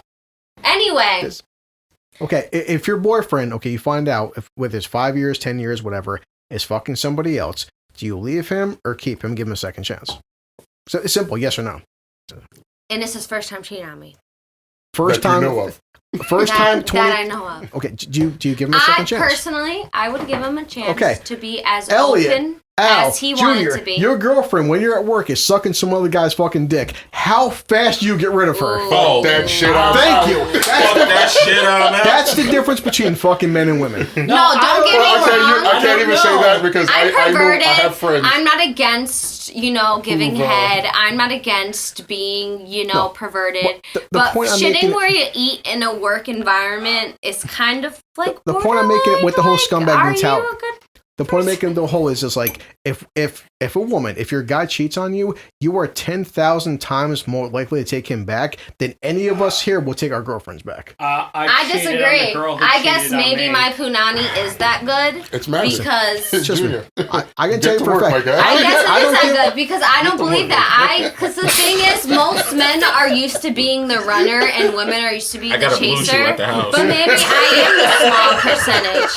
Maybe I am the runner. Make sure she's and in a most wheelchair. men I can tell you for a fact. are the chaser. I tell you for a fact. If I'm at work and Al's at work and Junior's at work and Junior and Al and Elliot find out that while they're at work busting their ass working 16-hour shifts, if their wife or girlfriend, whoever, is fucking some other fucking dude within the end of their shift, how fast her shit is out of your fucking apartment? That's not even funny. It depends. It depends on how much the punani is. It also depends on how much the woman took care of you. Because, don't get me wrong, I come from a majority maternal family. Men are very scarce in my family. So the boys that are born in our family are highly, highly spoiled to the point of of inhibition. Like, they are kind of at a loss for being a man in our family. So you guys are creating toxic males. Yeah, we create toxic males. Totally. This is your cliche that I'm gonna. I've heard this for the past 30 years of my fucking life that women will forgive, but they won't forget. Men. I'm the small percentage. I don't forgive. I will forgive if I can do just as bad as you. You want to have a threesome? Then can I fuck two guys in front of you? Then no. Well, I don't know why I had to log in on the computer reshare and have to fucking watch a video of you having a threesome that I didn't even ask for. But like Big Al was saying, it'd be different if I did ask for it. These females keep taking, they keep tolerating this constant toxic behavior, where it's no offense. You want to know why we keep tolerating? Because men are nasty, disgusting perverts. Not all of us. And we're so insecure. You choose the disgusting, nasty perverts. Because like I said, you choose them. I'm turning the guys that are that, you guys ignore. Well, then maybe you guys should be more open-minded about discussing about it, because I'm sorry, maybe you can normalize a bitch squirting out her asshole and being Jesus Christ. I can normalize that. Sexuality. Stop making a big deal out of it. I hope you do squirt out your asshole. And then me personally, I'm sorry that weirds me out. I'm sorry that's not a big deal to you. I'm sorry that you can humble yourself to a person squirting liquid out their asshole. Can you please squirt liquid out of your ass? I'm such a bitch. I want to know what the story is here. What is it? What is the story? Selena, wait. My story did you is squirt liquid out of your ass? No, I don't really squirt. Well, the whole thing is I personally feel like my sexual orientation is very unique because I can orgasm without having sex. I can literally orgasm with just breathing exercises. Tell me more. And it's just because I can orgasm by myself with just breathing exercises, yes, I can feel fucking the ecstasy of actual penetration more. Penetration kind of annoys me. Don't get me wrong, if I don't feel like I'm home with the man, I maybe only have 8 to 9 sexual partners in my life since I was 14. That's more than enough. But I was also exposed to sex at a really young age. So I do have a very oversaturated concept of sex in my head. But anyways, I learned to fucking just orgasm without even needing to touch my body, without needing to touch myself. I can just breathe and I can shoot an orgasm through my head. Guys can't do that. Guys can do that. I just feel like guys are just so fucking fucking sexist. Guys are more sexist to guys than they are sexist to women. No. I get where you're going. A dirtbag for being I get where you're going with that. Oh boy. That's an interesting take. You don't think that? I see where you're going with that. That's interesting. I just have a question though. I have a question about this liquid coming out of your ass. I'm not getting past that. I'm not getting past that. No, I would love to talk about this. Matured because I always wanted to talk about this because it was really like I have a very like I don't know how to explain it. But I love being objective just because I am hyper emotional. And it's like sensitive people need objectivity. Like I can get swept away in a cult any day. Like I need science. I need objectivity. Or I will literally fucking kill somebody for Marilyn Manson. Like people like me need logic is all I'm saying. And people like me need that liquid coming out that ass. But anyway, perversion aside, I feel like sexuality is instinctual. And also sexuality is very internal, and like you can really only get off on a person you're very emotionally attached to, whether they're involved or not, which is why I have trust issues, because you can be carnal, like you can like a person but not, you can be carnally like libido, like your libido loves the person, but mentally emotionally you don't love the person. Yeah, you can physically love somebody and not mentally love them. That's what sad. That's what 2020 is. 2020 is you see it, you can see it right outside this house. And like I don't wanna live in existence like that. I wanna appreciate I want to be in my own time space reality to the point where like I feel like I don't need to feel uncomfortable, and like I've always been like when you're born into this world, it's just complete chaos. Like we're multidimensional beings. Like you literally cannot feel any type of trauma whatsoever being in a third dimension. It is literally the sad truth. Like our parents are shit, our grandparents are shit, our presidents are shit. Everyone is shit. We can all agree. But then you have to make the best of it. Yeah, but then you have to make it. It's like I can be a shit person. I can be a pervert. I can be just as controversial to the point where like I'm borderline a pedophile. But like. Whoa! I know. I'm not touching this one. Christy Teigen touched it. And I am not touching that. I love how you brought up Christy Teigen. Not touching this topic. No. But borderline, like, because I've been sexually abused as a child, like, I believe in human rights so much to the point. Do. Well, it's just like I dealt with a lot of very negative emotions. And I used to have a fear of holding babies because I dealt with so much fear in my life and so much trauma and mistakes. But you can't let fear hold you back. Exactly. That is a choice. Well, to the point where, like, I love children, and I feel like children are the most safest with me, and I wish a person would try to touch me with a child. I had a really bad epiphany. I used to have I had like an anxiety of holding children because I have a very complex around children because I feel like I can't have kids, and I always loved kids, and kids were always in my life. And like I love children so much to the point where I want them to be so safe, to the point where like I feel like I can make one wrong move and they're unsafe. So I really had to deal with that like type of complex to the point where like the reason why I feel this way is honestly because I am so hyper protective. And like honestly, to me, at the end of the day, like a children is really the most safest in my hands, and I really had to convince myself that I am a protector, and no matter what, I would die before a child. No matter what my complex is, I would die before the integrity of a child and any man. I'm going to use the bathroom, and this is because it's like me and Al are the two oldest people in this room, and I'll say two things. I'll let you go on because I'm going to go to the bathroom. I'm sorry, I'm ranting. That's all right. It's number one, in my lifetime, I'm 39 years old, turning 40 in fucking really? August. You look so young. I would have never guessed. I've heard my entire lifetime, and Al knows this more than anybody. You have such a baby face. I've been told that my entire life, but like, no, my sister, my birthday party, my sister, everyone thought I was 15 years younger than I am. So, I've heard through my teens, my 20s, my 30s is nice guys finish last.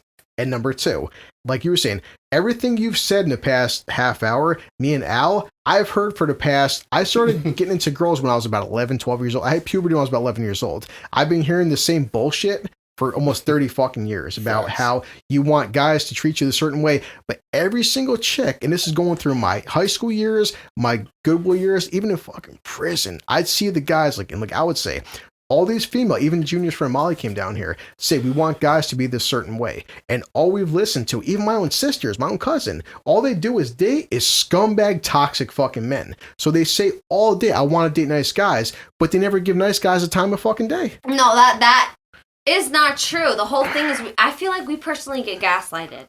It's just the whole thing. Break down all your exes. All your exes, how they treat you. It's just the whole thing. It's like, you have some attractiveness to you. I know you had your own complexes. I guarantee fucking. But you have good things about you. Before I go to the bathroom. And you want to downgrade them so you can be exemplified. I would bet you right now, on the life of my fucking 13-year-old, I've never treated any female in my lifetime the way all of your exes have treated you.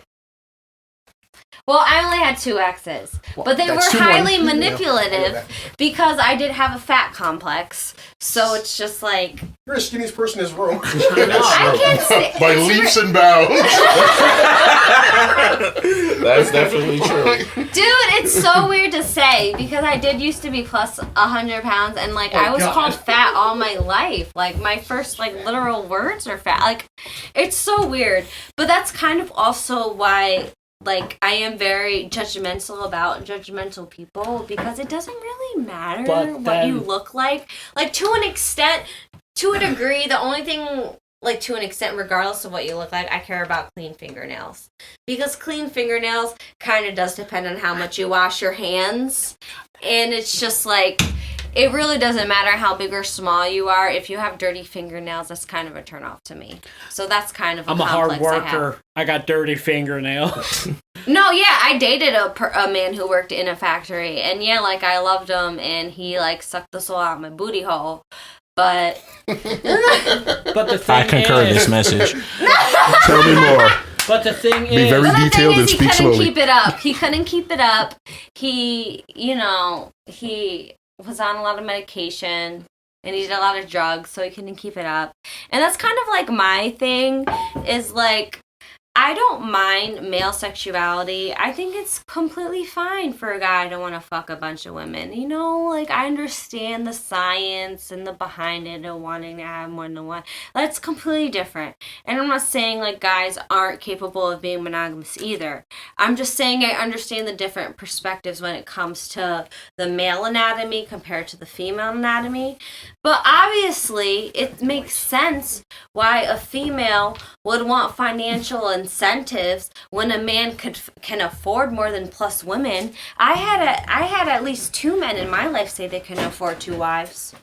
But maybe it's because I'm a millennial and I'm antisocial and I talk to a lot of people in different countries. But yeah, I talked to men in Dubai. I talked to men who were rich and gave me money and was like, yeah, I love you, but I'm betrothed to my cousin. And the only reason why I'm betrothed to my cousin is because she's going to cook Samoas for my parents for the rest of her life. Yeah. So the reason why my parents want me to marry my cousin is because they need a CNA for free.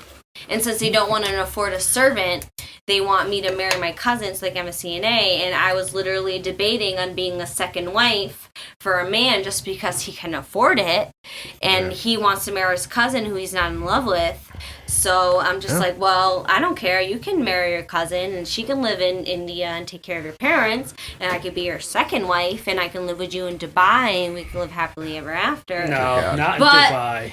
But the thing is, the first wife has to be on board. So obviously the first wife is yeah, you can marry this girl and live with you in Dubai while I take care of your shitty parents. So of course that was never going to happen. In Dubai, the man makes the rules. If he wants to get a second wife, a woman's opinion means less than anything. No, the first wife have to be on board with it is what he told me. That's why he told me it wouldn't work out. In Dubai, he was like, I can either marry you first and you're stuck in India taking care of my parents and you're stuck taking Indian classes to learn fucking Bangladesh.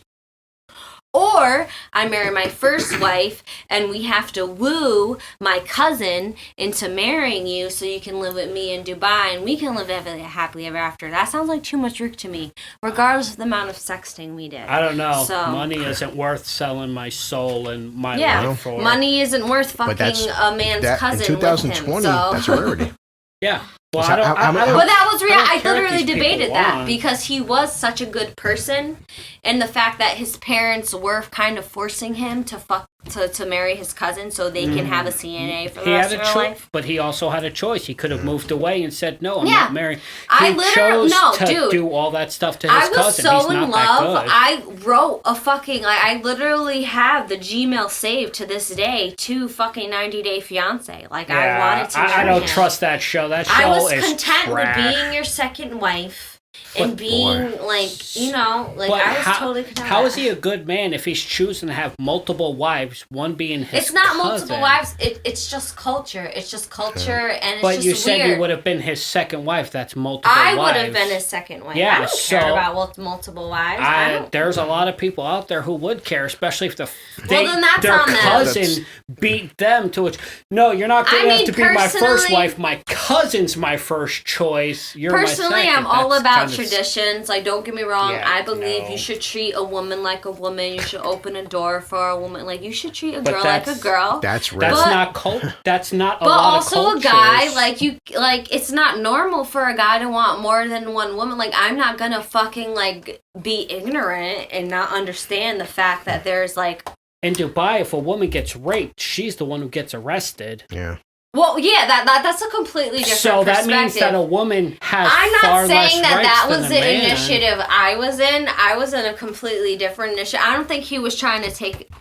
I don't think he was trying to manipulate me under Dubai laws. I think he was trying to save me from Dubai laws. This is a culture thing. Because he was betrothed to his cousin. This is a culture thing, though. Remember, American culture, though, a lot of times was based in Native American, obviously, in the early future. No, I was honestly open-minded because I was American and because I honestly didn't give a fuck. But he didn't literally save me. He said that, like... I wouldn't even want you to live in India with my parents nor in Dubai because fucking Americans, like, they can point them out in, like, out of nowhere, whether you fit in or not. And he said he wouldn't want to risk me being stigmatized. Then he wouldn't be in Dubai to begin with. Well, he's in it for the money, and he does support his parents. That means, and he can afford at least 2 wives, is what he's told me. Then that means you wouldn't be a good second wife. You would just be more money. If he was in it for the money, you would only be another paycheck. What's it? This comes down to a culture thing. I believe relationships are multifaceted. I believe you can be in a relationship for libido purposes and sexual purposes. That's different. So for financial purposes, for religious purposes. Certain religions, people believe in, you marry one person with them for life. Other religions believe you can marry 4 or 5 or 6 different fucking people. There's certain marriages, and even in fucking... I'm not... But you also can't... You can't fucking counteract the fact that the only reason why this may be so, like, infiltrated in our DNA is because we don't want illegitimate children.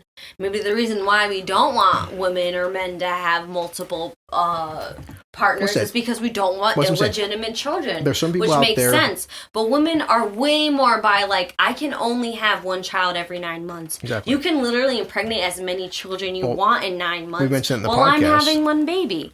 So of course women have the fucking, like, lower fucking, like, thing when it comes to having babies. Although, like, if you want to believe in telegamy, that's a whole nother facet, which I do believe in telegamy, but I also do believe in fasting and DNA and epigenetics. Those are men who only see women as baby factories, not as an actual person. I agree with You're just there to pop out a child. Your life has no other purpose. No, that's just a biological factor. I'm not saying that that's how people think. That's just a biological. Once I'm impregnated, you can impregnate as many women you want while I'm biologically attached to this one child every 9 months. You can have 100 children a year compared to me having one child every 9 months. How much money do you make? That's why. I'm just saying that's why men have, to an extent, a biological advantage over women is because we are biologically attached to the child. But this has also we are been biologically stuck with the child compared to a man who's able to have as many children as they want. compared to a woman who is biologically that makes stuck it with seem a child. like we're forcing women. If you're like, we're stuck having a kid, that is like a reality. The reality is that men are for forcing women. It's not like we're it's just the reality is that we were literally born from men forcing women to have their babies. That's a complete reality. We don't even need to argue that or even debate that. The fact that you even want to gamble that completely disgusts me, no offense, because we literally wouldn't be here if it wasn't for carnal desire and if it wasn't for men. I'm perfectly fine with us not being here because people have evolved apart from that caveman desire I agree with that completely, but I also don't want to negate the fact that the reason why a lot of bad things exist at the way they are is because of carnal desire. No, bad things happen because people are bad. And because of carnal desire. Men and women are bad. The it's first just like, woman in all of existence I'm horny all the time, Adam. But it doesn't mean I fuck every day. But the first woman in all of existence betrayed Adam and ate unbaptized children. All right, but that's a completely different discussion because my argument about Adam is about DNA and is also about orgasms, and you can literally debate sex has nothing. The snake, I concur with this. The snake that made Adam, that made Eve, beat the apple, made Eve. Yeah, that's all the orgasm. It's all orgasm. It's all sexuality. It's all. Rib. All right. Before we get any farther, I would say in this fucking past, we have to break down biological versus moral, because biologically fucking speaking, at 39 years old, I can impregnate a 10-year-old. Biologically. Now, morally, that's pretty... If they have their period, and if you are perverted enough to degrade a child of their own child experience. This is his point. His point is breaking down. We don't do it. Thank you. Biologically, it's possible. Yeah. Exactly. Biologically, it's possible, but objectively, there is a superior nature of man, and I'm not gonna be like, oh, just because animal instincts exist, and just because cats rape dogs and dogs rape cats, I have to accept that people are abused. No, you can't. You can't compare man and women to cats and dogs. That is highly illogical. Exactly, but you want to compare a man's sexuality to an animal, though. No, I'm not. Well, the thing is, I don't. That men you should never sexualize a child. I don't care what a woman's dressed as. You should never you're slut shame the one a coming female. out with sexualizing children. I never brought up sexualizing children. My point is that a man should be with one woman. I don't care about the Middle East culture of marrying their cousin and multiple women. I never brought up children or cats raping dogs and that insanity. I'm sorry. I didn't mean to get very, hyper. My thing polarized is, with my analogies, but stupid. We have evolved to a certain point. We're all still utterly stupid to the point where we look at our stupid ass cell phones for what we need to think for the day. Kim Kardashian says wear this, and hundreds of millions of people are like, my fucking God, no. Think for yourself. You're so right. I totally feel attacked because I am totally in that matrix. No, I know. I'm just saying, egoically. I'm not saying you're attacking me. I'm just saying my ego personally, because I'm totally in that matrix of feeding into that fucking, paradigm. I don't feel personally attacked. I'm just saying, the paradigm inside my... But we can't constantly think of what everyone else is doing. You're spending all of the greatest moments of your life thinking of what everyone else does. Stop it. That is utterly ridiculous because you are letting other people control every decision of your life. You're nothing more than... something being told. Well, guess what? Haunts, Elliot. You need to be a strong person and say, I don't know how to be strong. Then everybody fucks me every day. No, you need to look within yourself because you let them. I do let them. I'm like, what way do you want to fuck me today? Because I'm too much of a guilty person and I feel like I deserve to be tortured because I'm worthless. Then stop being worthless. This is something that, I know. I'm trying. Elliot. This comes down to a moral versus biology standpoint. When I was with my ex-girlfriend that Junior knows and she passed away, part of being with her was she had very low self-esteem. Now, we can make jokes all day about, dating a stripper. a lot of strippers out there, they have low self-esteem. She would be with me. I said, listen, Mary, and Junior knew this because Junior was with me almost 7 fucking days a week. I love this girl more than I can put words on. Every once in a while, you say, because of her ex-husband and her ex-boyfriends, they would treat this fucking girl. I don't have time to go into the stories of what these men did to this fucking girl. I don't want to hear that shit. To the point where she's like, Chris, do you ever want to get a second girl? Junior would make a joke, and this is a joke. Smoke weed. Junior would fucking make the joke. There's like, what man would fucking turn down a threesome? She said, Chris, do you ever want to have a threesome? I said, no. She goes, why not? Because I'm like, Mary. Because you're too emotionally damaged and you think you're on... Like, don't get me wrong. I believe a woman can have a threesome in a healthy way. The point was I was trying to make with her is that she dealt with before me so many fucking men out there that treated her like total fucking shit. She felt like she needed to have a threesome with guys because she wasn't in her fucking eyes good enough. She's like, Chris, well, I want to make sure you're happy. I said, Mary, you don't understand the fact that you're not used to this. I'm happy with you. I love you. The sex with you is fucking amazing. I don't need to bring a third girl into the fucking equation. I'm in love with you.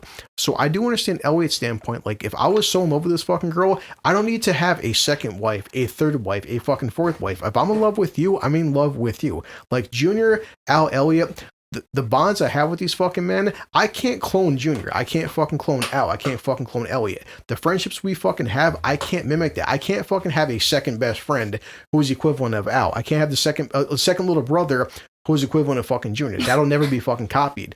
So I do understand the fact that having a second wife, to me, at least for me, is total fucking bullshit because the way I love this fucking girl, I don't need to have sex with a second woman to mimic our relationship. I loved her so fucking much. I'm like, now that I'm with you, I don't need to fuck any other woman on this fucking planet. That becomes debatable because I've listened to a lot of open marriages. I'm not against open marriages. I'm not going to judge somebody who's in open marriage. I just said fucking for me personally. If I'm married to you, I don't need to fuck anybody else. I'm content with you. My girlfriend, though, she had a husband who would tell her, well, you know what, for my birthday, her husband had said to her, for my birthday, I want you to hire a prostitute so I can fuck her because you're not pleasing me. Good God. This is what her husband told her. I want to body slam this dude, So she was a fucking stripper who felt like the only time she ever felt like she was a decent human being was on that fucking stage, on that fucking pole, dancing because she never felt like she was good enough except when she was dancing. Yeah. So It's true. This is the world. And ask Junior, when I would go to work, Al knew this. Me and Al worked third shift, 11 o'clock to 7:30 in the morning. I leave fucking Junior at the house here. Junior would hang out with my girlfriend for fucking till like 4 or 5 o'clock in the morning. Junior would have 5-hour conversations with my ex-girlfriend before she died. And like the amount of trauma she went through is just like severe. So I do get the fact that there is biological standpoints, but there is also moral standpoints. Just because we can biologically do things doesn't mean morally we should. Exactly. Yeah, because biologically, my cousin was just right here. She's been my first cousin. She's 30 years old. I'm 39. And she's very aware. But biologically, I can impregnate my cousin. You should. Well, biologically, anybody can impregnate anybody to an extent. So like you were saying, though, just because I biologically can impregnate 100 girls a fucking year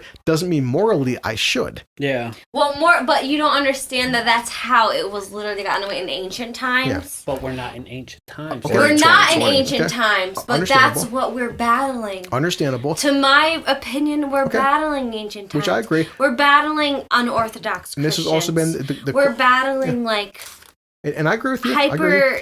Unorthodox Muslims and Christians. But I've seen this for past years, Salena, that yes, ancient times, immigration, morality, sexuality, people can constantly comparing us to like 1492, to America, to ancient times. We are at the peak in 2020 in human history. We're hitting almost 8 billion fucking people. Have you ever been into a crowd in a concert with 20,000 people? That's what I don't like either.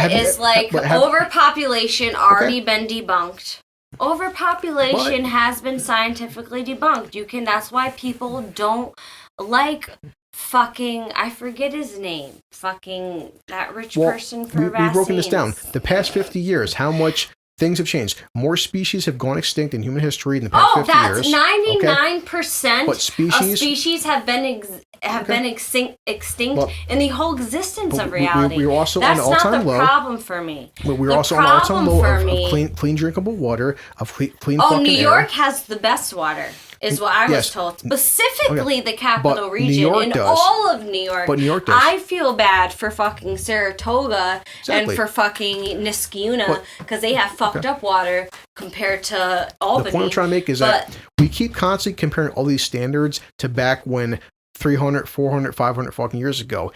This isn't 1901, it's 2020. We have record-breaking human population. But that's what we're stemming from. That's the whole thing. And this is why we should change for. Yeah, that's exactly why. Because I had racist grandparents and now have to deal with biracial grandchildren. I would say too. So it's just welcome to America, bitch. Racism, where it's just diversity needs to be But we talked about in this podcast. Racism. And why people like Kanye West and Lil Wayne don't believe in racism because their content they believe is so superior and goes beyond race that's why they don't believe in it. We said in this fucking just podcast. You can respect your art, but that doesn't mean systematic racism doesn't I've had 10,000 fuck conversations with Big Al about this. People in 2020 need to seriously wake the fuck up, okay? Racism is never going to fucking end. It's human. This is human. It's 2020. We're still talking about racism. Can I ask a question, though?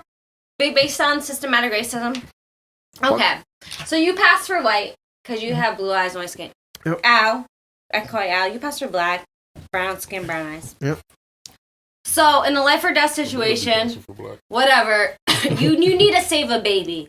Let's say you try and get a life death situation, you see a bunch of babies.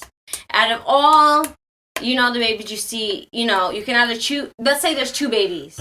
There's a white baby and a black baby. And for you, Chris, there's a white baby and a black baby. Don't be ignorant. It don't matter. What baby are you going to choose? Are you going to pick up the black? Everything is equal. The only difference is black and white. I want you to be honest. Before Al answers, this is the conversation we've had in the past 6 months. Honestly, it doesn't matter to me because it's just like you can literally be white and have stereotypical black DNA, and you can be black and have stereotypical white Since DNA. We started this podcast 6 months ago, Big Al said this, and I've said this, and I mimic everything Big Al says. People nowadays, with the systematic racism bullshit, people out there... the racism bullshit is like people will instinctually pick someone the same color as them. Which is like somebody like me, who's born in a rainbow of a family. Like, I'm a little bit... My fucking sense of character is skewed. It's fucked up. This is something Big Al said, and I agree with Big Al 100%. I've grown up with a father, my sister. You've seen my sister. My sister's my half sister.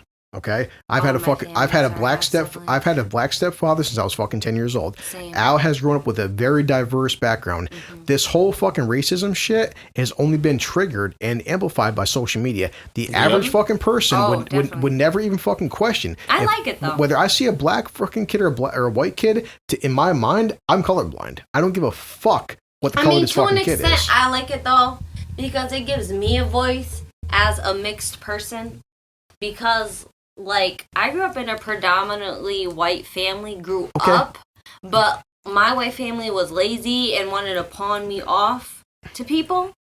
And the people they pawned me off to was fucking Jamaicans and people who really took care of me. But you're not the only mixed person in this room. The thing is... But it's just like my fucking godmother was a Puerto Rican who married a Jamaican. And it's just like, it was a very diverse setting. Okay. And it's just like... I don't care. At the end of the day, that's the majority of people in America. It's like the people in the hood.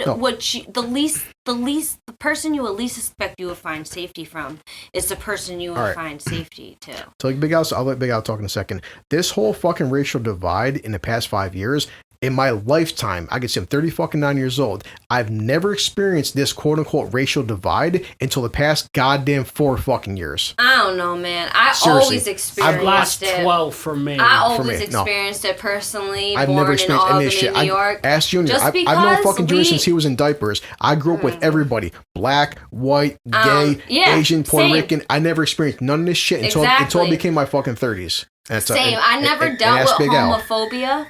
Until my first went to high school. Social media makes you act like this shit's a normal. It's not the fucking norm. Exactly. And this is what Al said this 1,000 fucking times. Even before we started recording this podcast, which Al was my motivation for making this podcast, this whole fucking racial divide, this whole racial civil war is total and utter fucking horseshit. This is just because 10,000 assholes on fucking Twitter, okay, you don't make up the 400 fucking million people in this country. So stop Well, the thing is, I feel like racial divide to an extent. It's out there, but it's so minuscule. It's bullshit. I just feel like it's hyper stigmatized just because of how sensationalized it is in Hollywood. Is like people would like to stereotype fucking Black lives as like Good Burger or like Good Friday when it's really not like that. Or like Baby Boy, and it's not. But that is literally what we're grown up on. No, not me. That's not true. I grew up on Disney. That's not true. I grew up on Five-O Coming to America. We grew up on toxic love. Disney is 100% toxic love. Well, I disagree. I disagree with that one. You don't think Disney's toxic love? No, Disney is toxic love. A Russian mouse escaping persecution, coming to America and fighting for a living because he was persecuted for being Russian. Before we go, let Al, because I want Al to get his speech. I would really like to watch that movie with you and to definitely define an analogy because I have no idea what the fuck you're talking about. Is that 5-0 goes west? I feel like that whole analogy is a whole podcast. No facts, Elliot. The family came to America, the son got lost because he didn't listen. Are you talking about Ratatouille? No, I forget the name of it, but it was about Russian mice coming to America. They, was singing and all that. He became friends with a French pigeon who was like, never say never. And that's an old school. That was like the old school Justin Bieber. No, not Justin Bieber was a rat before he manifested into a boy. Let me look it up, but I grew up on shows that were pretty much, it doesn't matter who you are. I want to, but... Just, be happy for what you got. Right. I grew up in a poor-ass family. We had to go to the food pantry. No facts. Me too, bro. But you want to know what's the sad truth? You want to know what's the sad truth? Is like you are literally 30%... like statistically capable of getting a job more than a black man with no criminal record. You can have a criminal record, Elliot. That's a conversation. It's a statistical fact. That's why I do not I can't placate. I can't placate. But you didn't let me finish. I said as a kid. You can finish all you want. It does not equate to the life of a fucking male African American. Yes, it does. And the fact that you think it does mean that you are completely alienized. You do not know what it's like to walk through a poor community. I'm a biracial guy. As a kid, my mother raised 4 kids. And I lean on the white privilege side more. But you're not even listening to me. You're interrupting me. A 6-year-old kid can't get a job. Yeah. My mom raised 4 fucking kids. All right, but I'm getting upset because everything I say is getting taken out of context. No, I don't want to take it out of context. I'm just saying, a 6-year-old kid child going to labor the is food different pantry than systematic racism. Because 2 fathers abandoned 4 kids. It doesn't matter the race. Everybody's seeing skin color as the problem are fucking racists. No, I totally agree with that factor. I totally agree with that factor. You're not letting me finish. I'm sorry. No, because for over 3 hours I've been trying to make a point. Stop seeing skin color. That's the problem. Yep. Al's not my skin color. None of you are my skin color. My mom suffered because men used her and left her. Yeah. We had to go to food pantries every week because we were poor. Yeah. Nobody cared about us. Not white people, not black people. No one gave a shit about us except us. Yep. Nobody cares about anybody anymore. Yep. It's not a race thing. It's because people are fucking garbage. Yep. Men are garbage. Women are garbage. White, tan, black, brown. Don't care where you come from. Technology is making such a divide. I don't care about Biden or Trump. You know why? Both have terrible characteristics. Yep.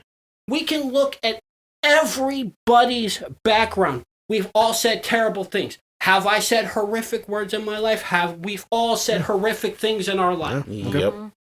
But we don't come together. We constantly argue because we're like, we want this divide. We want to argue. We want to fight. Why? Because it makes us feel good. I don't give a shit about celebrities. You know why? Because they don't fucking care about me. They want a paycheck. They want me to buy their album. They want me to see their movies. They want me to like their pictures. It is stupid. It is stupid. I don't care about racism because you know why?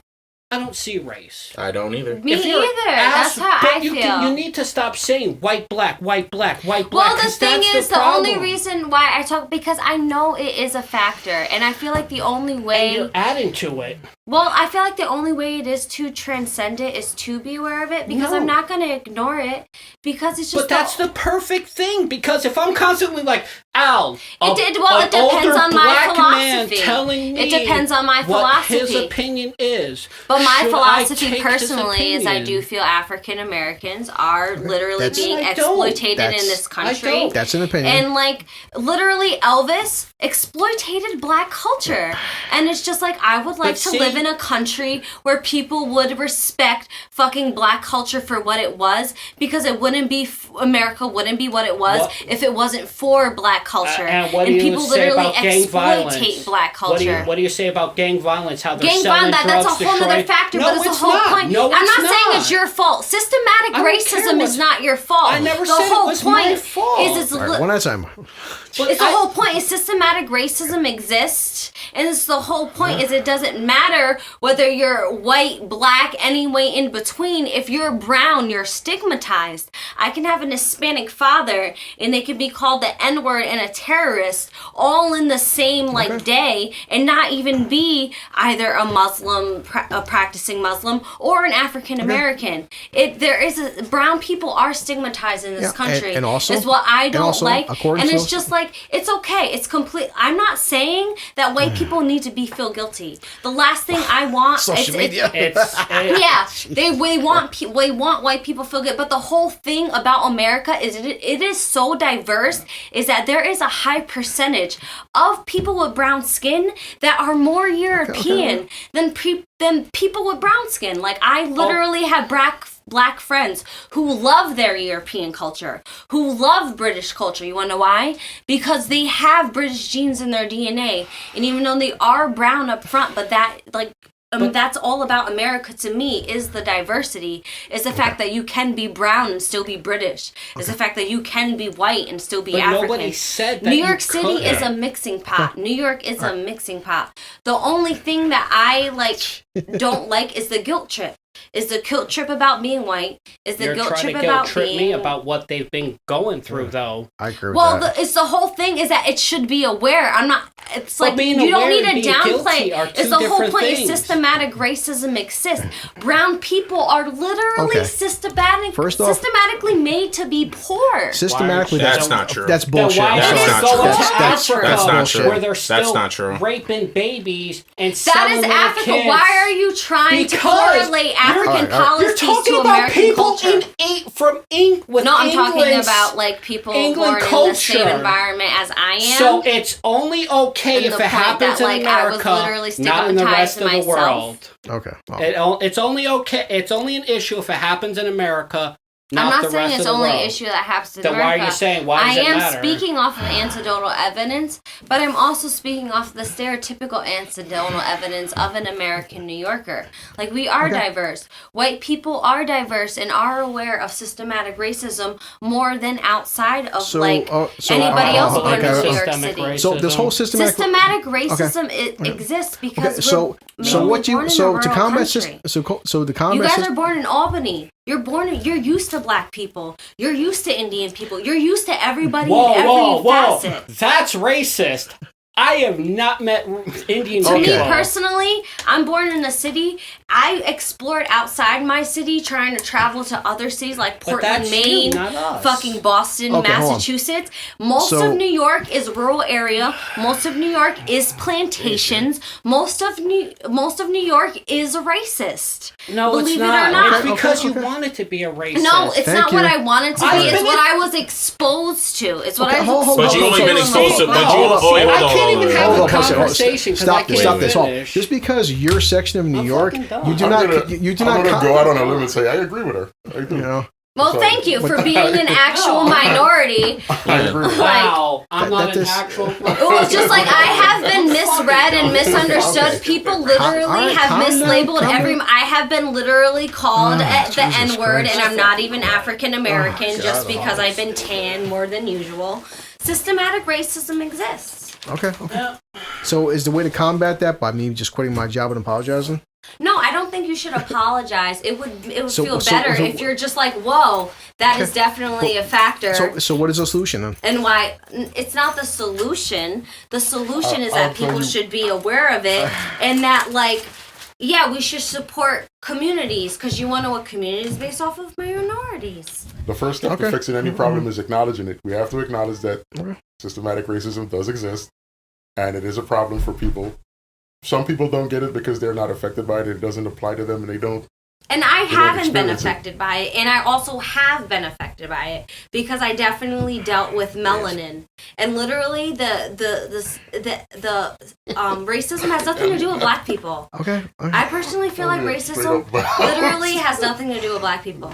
It literally has to do with being brown. Well, there is point of also talking in turns, you know. Oh, I'm sorry. Do we need a ball?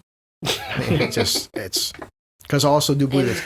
Chris is saying it may be a factor in your case, bitch. Well, I'm also just. I'm also saying that I also don't believe in raising generation of people who just thrive on a victim mentality as well. Well, the thing is, I wouldn't be here if it wasn't for immigrants. This is the thing. I wouldn't be here if it wasn't for racists too. Right now, we have a generation of white people that is getting themselves into becoming victims. No, I grew up with racist white people. I grew up with Hispanics. I can literally go online racist. right now and pull up all the videos of massive groups of people that are white that feel like they're now the victims they're the victims of liberals is what they think what they're going through. They're saying that the liberals are creating all these rules and doing all these things, and now they're. I don't like labels though. I don't like them either. But I'm telling you, you seem very more informative in politics, because once you get into liberals, I lose it. And I'm just I believe in human rights. I don't give a fuck what color you are. Once human rights is violated, that's a factor. And yeah, I do believe that the amount of melanin in your skin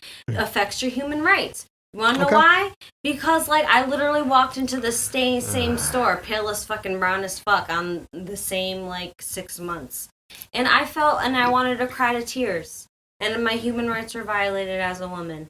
I don't understand why I was refused service for being brown.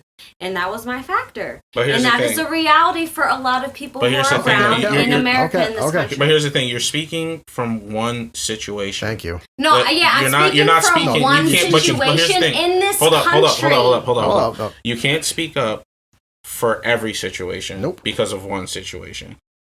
Things have happened to everybody. But just because they happened one time that it happened to you. Oh no, I'm not saying these people should be ostracized. You should stop buying from their business. Do you believe there is a system in America where minorities are oppressing white people? No. There's no such thing as minority. Exactly. This is my point. This is the point I'm making. There's no structure. There's never been a point in American history where white people have been oppressed. And right now, they're creating. Don't get me wrong. There are white slaves. There are such things as Irish people were slaves in this country. Irish people were in this country. No, they were not. I could not as severe as African Americans. This is an argument that I've had. Not as severe as African Americans. I don't want to invalidate that. This is an argument I've had before, and I've done the research. There were never Irish slaves. Irish people came to America as indentured servants, and there were several times in history where there were altercations where Irish people and black people fought against being enslaved or being, pressured to be servants. But then when the scuffles were over, Irish people got to go back to being poor white people where the Africans were enslaved. The Irish were never enslaved. They were never Irish slaves. They were indentured servants where their papers were sold and sold and sold over and over. I'm sorry, but I think about the French and Indian War and how it correlates with French slaves. Because I know the French were a factor in terms of white slaves, there have been white slaves all throughout Europe, all throughout history. The Romans enslaved people, the Greeks enslaved people. Mm-hmm. The difference between people all across the world in every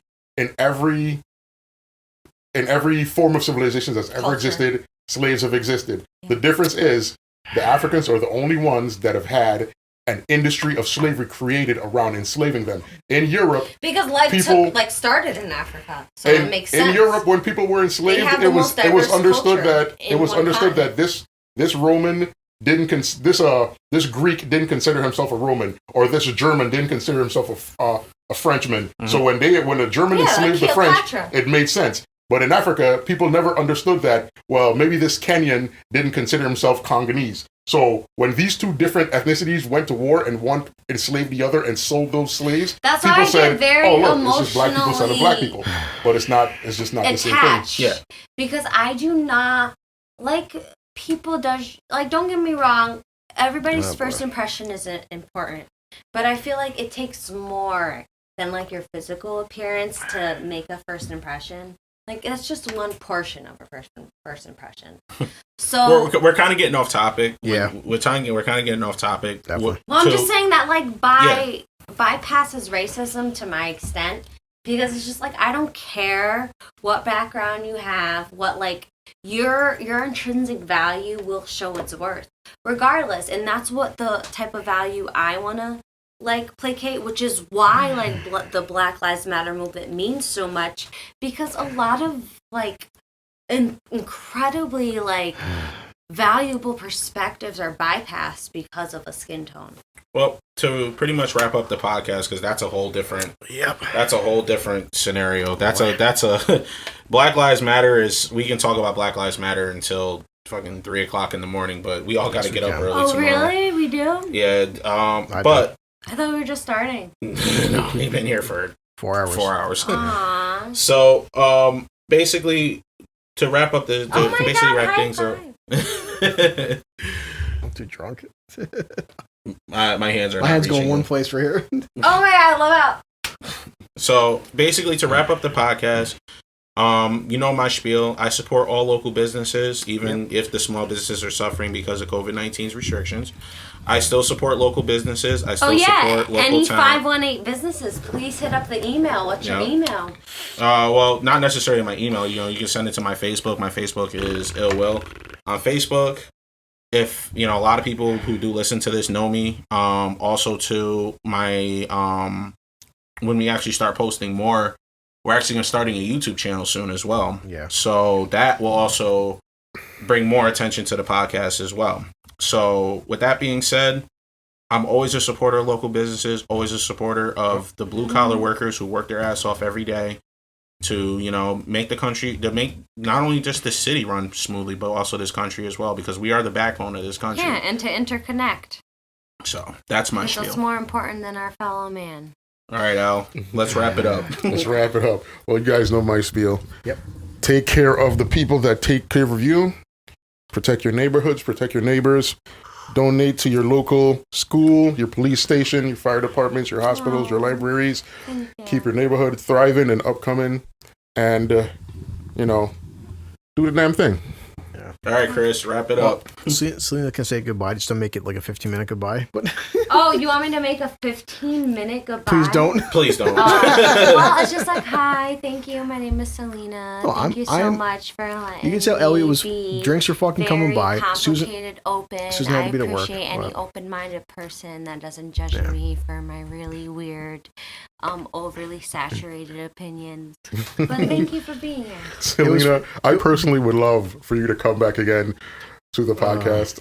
No, thank you. I love like opinions, and I also love that people can disagree with me without being nonviolent.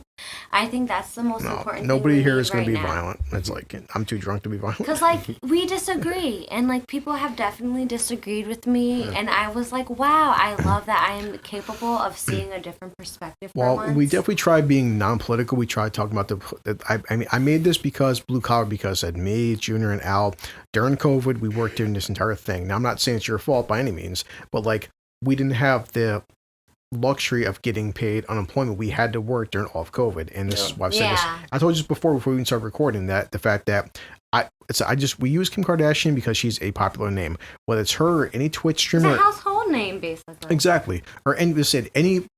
Me and Al have conversations for years before we even record this podcast that I feel like celebrities, athletes, actors, etc. I don't like the fact that Alice said this, that we should pay teachers and garbage workers and farmers and doctors and police officers and firefighters and ambulance workers and nurses. They should all be at a higher standard than the average person. What still pisses me off is we can debate this all day. The fact that anybody who has a reality show or a TikTok or a fucking Twitch stream makes more money than people I know who are working 19-hour fucking days as a nurse. You see the value differently. That pisses me off. Because you mentioned this earlier, and I didn't mean to cut you off earlier about this, but like you said, people that are posting on Facebook and TikTok and Instagram and Twitter and fuck OnlyFans. Yeah, it is sad. It's sad that I care more about. But they're doing this. But the reason they're doing this for, because you asked the question, Salena, that how are these people posting 5, 6, 7 times a day? Because they don't have to go to work. Al has to be to fucking work. I have to be to work. Junior has to fucking be to work. When I'm working 13, 14, 15 hour, 16 hour fucking shifts, I can't be on my phone every 5 fucking seconds of the day. That's the difference. These influencers post all day long because they have nothing else going on. That's a fucking problem.